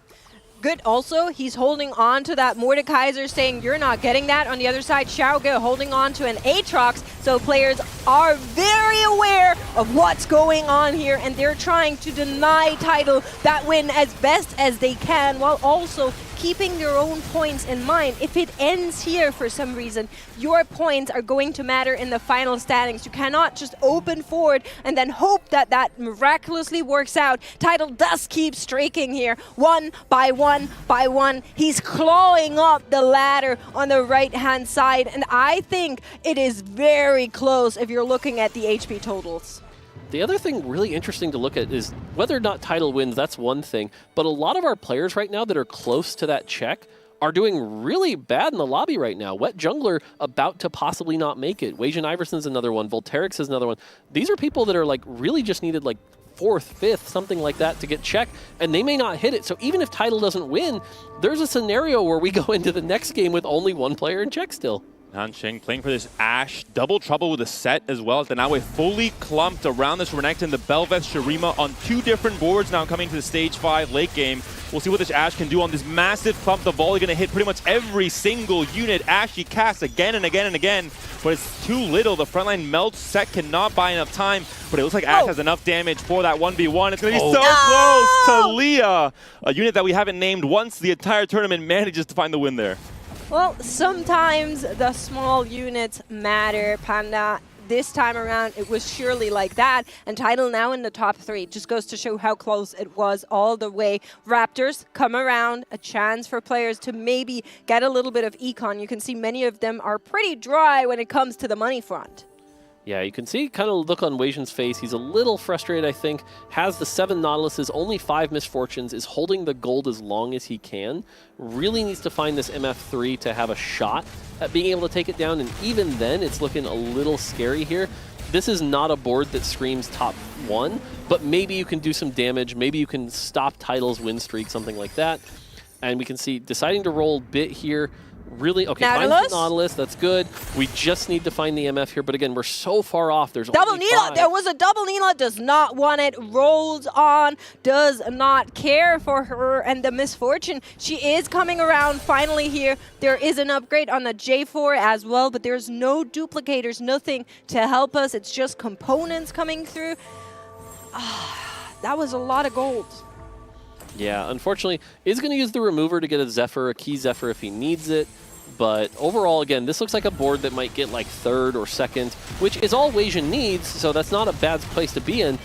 But somebody has to stop Tidal. We're going to keep talking about it because as long as I see that 30 health on fire, that's the big story right now. And it keeps happening! It was maybe Hong Liang with the Azirs, but so many other players are holding Azirs as well, stopping the potential, underdog from taking that win here. Honestly, that's a good point, to the point where maybe you sell the Azirs. Maybe you hand the Azirs to Hong Liang. Now Azir too. This game plan is helping Tidal. Yeah, that's the thing. If you're going to have a shot at stopping him, sell the Azirs. Let somebody else hit that 3-star 4 cost. Let somebody stop him. If they don't, Tidal's going to run away with it. And I don't know. This is the kind of thing they're in so much stress. They may not realize that that's the plan. Hong Liang sold the Azirs he had, so that projection has ended, but he's hit Bel'Veth 2, he's hit K'Sante 2, Sion 2. Is that enough to potentially stop Tidal's win streak? To keep away from Tidal, we are watching 2 players, and one of them is gonna go out. 5-2, Volta on 11 points, Hanqing on 9 points. Volta 1 copy away from that Vel'Koz 3 to at least have a big power spike on this board. On the other side, we're seeing the Set 3, we're seeing the Ashe 3. We have watched the power of this board before, and that is 1 volley that will knock down Volta to single HP, hanging on by just a threat. But even that Vel'Koz 3 that might come around, I don't think is enough, and nobody is doing anything against Tidal. They can't keep getting away with this. He's in first place now. He's still win streaking. He's got so much gold to work with. Honestly, he's gone 9 now. He could go 10. The fact, he's in such a good position here. That being said, I think the entirety of this game has been played to perfection by Tidal. He's done everything he had to do at every point in time. The triple shrink on the Heimerdinger here as well. The Ice H on the Mordekaiser, a genius play that so many other players, even in this lobby, would not have thought of in his position. Yeah, I think the triple shrink here is really good. It's going to provide that 50% shred and sunder. A lot of the items got nerfed down to 30, so that's not going to be enough right now.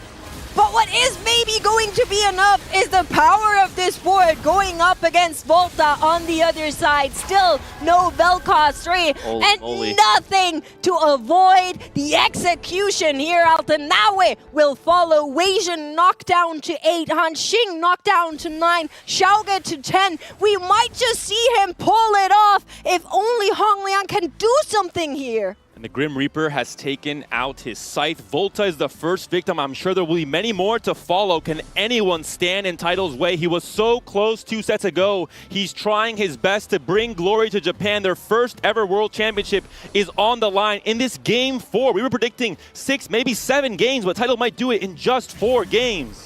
Literally the minimum. If I ended up caster cursing this, I'm so sorry, but this no board... Demacia, you're good, Mort. Yeah, this board looks so insane, though, and right now it feels like the only way you stop this is a 3-star 4 cost. It's such a powerful version. He's on a 10 win streak, has 30 gold. Even if he loses a fight, we can roll for Heimer 2, we can find something like the Aatrox, we can power it up even more. He's got a lot of room to grow. Meanwhile, we look at a board like this, and there's just nowhere to grow. This is it. We're capped. And so no one's got the strength to beat him right now. Weijin going up against maybe Tidal, maybe someone else. It is going to be Hanqing on the other side. We just saw this board knock out Volta, but how is it going to go between Weijin and himself? Weijin, the hope for North America, huge trying Cataclysm. to do something here. Cataclysm finds the backline, but the Ashe does keep casting. Is enough for Weijin to hang on here. WetJungler out, Hanqing out, Xiaoge out, down to the top 3. We know that Weijin's board is probably not good enough to do something here, but Hong Liang could maybe do it. Aatrox 2 for Hong Liang. He has so many upgraded 5 costs. He might be the only contender here. WetJungler finishes 4th, so he is in checkmate if Tidal does not end up winning, but it's looking so likely here for the Japanese player. It feels like the only play here is the K'Sante. If you can get the... no, actually, Quicksilver. Never mind. That's not even going to be enough. No, he's thought of everything. That's not even going to be enough. So Hong Liang just really has to win by brute force. But again, if Tidal keeps winning, I think he's already on pace. He could just go to 10. And at that point, you can't beat the board. This is just going to be too much. We're going to be seeing Title go up against Honglian. All hopes on this tournament not ending after round 4 lie on Honglian. Does he have the power to do anything here in the backline? Mordekaiser. So much damage going down. Mordekaiser fallen. The Quinn still alive though. And the Azir will try to find her. Cyan lives, makes it there. And Title is knocked down. That is massive. That shows, because that's the matchup we're going to be looking at a few times here. So now Title has to figure out, is there a way to find this board strength? Again, he's holding the gold. We're going to go into 6-1. We're going to probably go to level 10, power this up even more. But we saw that Azir just having so much damage and never being touched, because one of the disadvantages of this comp is it is front to back. You have to get through the Scion. You've got to get through everything else. Going to be seeing this Drake come around and maybe give upgrades to the boards that we are looking here. 50 gold for Title is so much to maybe make a dream happen. He can go 10, and he does. Yeah, to see level 10 here in the final game. Again, we talk about playing for first place conditions. Level 10 feels like one of them. Aatrox finally found. It comes online onto the board right away. Could this be the next spike that Title needed to guarantee the win here? Heimer 2, the upgrades card coming and coming and coming. Can anyone stop Title? Oh, RE2 as well with blue buff and Slayer Holy moly, this board just got a lot stronger. And on the other side, we have Honglian, and he didn't find those upgrades. He's still running the same board that we just saw be enough to take down Title.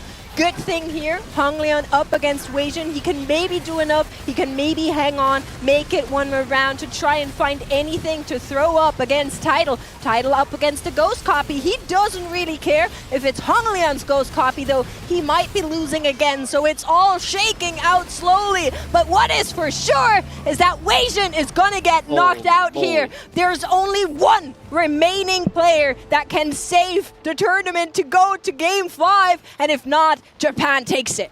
This might come down to an APM check on Honglian. If he can 3-star a legendary, that might be the path he wants to take. But Title has so many legendaries on his own board, it'll make it so difficult to do so. I have to imagine if he gets one more loss in this pace, if he thinks he's weaker than Title going to the last fight, that's going to be his only out. Yeah, but even then, Bel'Veth 3 is definitely one of the weaker 3-star 5 costs, so even that looks a little scary here. Here we go into one of the fights here. I don't think this knocks anyone out, so it's going to be really close. This will give us a really good glimpse of who could be winning here.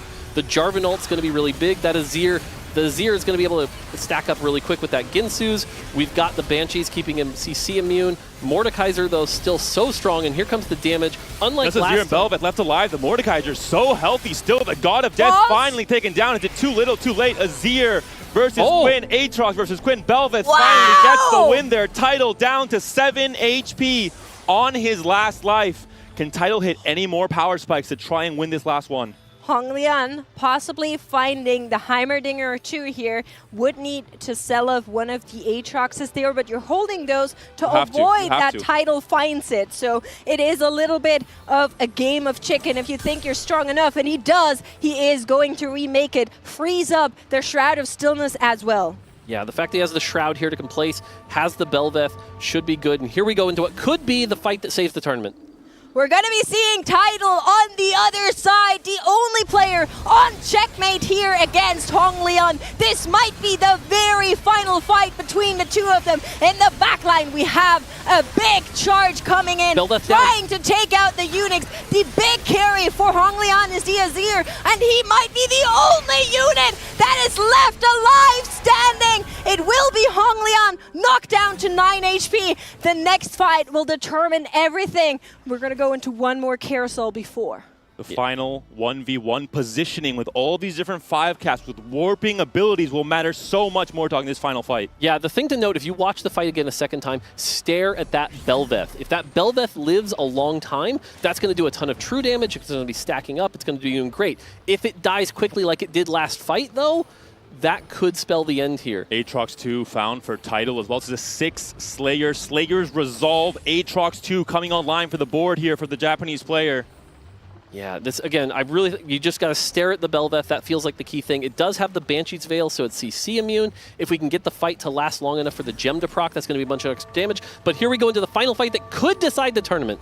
One more time, one last fight to determine it once and for all. Keep your eyes on that Belveth. She is moving towards the front line, trying to make something happen, trying to protect the tournament. In the back line, we're seeing good CC go off. Belveth still alive, getting her resets, but she's fallen. She's faltered so that the Mordekaiser, but it will not be enough. The back line is holding on by a thread. The survival of Aatrox will not matter at all. Honglian will fall on the back of this. And Tidal is your Runeterra Reforged World Champion!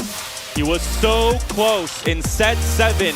Runner-up for that tournament, comes back with a vengeance, comes back as the hope of his region, and does so with, I think, a perfect game of TFT. So well played from beginning to end. 4 games.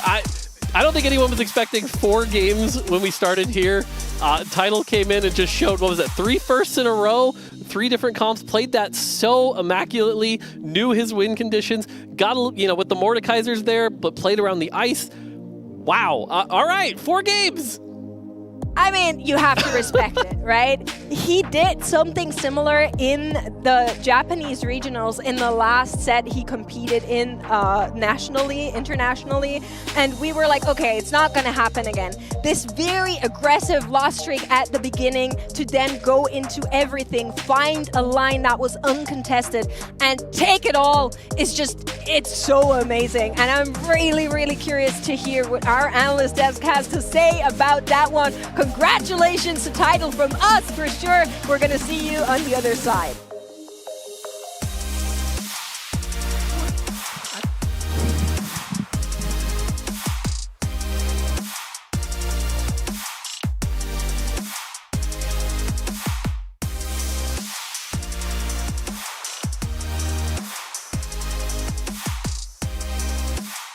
Will be prismatic. Oh my God! A massive spike at 2-1. I see a cruel act potentially for Xiaoga. Tidal has picked his augment. Ancient Archives is the play.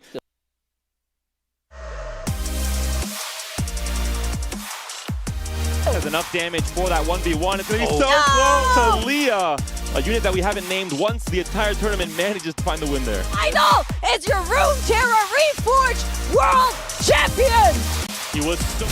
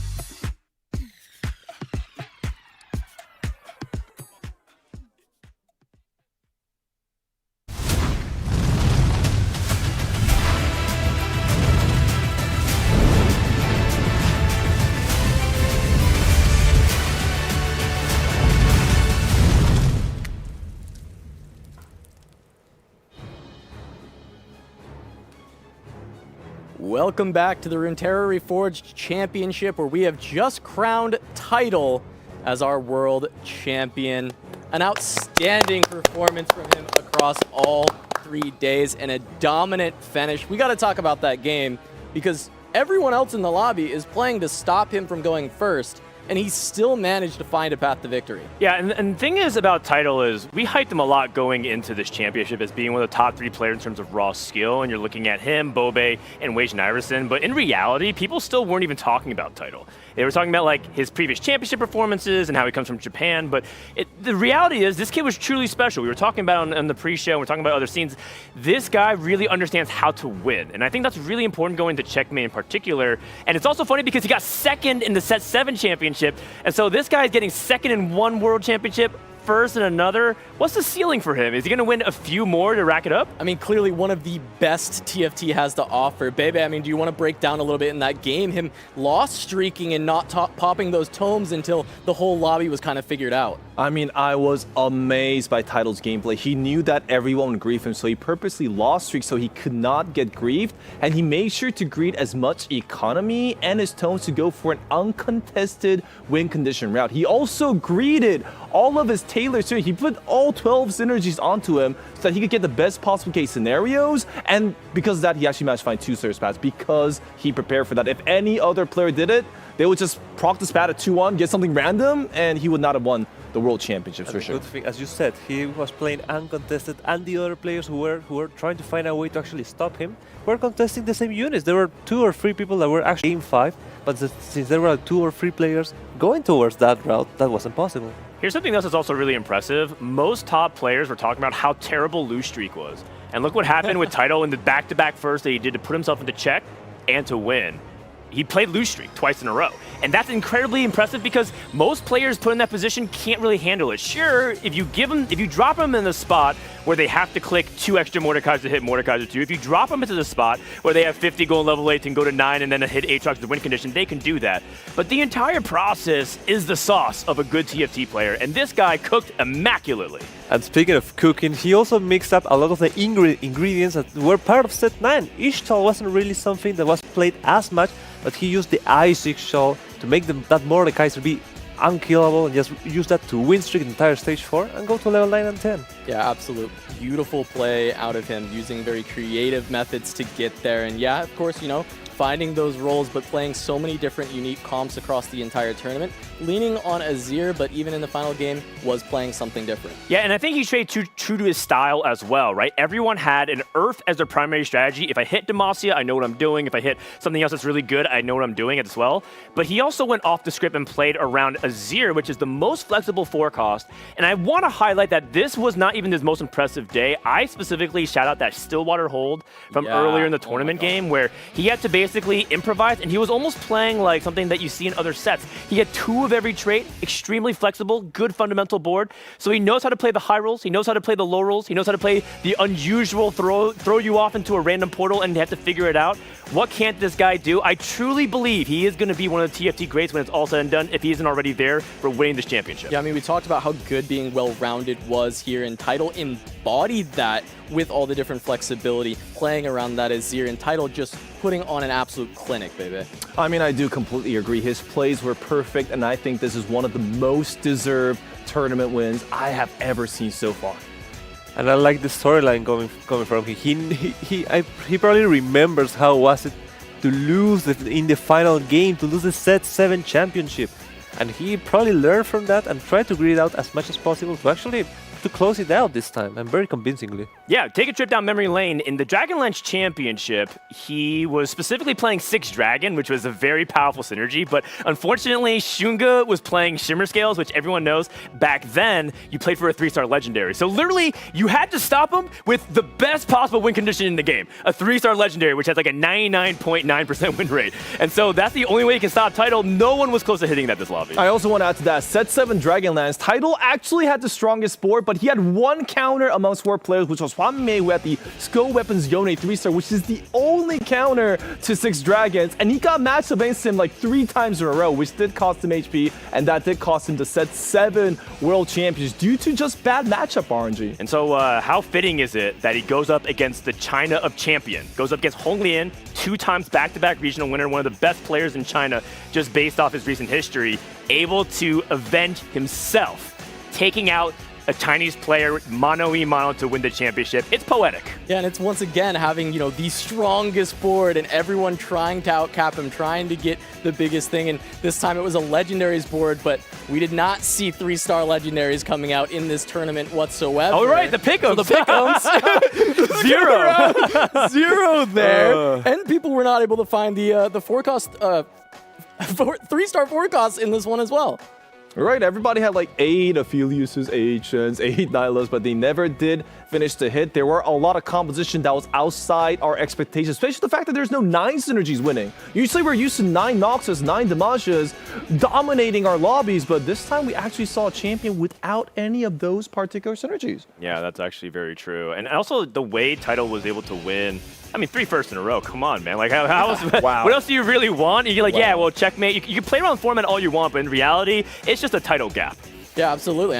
We go 6 games. Do you think anyone's really passing him? Right, into a standard format. Yeah, exactly. So this is just an outstanding performance overall from Tidal, and I want to continue to kind of dig into this game as a whole and how he got there, because we're looking at the other boards. We saw some strange picks like Double Trouble for Hunching, and we saw March of Progress for Weijin, and both of them not able to quite get to the caps. So I think some players really understood the assignment. Some players, when I say this, they knew that they had to play for win-outs. So players that took something that was like high cap, like Weijin with March of Progress, we know you can hit 3-star 4 cost, that's your possible win condition. Double Trouble, really high ceiling if you're able to get it online quickly, which Hunching was not able to, but still had to put a respectable board. And then for some other players we're looking at, we're like, what happened, man? You're supposed to either be griefing the #1 player or trying to push for your own win condition. It felt like a couple players really gave a couple free rounds to Tidal, if I could be quite honest. That's why Tidal playing really slowly to make sure that he couldn't get grief was also a major factor that did make that happen. And I was actually hoping for the birthday present players to be able to use birthday present to rush 9,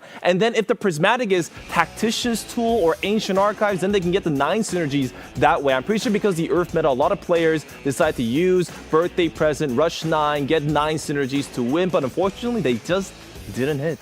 He also took advantage of the fact that since people were greeding a little more, the boards on stage 3 and stage 4 weren't really that strong, so he was able to just roll at 3-5 with 30 HP, which is more than enough. And that's able just to stabilize, roll, and start sim rolling and making a snowball into what's 5-1, 5-2, whenever he went to level 9, which was very early. Yeah, and I guess, talk to me about the power of the 6 Slayers, right? Because we're filling time for the interview here. We're trying to get, Tidal on the line so we can talk to him a bit. Yeah, we're not just talking to hear ourselves talk as much. We're trying to interview Tidal, but we need to grab the translator and everything like that. So I want to talk a little bit about the cap of his composition, right? Because we talked about, 9 Demacia, 9 Shurima, getting these chase traits. We talked about, 3-starring 4 costs, but this was just 6 Slayer, natural, and Bebe, Professor Bebe. I want to shout at that. Okay, so how the 6 Slayer composition works is very simple. 6 Slayers are still weaker than 8 and 9 synergy, so up until the mid-game, after you find your Fiora and your Mordekaza, you are supposed to win. So you're supposed to win from 3-5 to all the way to 5-5, right there, all right? But after the 5-6, and maybe the 6-1 point, that's when the 9 synergies or 4 cost 3-stars start coming online, and that's when it's supposed to fall off. And unfortunately, the composition did not come online, and that's why the composition did not fall off. Usually that's how 6 Slayers go. Well, yeah, sure. I feel the 9 traits, when you compare it to 6 Slayer, is much stronger, right? 9 Ionia, 9 Shurima, 9 Demacia, it keeps going on and on. But I will say that I do think 6 Slayer is really underrated. That's actually something that NA actually kept under their wraps. We had a lot of tech. You saw some of it like Zon Gunners, and you saw some of the other stuff. One of them was that we believed that 6 Slayer was basically the highest power cap that wasn't a 9 trait. And so I actually really do believe in 6 Slayer. So the moment that double popped, I said if he hits more 2, I was like, Bebe was like, oh, don't worry, it's double prismatic. Power level's gonna be so high, someone's gonna hit 9 trait. We're gonna cast game 5 because Bebe and I are supposed to cast game 5. We didn't get to cast at all today. We just sat on this couch and we glazed title all day. That was literally our job. I was waiting all sad. day for Game 5, dude. But the moment he had double Slayer Spat and Mordekaiser, I'm like, oh, baby, Yeah. we're not casting Game 5. All right, well, with that, let's take a look at the standings. We know Title's the champion, but let's see how everyone else did, because there's still, a lot of money on the line, and all these placements are still important to highlight, as Title finished first, WetJungler following up in second place, Weijin in third, and then a row of China, Xiaoge, Hanxing, and Honglian following up from there. Volta in seventh, and Altanawe rounding out our top 8. I mean, it's really, I want to tip my cap to EMA in particular. I think they did fantastic this World Championship. I think a lot of people still underestimate them, even amongst themselves. I can't tell you how many times I see flame towards EMEA from EMEA players.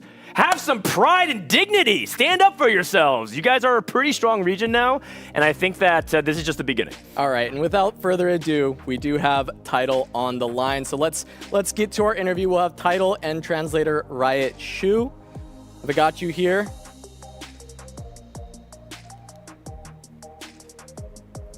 Is Riot Shu with us Riot right Shu now? with us in the room? Yep. Oh, hello. Hey. All right, so I want to start asking Title. Congratulations, Title. Came so close in Dragonlands to finding the win, and with that second place finish, and now you are our champion here in Runeterra Reforged. What are some of the emotions going through your head right now? タイトルさん、まずおめでとうございます。ステージ7の、ドラゴンランズの時で惜しいところで負けてからここまで来ましたけど、今最終的に勝てて、まず気持ちをお聞かせください。はい。感慨深い気持ちです。ここまで TFT をやってきてよかったなと感じております。It's hard to say. I just feel like I'm glad I kept playing TFT until today. Yeah, I bet. Of course. I mean, we are glad too to show that great performance. But for sure. You've been kind of touted as the hope of Japan, and now you've been able to bring a championship back to your country. I mean, what does that mean to you? タイトルさん、日本の希望っていうふうにこう言われてたりとかして、実際、今回この、優勝を持ち帰れて、お気持ちをお聞かせください。そうですね。日本は TFT のリージョンの中でも非常に小さなリージョンですけど、こうやって世界でも日本人が戦えるんだっていうことを証明できてよかったなと感じております。I know Japan as a server, like it's a very small server for TFT, but I'm very happy to prove that Japan can compete and bring back this title back. Brings That's this title fantastic. back. Brings Okay, the cool. title, brings the I'll title go back. next Yeah, I here. wanted to get to you. There's a lot of hype around Title outside of Japan. Many players around the world think that he's one of the top players. Did he believe in the own hype himself? Did he actually have confidence that he was the best player? Like, many people think of him as the first or second strongest player in the field, even before the championship started.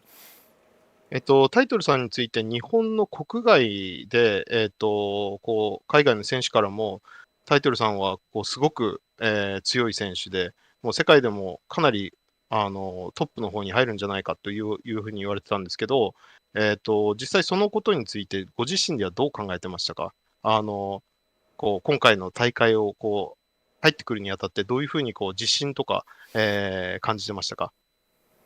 そうですね。これで世界戦が3回目だったので、そうですね。なんでしょう。世界戦の経験だったら、他の他国のプレイヤーにも全然負けず、戦っていけるんじゃないかなと、試合前から考えておりました。So this is my third international event, and in terms of experience, I think I have more than enough compared to other players this time around. So in that way, I had a pretty good confidence on this tournament. Okay. That's fantastic. Do you have one, baby? タイトルさん、TFT 一番プレイヤー最高です最高。ありがとうございます。おめでとう。So you are the number one TFT player right now, and I say your play was amazingly beautiful, well deserved. Please compliment him a lot. No question. Just compliments. All right, well, I will get one more for you, Title. I would love to hear if you have any people that you want to shout out or any words that you have for all of your fans out there in TFT. 最後になりますけど、タイトルさんのこう、プレーを楽しんでいらっしゃるファンの皆様に一言いただけますか？はい。日本のプレイヤー以外の海外のプレイヤーからもたくさんの応援をいただきました。3日間たくさんの応援ありがとうございました。I did get cheers from all over the world, players from all over the world, not only Japan and from everybody around the world, and I'm grateful for that, and thank you very much. All right, thank you so much, Title, and congratulations once again. Also, thank you to Riot Shoe for the translations. But that is our world champion Title. Man, what an amazing tournament from him, and just very humble and just a really, really solid player to be listening to. It's awesome that he's been able to bring that all back. Yeah, and I mean, he gets to celebrate tonight with all of his community. Watch the ending of Attack on Titan. It's going to be a great day for Titan, honestly. All right, well, I want to go over the entire day, the tournament in general, kind of get your thoughts of the final day here. We only got 4 games, but still, each and every one of them was absolutely incredible. Dan, we'll start with you. I mean, this is my 3rd championship being here in Spain, and I just can't really think of a more deserving winner than Title. And I also feel like the way it went down, I mean, we're really starting to see the skill expression in TFT. I understand that the meta wasn't the ideal situation. When you saw the augment screen, there were 8 herbs. I'm like, no, Hong Lian, you were the last stand. But overall, I think it was a really enjoyable championship, and I think Title was a deserving champion. North America may have gotten close, but no cigar again. I am really proud of WetJungler, and I'm really proud of all the NA scene. We had little time to prepare, so ultimately, if this is how we perform with the worst possible conditions, changing sleep schedule last second, regionals happening only 3 days before, and WetJungler to take midterms, I'm really excited for the future. And also, I want to say one thing is that as much as you want your home region to win, this is really good for the growth of the entire global scene. I'd love to see Japan and other minor regions. When is it going to be Latam's turn? When is OCE going to finally cross the finish line? It's really exciting, and I can't wait for the future. We'll see you in Vegas. All right, Bebe, your final thoughts on the day? I mean, I do have to say that the skill expression of TFT has risen very significantly. Although the RNG aspect is quite huge in TFT, it does not deny the fact that these players have studied day and night for a very long duration of time, just as hard as many people have achieved in their lives. So I do think that TFT is becoming more sophisticated, and it makes me very happy to see players that put so much time and dedication, and especially passion into the game as well too, get rewarded for their efforts. Fayad. I'm honored to be able to watch games of such caliber, and also to be here in this set. This set is gorgeous. I've been saying that since day one, and my message to Altenawi is just chin up. You've been a great player the entire set. This is just one step closer to just continue being one of the best players of Latam. And I just have to say thank you all for having me. Thank you. It's been a pleasure, and well, I'm just happy. Gracias, Fayad. Gracias. It has been a pleasure as well for me. I am so grateful to have had this opportunity, my first championship, to be here with all of you, see these amazing games. So proud of our North American competitors, so proud of everyone, and then Title, congratulations. But with that, that's it for me here today at least, but we still have the dev drop video coming up, so stay tuned. And here it is. Set 10! Set 10! Wow, finally! Okay! Oh, we're playing it now. Ah, all right, let's see. Let's go.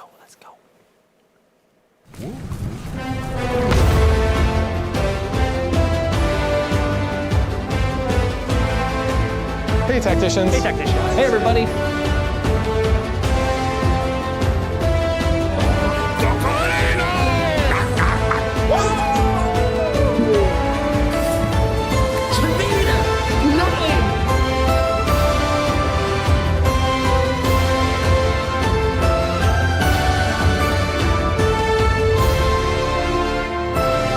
Combinations to uncover set after set after set after set.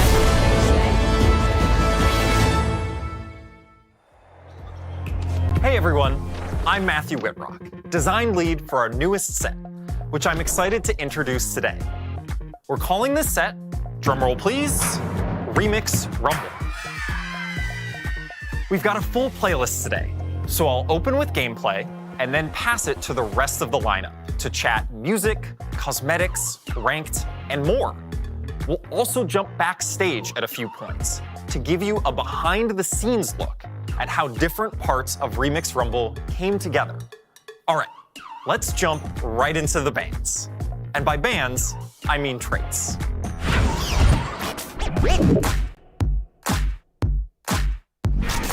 In Remix Rumble, you're the DJ, and the board is your turntable. By combining different traits, you'll create a medley of beats and genres. Let's start with familiar chart toppers, beginning with the ultimate pop stars, KDA. Get the entire lobby bumping with KDA and their most dedicated superfans. Position them just so, and you'll find yourself at the performance of a lifetime, with incredible choreography and a bunch of bonus stats. Okay, let's make like a collie and hop over to the next band. True Damage and Pentakill are also in the mix, and both stay true to their names. True Damage grants extra attack speed. Wait, that can't be right. This is more like it. True Damage members are all about style and will gain a unique bling bonus that'll power them up as you itemize them. Oh, and before you ask, Akali will be able to be played in KDA or True Damage. Her trait will change based on whichever band is trending at the time. All right, metalheads, Pentakill's up next. Pentakill members have damage reduction and bonus damage that increases as they score kills. And if your team manages to get a pentakill, then their bonuses will increase again. Just be careful in Yorick's mosh pit. Then there's Heartsteel, fresh off their debut and already making their mark on the Convergence. These guys are ready to bring the energy and do whatever it takes for their fans. They may have started out underground, but they're certainly able to take you to the top of the charts and the lobby if you can conquer their risky style. But we can't put on a proper Remix Rumble with only 4 bands. We also have some all-new groups entering the Convergence. With original TFT looks, Lulu and Ziggs make up the jittery, ridiculous, hyperpop duo Glitter Bomb. Speaking of original TFT skins, Remix Rumble has plenty. There's a whole new class, Superfans, who show off their fandom with style. The trait pumps up your headliner, more on that later, by turning one or more of their items into Radiant items. My personal favorite new look is Bard, who has joined the jazz trio Free Flow. He and his meeps are looking as smooth as they sound. Before I get into the mechanics, let's head backstage to learn more about how we made some of these traits with Alex Cole and one of our lesser-known devs. We knew set 10 was going to be our big music set. So when we think back of kind of like what the steps were, we knew we were going to have this big music moment. We were celebrating 10 sets of TFT, which was going to be huge. And really, we just kind of leaned right in and we were like, cool, we know we're going to do all of these cool origins. And then we go through the process of what skin lines do we have available that we can tie those to. And luckily, we had a ton of cool and groovy skin lines. And we played with them a little bit with like Space Group becoming disco and some stuff like that. But yeah, we were pretty quick to just turn right in and be like, oh, wow, we have tons of things to pull from, which is really exciting. So I'm pretty excited about Heartsteel. The economy trait is always a fan favorite of ours, but we've had this problem for a long time where the economy trait is you get it at 2-1 or you don't really play it. And so this time we took a very clear goal of how do you play it if you don't hit it at 2-1? And so what you can do is you can play it at any point in the game, and the more you've got, the bigger the payout. You try to lose by just a little bit, but even if you win, you're still going to be getting those fan, and then it's going to cash out after a few turns. And so you can even pivot into it in the late game, and I think that's going to be a real skill expressive part of the game, is that ability to go, okay, I'm in a position where I can play Heartsteel for a few turns, and then get my reward, and then pivot back. And I think that's going to lead to a lot of really cool skill expressive moments. My favorite trait this set is definitely the country trait, which features our Desperado band. historically in TFT, we've done a lot of really cool things with summon traits. We did Baron this last set, we did Innovator in set 6, and I'm really excited for Country to join those ranks. So with Country, we have something called the Midnight Horse, which is Hecarim, and when your champions sort of get lower or lose health, Hecarim will ride in and save the day. So operating a little bit like Galio from set 4, if players remember that one. So I think the challenges with these two is we kept trying to find the identity for each of them, and they ended up being really intertwined with each other. So there was a day where myself, Whitrock, the set lead, and Mort literally sat down and mapped out the entire set on a whiteboard. I don't remember who it was, but one of us was just like, oh, we don't have a summon trait. And we kind of played around with that. And on the flip side, we were also playing around with like, is it risky to have our econ trait be one of the main verticals? Like, is that something we want to do or try? Which is really exciting. And we ended up going with it and kind of seeing those two traits in particular, like kind of kept going back and forth and changing shape with each other. But we were happy with how it all landed. Yeah, I would say it's pretty clear on this team that I'm probably the biggest Ahri stan around. So KDA being in the set is a huge, exciting moment for me.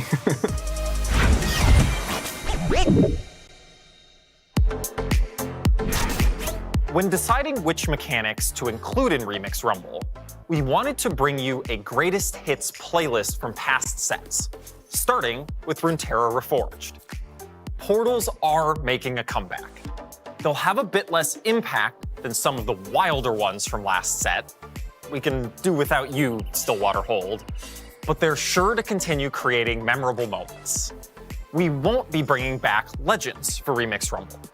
We learned a lot from seeing how Legends could influence the meta and individual enjoyment of the set, so we feel like there's more exploration and experimentation to be done in this space before we potentially revisit it, but we'll keep you updated along the way. Okay, back to what we are bringing back. One of TFT's most beloved mechanics is returning in an updated way. No, not augments, although we will be introducing new augments for Remix Rumble as well. I'm talking about headliners, our fresh take on the chosen mechanic from Fates. Headliners are the star of your board. They appear occasionally in shops and are purchased at 2 stars. Headliners have tons of immediate power, and they give you +1 to one of their traits. But here's where headliners diverge from chosen. Each one will have a specific headliner effect that empowers them in a way that only a true fan would appreciate. Take Bard from the Jazz Trio, who improvises a few notes to either heal an ally or deal a bit of damage. When Bard is your headliner, every 10 casts will generate a meep that allows him to play 1 extra note on his first cast of combat. Bard is the type of headliner that will scale into the endgame. Whether that scale is major or minor depends on how early you can get it. Some headliners will be difficult to find endgame carries. Take Yorick, a legendary unit who temporarily summons ghouls. When this headbanger is your headliner, the ghouls will be bigger and deal more damage. And one more thing about our mechanics. All of them will be harmonizing together, so keep an eye and an ear out for that. All right, let's check back in with Alex and Mort to talk more about headliners. So early on, when we were exploring the different mechanics, we knew we were doing a music theme. And so we kind of had this image where it's like, okay, the band is all on there together, but what is it that makes it special? How can we twist it? And we kept coming back to, it's like, well, who's singing at the moment? Who's the star of the show, if you will? And that kind of led us to a system we call Headliner, which was like, okay, you're going to pick who your headliner is. And we kept coming up with versions that were slightly different than Chosen, but had a lot of the same advantages. Chosen was one of our first big mechanics that wasn't just like galaxies or a variation.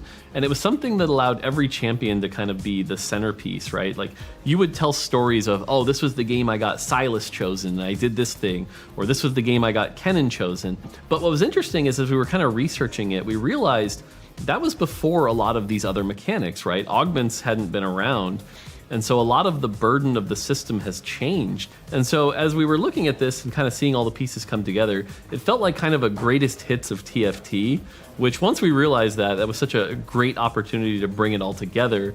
And so that's when we've kind of anchored on Headliner being sort of the upgraded Chosen. You know, we've got Radiant items, augments, portals, and it really does sort of feel like 10 sets worth of TFT knowledge all coming together to make this really awesome set.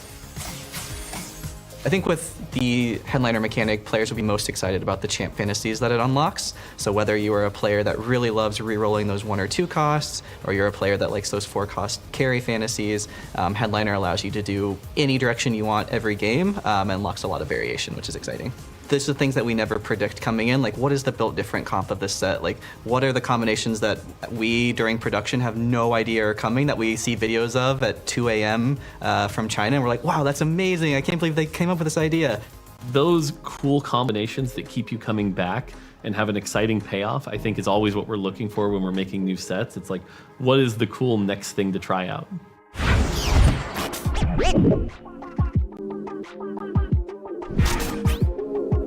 Hey everyone, I'm Cole Hicks, lead composer of Remix Rumble, and I'm here to talk about the heart of this set, the music. In Remix Rumble, each trait brings new sounds to your board. While you're building your team, you're building your track. Remix Rumble was an all-hands-on-deck moment for our team. Many different composers and collaborators created original music for each origin trait, and made it possible for all of it to meld together in any combination based on whichever units you have out on your board. To make genres like metal sound seamless with, say, jazz or pop, we wrote 2 main songs. Through a mix of layers that contain drums, chords, and melodies, your track will be built alongside your team. And as the game progresses, your track will too, starting off one way during the preparation phase and building up to a more complex chorus for the battle. Let me show you an example of how all this will look and sound, starting with our disco band, the Disconauts. Their trait gives you a placeable disco ball that will heal your allies and grant them attack speed. As you get later into the game, you can add in more Disconauts to strengthen the trait. Then you could add in a destructive splash of pentakill for a killer guitar solo, soaring over it all. Now let's talk a bit about the tracks we wrote. For groups like KDA and Pentakill that already exist in the League IP, we tried to capture their instrumental essence with some TFT twists. And we brought in new genres like 8-bit and country, but more on those later. We also made sure powerful units like Jin got their moment in the spotlight. For Maestro, Jin's legendary trait, we mixed in a Paganini-esque violin solo to create a modern interpretation of classical music, fit for the virtuoso himself. This sound was the perfect fit for a trait that deals extra damage to tactician health and a champion whose ability builds up in a cadenza of damage. By putting out different units on your board, you'll create a symphony of controlled chaos. Try combining the relentless drums of Pentakill with our harpsichord-heavy emo band, Big Sad. Or maybe as your comp changes, you'll create music that features the bass of true damage alongside the groovy horn section of Disconauts. It's absolutely ridiculous, and that's just TFT. All right, let's head backstage with the team for a quick recording session.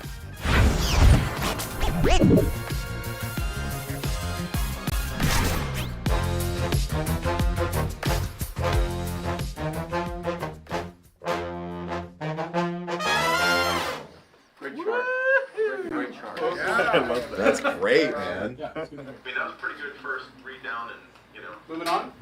Awesome. Okay. Cool. Yeah, let's move on. All right, everybody's happy. I think one of the challenges of working on this set is the multiple genres and how they're going to be remixed into one another. There are a total of, I believe, 10 to 12 genres, some of them more bespoke than others because it's based on our virtual band, but all of this are being done by 7 composers together. So this is the biggest collaboration within Riot composers that we have done for Teamfight Tactics. Authenticity is both a goal and a challenge. because we're doing so many different genres, and some of them have a fair amount of crossover as far as types of sounds and things that we're using. For example, we're doing a DJ Sona genre, but we also have a straight like EDM genre.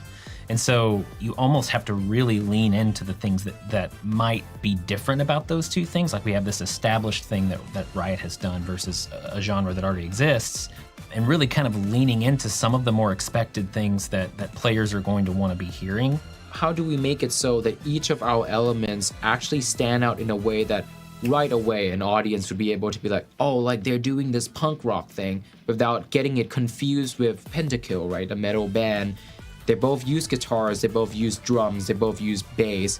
How are those genres being executed differently and is able to be recognized by our players right away? KDA is another example of like, it's not just what are the things that make it sound like KDA, it's what are the things that make it sound like KDA if just the drums are playing, or if just the chords are playing.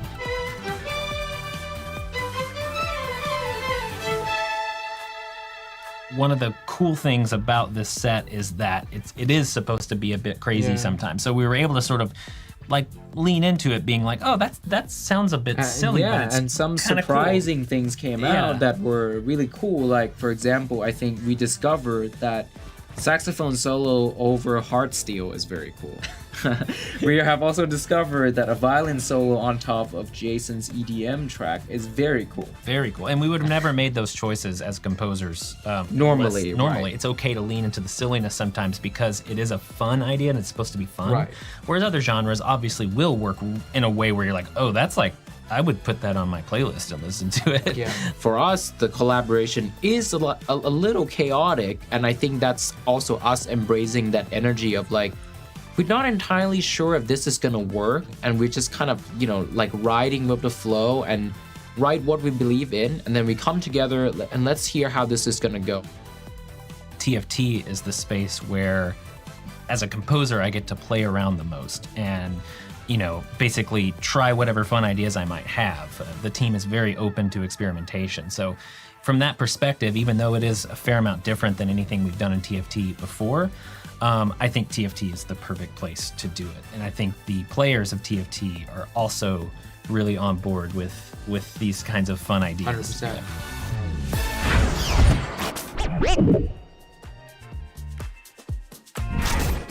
Hi everyone, I'm Ananda Gupta, Design Director on TFT.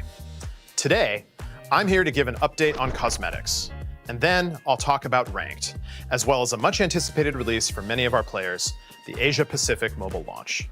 We're thrilled to bring more high-quality personalization that will be released throughout the start of Remix Rumble. Ahead of that, we want to give you a sneak peek and equip you with an understanding of the release schedule, both to prepare collectors as well as inform folks who want to nab their favorite. Chibi Set and Chibi Heartsteel Set have entered the building, and they're looking to pull off a heist straight to the top of the lobby. Chibi Heartsteel Set moves fast and will depart the Treasure Realms after the first 2 weeks of Remix Rumble. And if you want more, the KDA Arena is definitely more. Drop your comp smack dab in the middle of a KDA show and take top 4, or bottom 4. It won't matter with an arena this stunning. After 2 weeks, Chibi KDA Akali will screech onto the scene. Then, the moment I've been waiting for, KDA Kaisa will hit the convergence 3 weeks into the set. She and KDA Akali will be available through Treasure Realms that will only last until our next event. Each drop will provide high-value content, from chibis to mythic little legends, and even a chance to hit a random chibi variant like Dragonmancer Ash or Star Guardian Lux. But the biggest high roll of those collector capsules is KDA Kaisa. Kaisa is the centerpiece for players looking to flaunt that extra special drop. But Prestige Treasure Realms are full of high-value offerings from past sets. So, whether you're a collector looking to pick up something you missed, or a little legend enthusiast just getting your first chibi, no matter what you hit, it's bound to hit hard. After Remix Rumble ships, we've got even more work ahead of us. We know players want more say in what they purchase, and we're working towards exactly that in a system we're internally calling the Seasonal Store. We're not quite ready to go into the finer details yet, but I am ready to get into Remix Rumble's pass. Remix Rumble marks our transition to 3 sets a year, and we're updating our pass structure to reflect that. We'll still have 2 passes in every set, but since sets now last 4 months, each pass will be 2 months long. So, we're redistributing rewards and accelerating pass progression to make all the rewards easier to obtain. Not every pass will look the same. Each Pass Plus will have different high-value rewards. For example, you'll see our new Neon Stage Arena in Remix Rumble's first pass, and in the Rumble's second half, Sugar Cone Poro. And just as our pass is changing to accommodate 3 sets a year, our ranked season is also changing.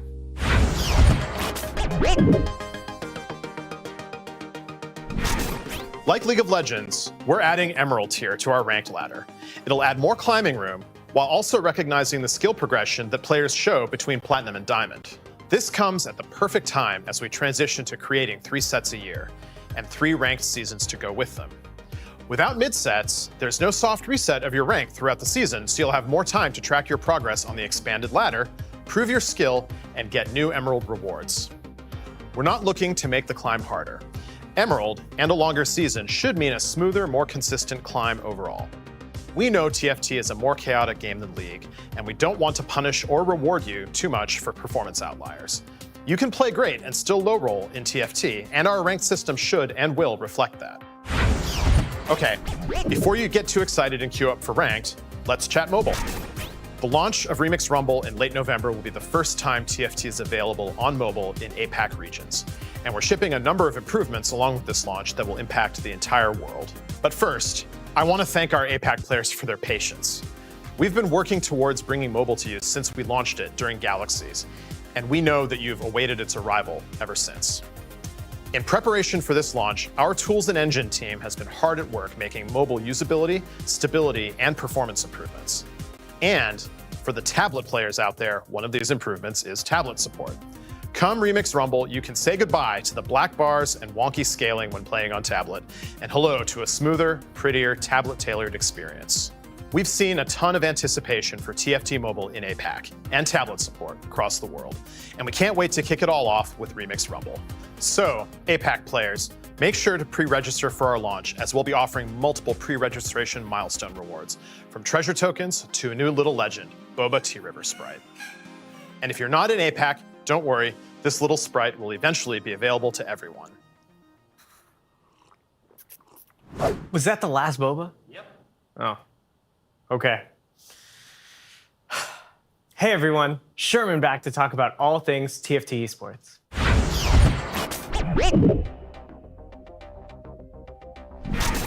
It's been awesome to see the growth of TFT esports over the last few sets. We've seen 3 sets of steady viewer growth for set championships, and with the Runeterra Reforged Championship, we're hoping to make it 4. We're about 5 weeks out from our first global LAN event, the TFT Vegas Open. It'll be from December 8th through the 10th, with 512 competitors from around the world as they take over the MGM Grand. I first want to say that we were blown away by how quickly competitor passes sold out back in September, and we can't wait to see you battle it out there. The event happens early in Remix Rumble, testing players' ability to adapt, innovate, and lead the meta. This is a moment where players from anywhere can step into the spotlight and become IRL headliners. The player that comes out on top will walk away with $100,000, a trophy, and most importantly, the TFT Vegas Open title. And even if you don't get first, the 128 players who make it to day 2 will win a piece of the $300,000 prize pool. And all 512 players who participate in the event will get a unique emote based on how far they make it into the tournament. But don't worry, the Vegas Open won't be a replacement for a championship. Now that we've switched over to 3 sets a year, we're adjusting to have a competitive season for each one. So rest assured there will be a Remix Rumble Championship at the end of the set.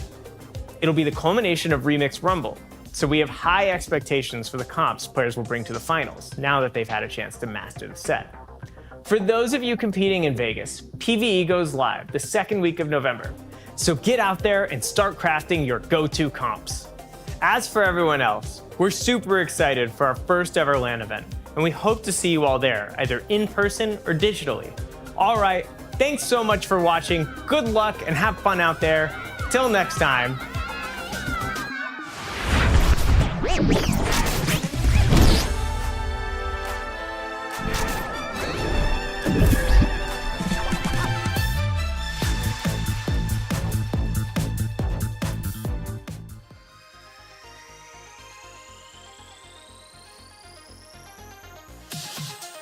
welcome back. This time around, though, to a very groovy stage because we're already mentally in the Remix Rumble.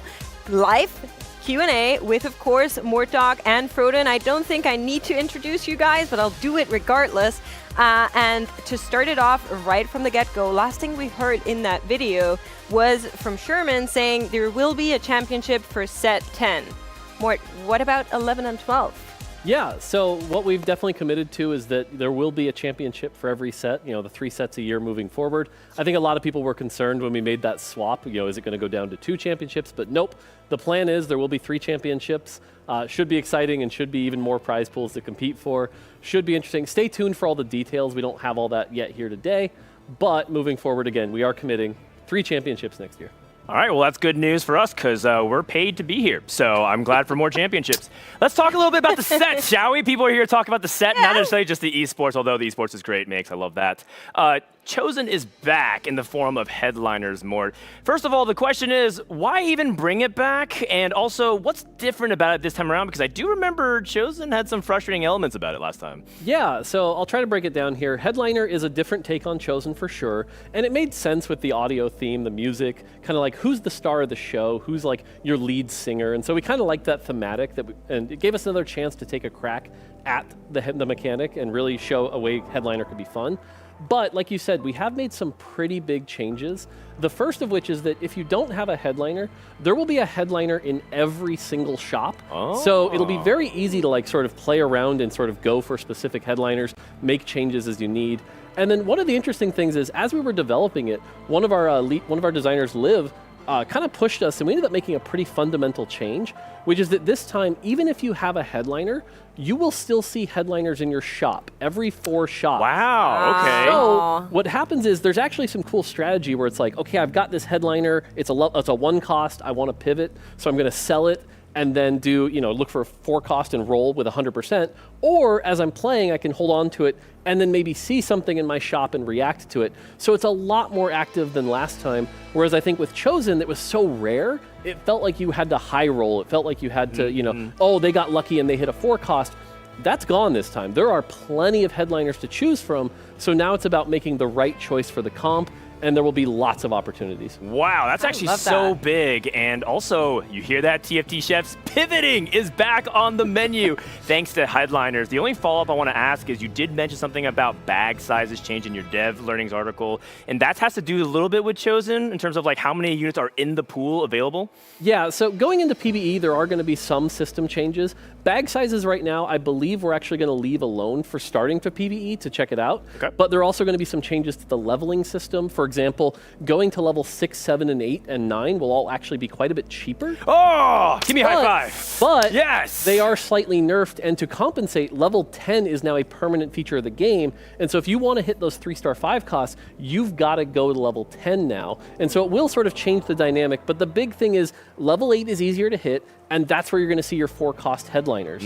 So you're going to see a lot more, I think, fast 8 strategies are going to kind of come back, as well as the reroll strategies, and then going to 9 for those big headliners. Look at all the content. Now you can go to level 10, roll once and die. Truly, Mortdog is so generous, the gift that keeps on giving. Okay, I get it. I'm on board with the new headliners. Wasn't the biggest fan of the Chosens, but this sounds pretty good, I'll admit. Though, coming to Remix Rumble as like the big system, we saw it in the video, I think people were really impressed with it as well. The ability to kind of make your own track as you go with like a big team that is recording all of these songs. How long did you work on that? It seems like a massive system. Yeah, the team put a ton of work into this, and I'm so proud of them for what has happened here.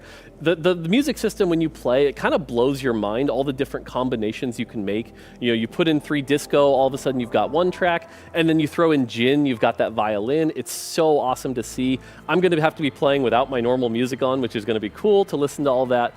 But yeah, with the music set, we had to do something big. And we've been talking about how the TFT team has been growing, and this was a great opportunity to show some of the things we're capable of. And so yeah, the team put a lot of hard work in. You saw in the dev drop there, sort of that full orchestra kind of working together. Yeah. I admit, I got a little teary-eyed when I was watching that dev drop, because holy moly, it is such a big, like we've become this really big game. It's really awesome. So definitely don't play with your sound muted this set. You're gonna miss out on a lot. Jin in particular, I love that violin track. Right, and it looks like it was like unique skins as well coming to TFT. Really, really cool. The inspiration behind that. So I guess people are wondering, like I'm also a TFT and a League of Legends fan. Sorry to hear that you have to split your time a little bit more. So are some of these skins, like, what are they going to do in terms of League of Legends as well? So yeah, for this set, we wanted to make our own skins. And it's something we've been talking about, flexing that muscle for a bit. You've seen that with things like Silco, with Sohm. But the reality is there were a couple of cases like KDA, for example, where it's like, okay, who's going to be the tank?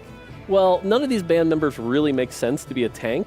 So we had to kind of get creative and figure out who we wanted to be the tank and sort of support these. And we sort of showed that muscle. We also had a chance to make some more unique ones, things like Jin, like we talked about. As far as League goes, nothing to announce today here, but if players are excited about it, you know, talk to people, let us know that you really like these skins. But again, it's just kind of showing that the TFT team is growing and all the cool things we can do now. I actually have a reverse question to that because I have a friend who's very, very eager to get a Shaco Chibi. I'm just putting it out there if you want to make it happen. More, please, my mental. Coming back though to returning mechanics, we already knew from previous leaks that the portals will be back. Are they going to be back in the same way or will they be different? Yeah, so the big change to portals this time is there's still 3 portals, but they're downsized quite a bit. You're not going to see anything that's incredibly wild, right? You're not going to get 2 tacticians crowns. You're not going to see House Light Shield or anything like that. They're a lot more mellow, so it might be like 1 full item anvil, or it might be, hey, the last augment is guaranteed to be gold, or all silver. So they're a lot more subdued, but we really like the variation that they added. But we didn't want them to be the focus. So they're still there. They're still creating some cool things. Scuttle Puddle will still be around. Okay. And then the other news is that we're actually shipping with, around, I believe it's 25 portals, give or take. Okay. And then after the first 2 patches, we're actually going to add a few more to kind of just slowly ease into some of those really wild things. We don't want to start with, imagine like a Tome of Traits portal on the very first patch. So you can look up to more additional content sort of as those first patches go. What are you talking about? More players love Tome of Traits. I just saw 8 players play it. All right. Well, let's talk a little bit about returning mechanics as a follow-up to that. So, when Whitrock was on camera, he was talking about how it's TFT's greatest hits and talking about how there's portals, there's augments. Legends won't be returning, but there's also Chosen in the form of headliners. So are we going to see other things? Dragons, shadow items, some of the best hits that TFT has to offer? I mean, the number of times we've joked about shadow augments, I'm not going to lie, is pretty high. But the reality is, it's sort of awesome that as we've been developing TFT, every set is sort of a new thing to try and sort of learn from that, right? We started with Galaxies, with the Galaxies mechanic, and I think some of those Galaxies were fun, and some were not. There were some that were like pretty wild. But as we learned, that helped us develop into something like portals. And so a lot of our past mechanics show that design space potential for something in the future. So, like you mentioned dragons as an example. Yeah, we struggled a little bit there with the two size units, but we've learned a lot since then, and who knows, maybe we'll revisit in the future. But, the game keeps getting bigger and bigger, and so we don't want to necessarily get too insane, but there's always potential. And a quick follow-up, Hero Augments is something I didn't bring up. Hero Augments and Headliner sounds like it's a really crazy combo. Is that making a comeback as well? Because some people did love the implementation of the Boss and Ravenous Hunter. Yeah, me. Yeah, I think those augments showed the potential of like that hero augment space, right? We don't want to necessarily do it to every champion, but a few champions is good. This set, there will not be those type of augments. It doesn't mean it's a bad thing. We're just taking a break from it because, like you said, it does overlap pretty heavily with the headliner mechanic. And as Whitrock mentioned, the headliner mechanic, every champion has a different thing. So some of them just get like some extra AP or some extra AP. But some of them do have unique twists. As he mentioned, Bard has some interesting mechanics there with his meeps and things like that. So that gives us the room that if we find a space where we're like, oh, it'd be really cool if this tank did this cool thing, we can definitely do that. And so as an example, maybe take a look on Mordekaiser if you get a chance to try it. He's got a pretty interesting headliner mechanic. All right. All right. Now, if you were attentive during the video and you paid real good attention to everything that was going on there, you did see not only the amazing Yorick, who I really love, but we also could see Illaoi making a comeback, this time a little bit more grandiose, no? Yeah, so we had that dev drop where we showed off an Illaoi as an Astral 5 cost, where she would slam her tentacles down, and it was pretty cool. I remember that. But what happened is during development, Astral had to shift to more of a reroll comp, and it didn't really make sense to have this 5-cost capstone on a comp that stays level 5 and level 6. So we ended up having to shift her down to 3. And so this was an opportunity to kind of revisit that. And Alawi is one of the people that gets her own unique skin, the Ill Beats skin. She's got her own trait. Yeah, she's got her own skin, her own trait. She's a 5-cost with placeable tentacles, so you can figure out where you want those. They provide extra damage, and they work with her spell. She's a really flexible frontliner that also does a good amount of damage.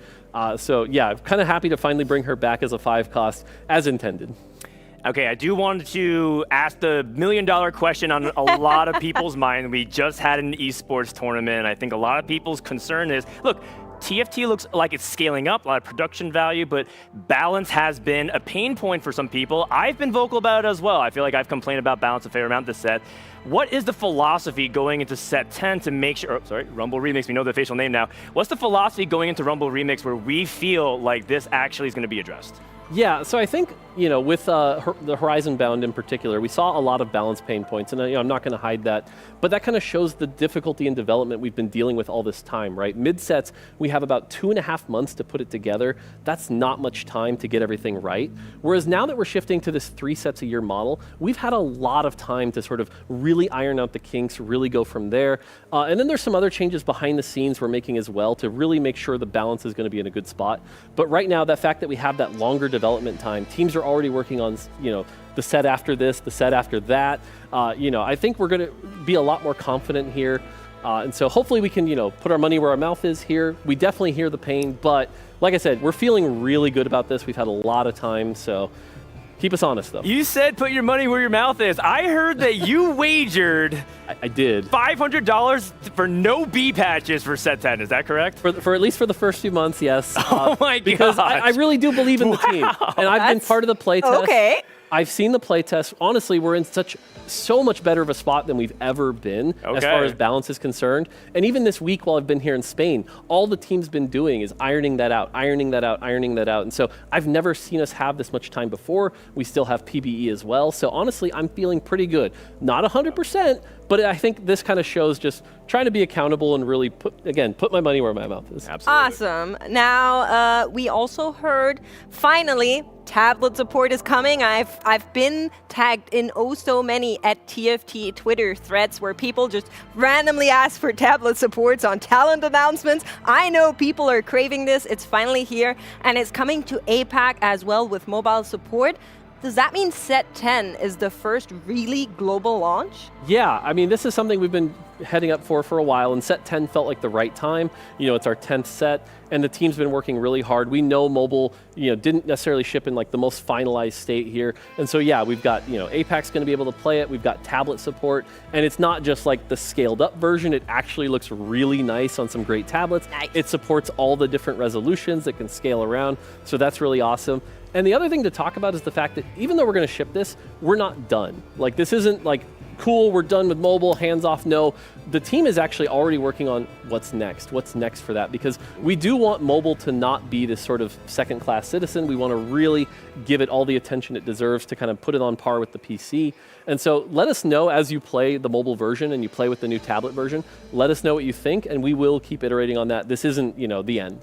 Yeah, I mean, 2 mobile players made it to top 8 of the Runeterra Reforged Championship. Yeah. So time for the tablet players to rise up, and then all of a sudden, no one's playing on the same devices by the end of it. Yep. I went a little bit hard on you, so I kind of want to ease up a little bit. Let's say, set 10 PB is dropping very soon, actually just in a couple of days. What's the first couple of things you recommend for us to try out? Because there's so much, it's going to be easy to get lost after playing the base set where you feel like you understand the champions, and you're going to be overwhelmed by all the colors and lights. Yeah, so if you're first starting on this set, the 2 big traits I recommend, the first one is Country. Country plays around Samira and Urgot, who are 3 costs. It's the summoning trait. It provides that Hecarim. It's got that extra power. And so it's a relatively easier comp to play. You can play around those champions based on what items you hit. It's a really good early start, I think. The other one is going to be KDA. KDA is a really simple vertical. If you're really optimizing it, you don't necessarily play 7, but it is an easy thing to build. Play around that Ahri. Ahri is going to be that 4-cost carry that provides a lot of single target damage. Pretty easy to play.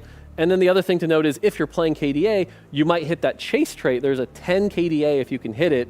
And without the augments to help that, it's going to be pretty hard to hit.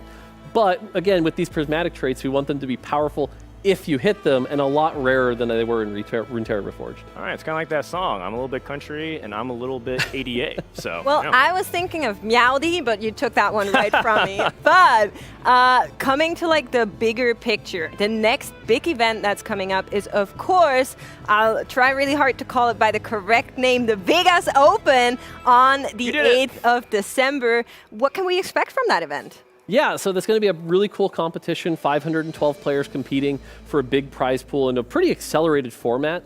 But again, kind of a chance to play in person with a live audience. If you're going there, there's also going to be panels with devs, meet the devs, things like that. There's a bunch of cool stuff planned here. I can't spoil all the surprises, but honestly, it's going to be worth your time if you can be there. And if not, definitely tune in. There should be some really unique aspects of the broadcast that will feel, I think, a little different than these championships. Maybe a little more, I don't know, friendly, that's not the right word, but something just a little more lighthearted, and the fact that everyone will be there in person, there might be some unexpected moments, so definitely tune in.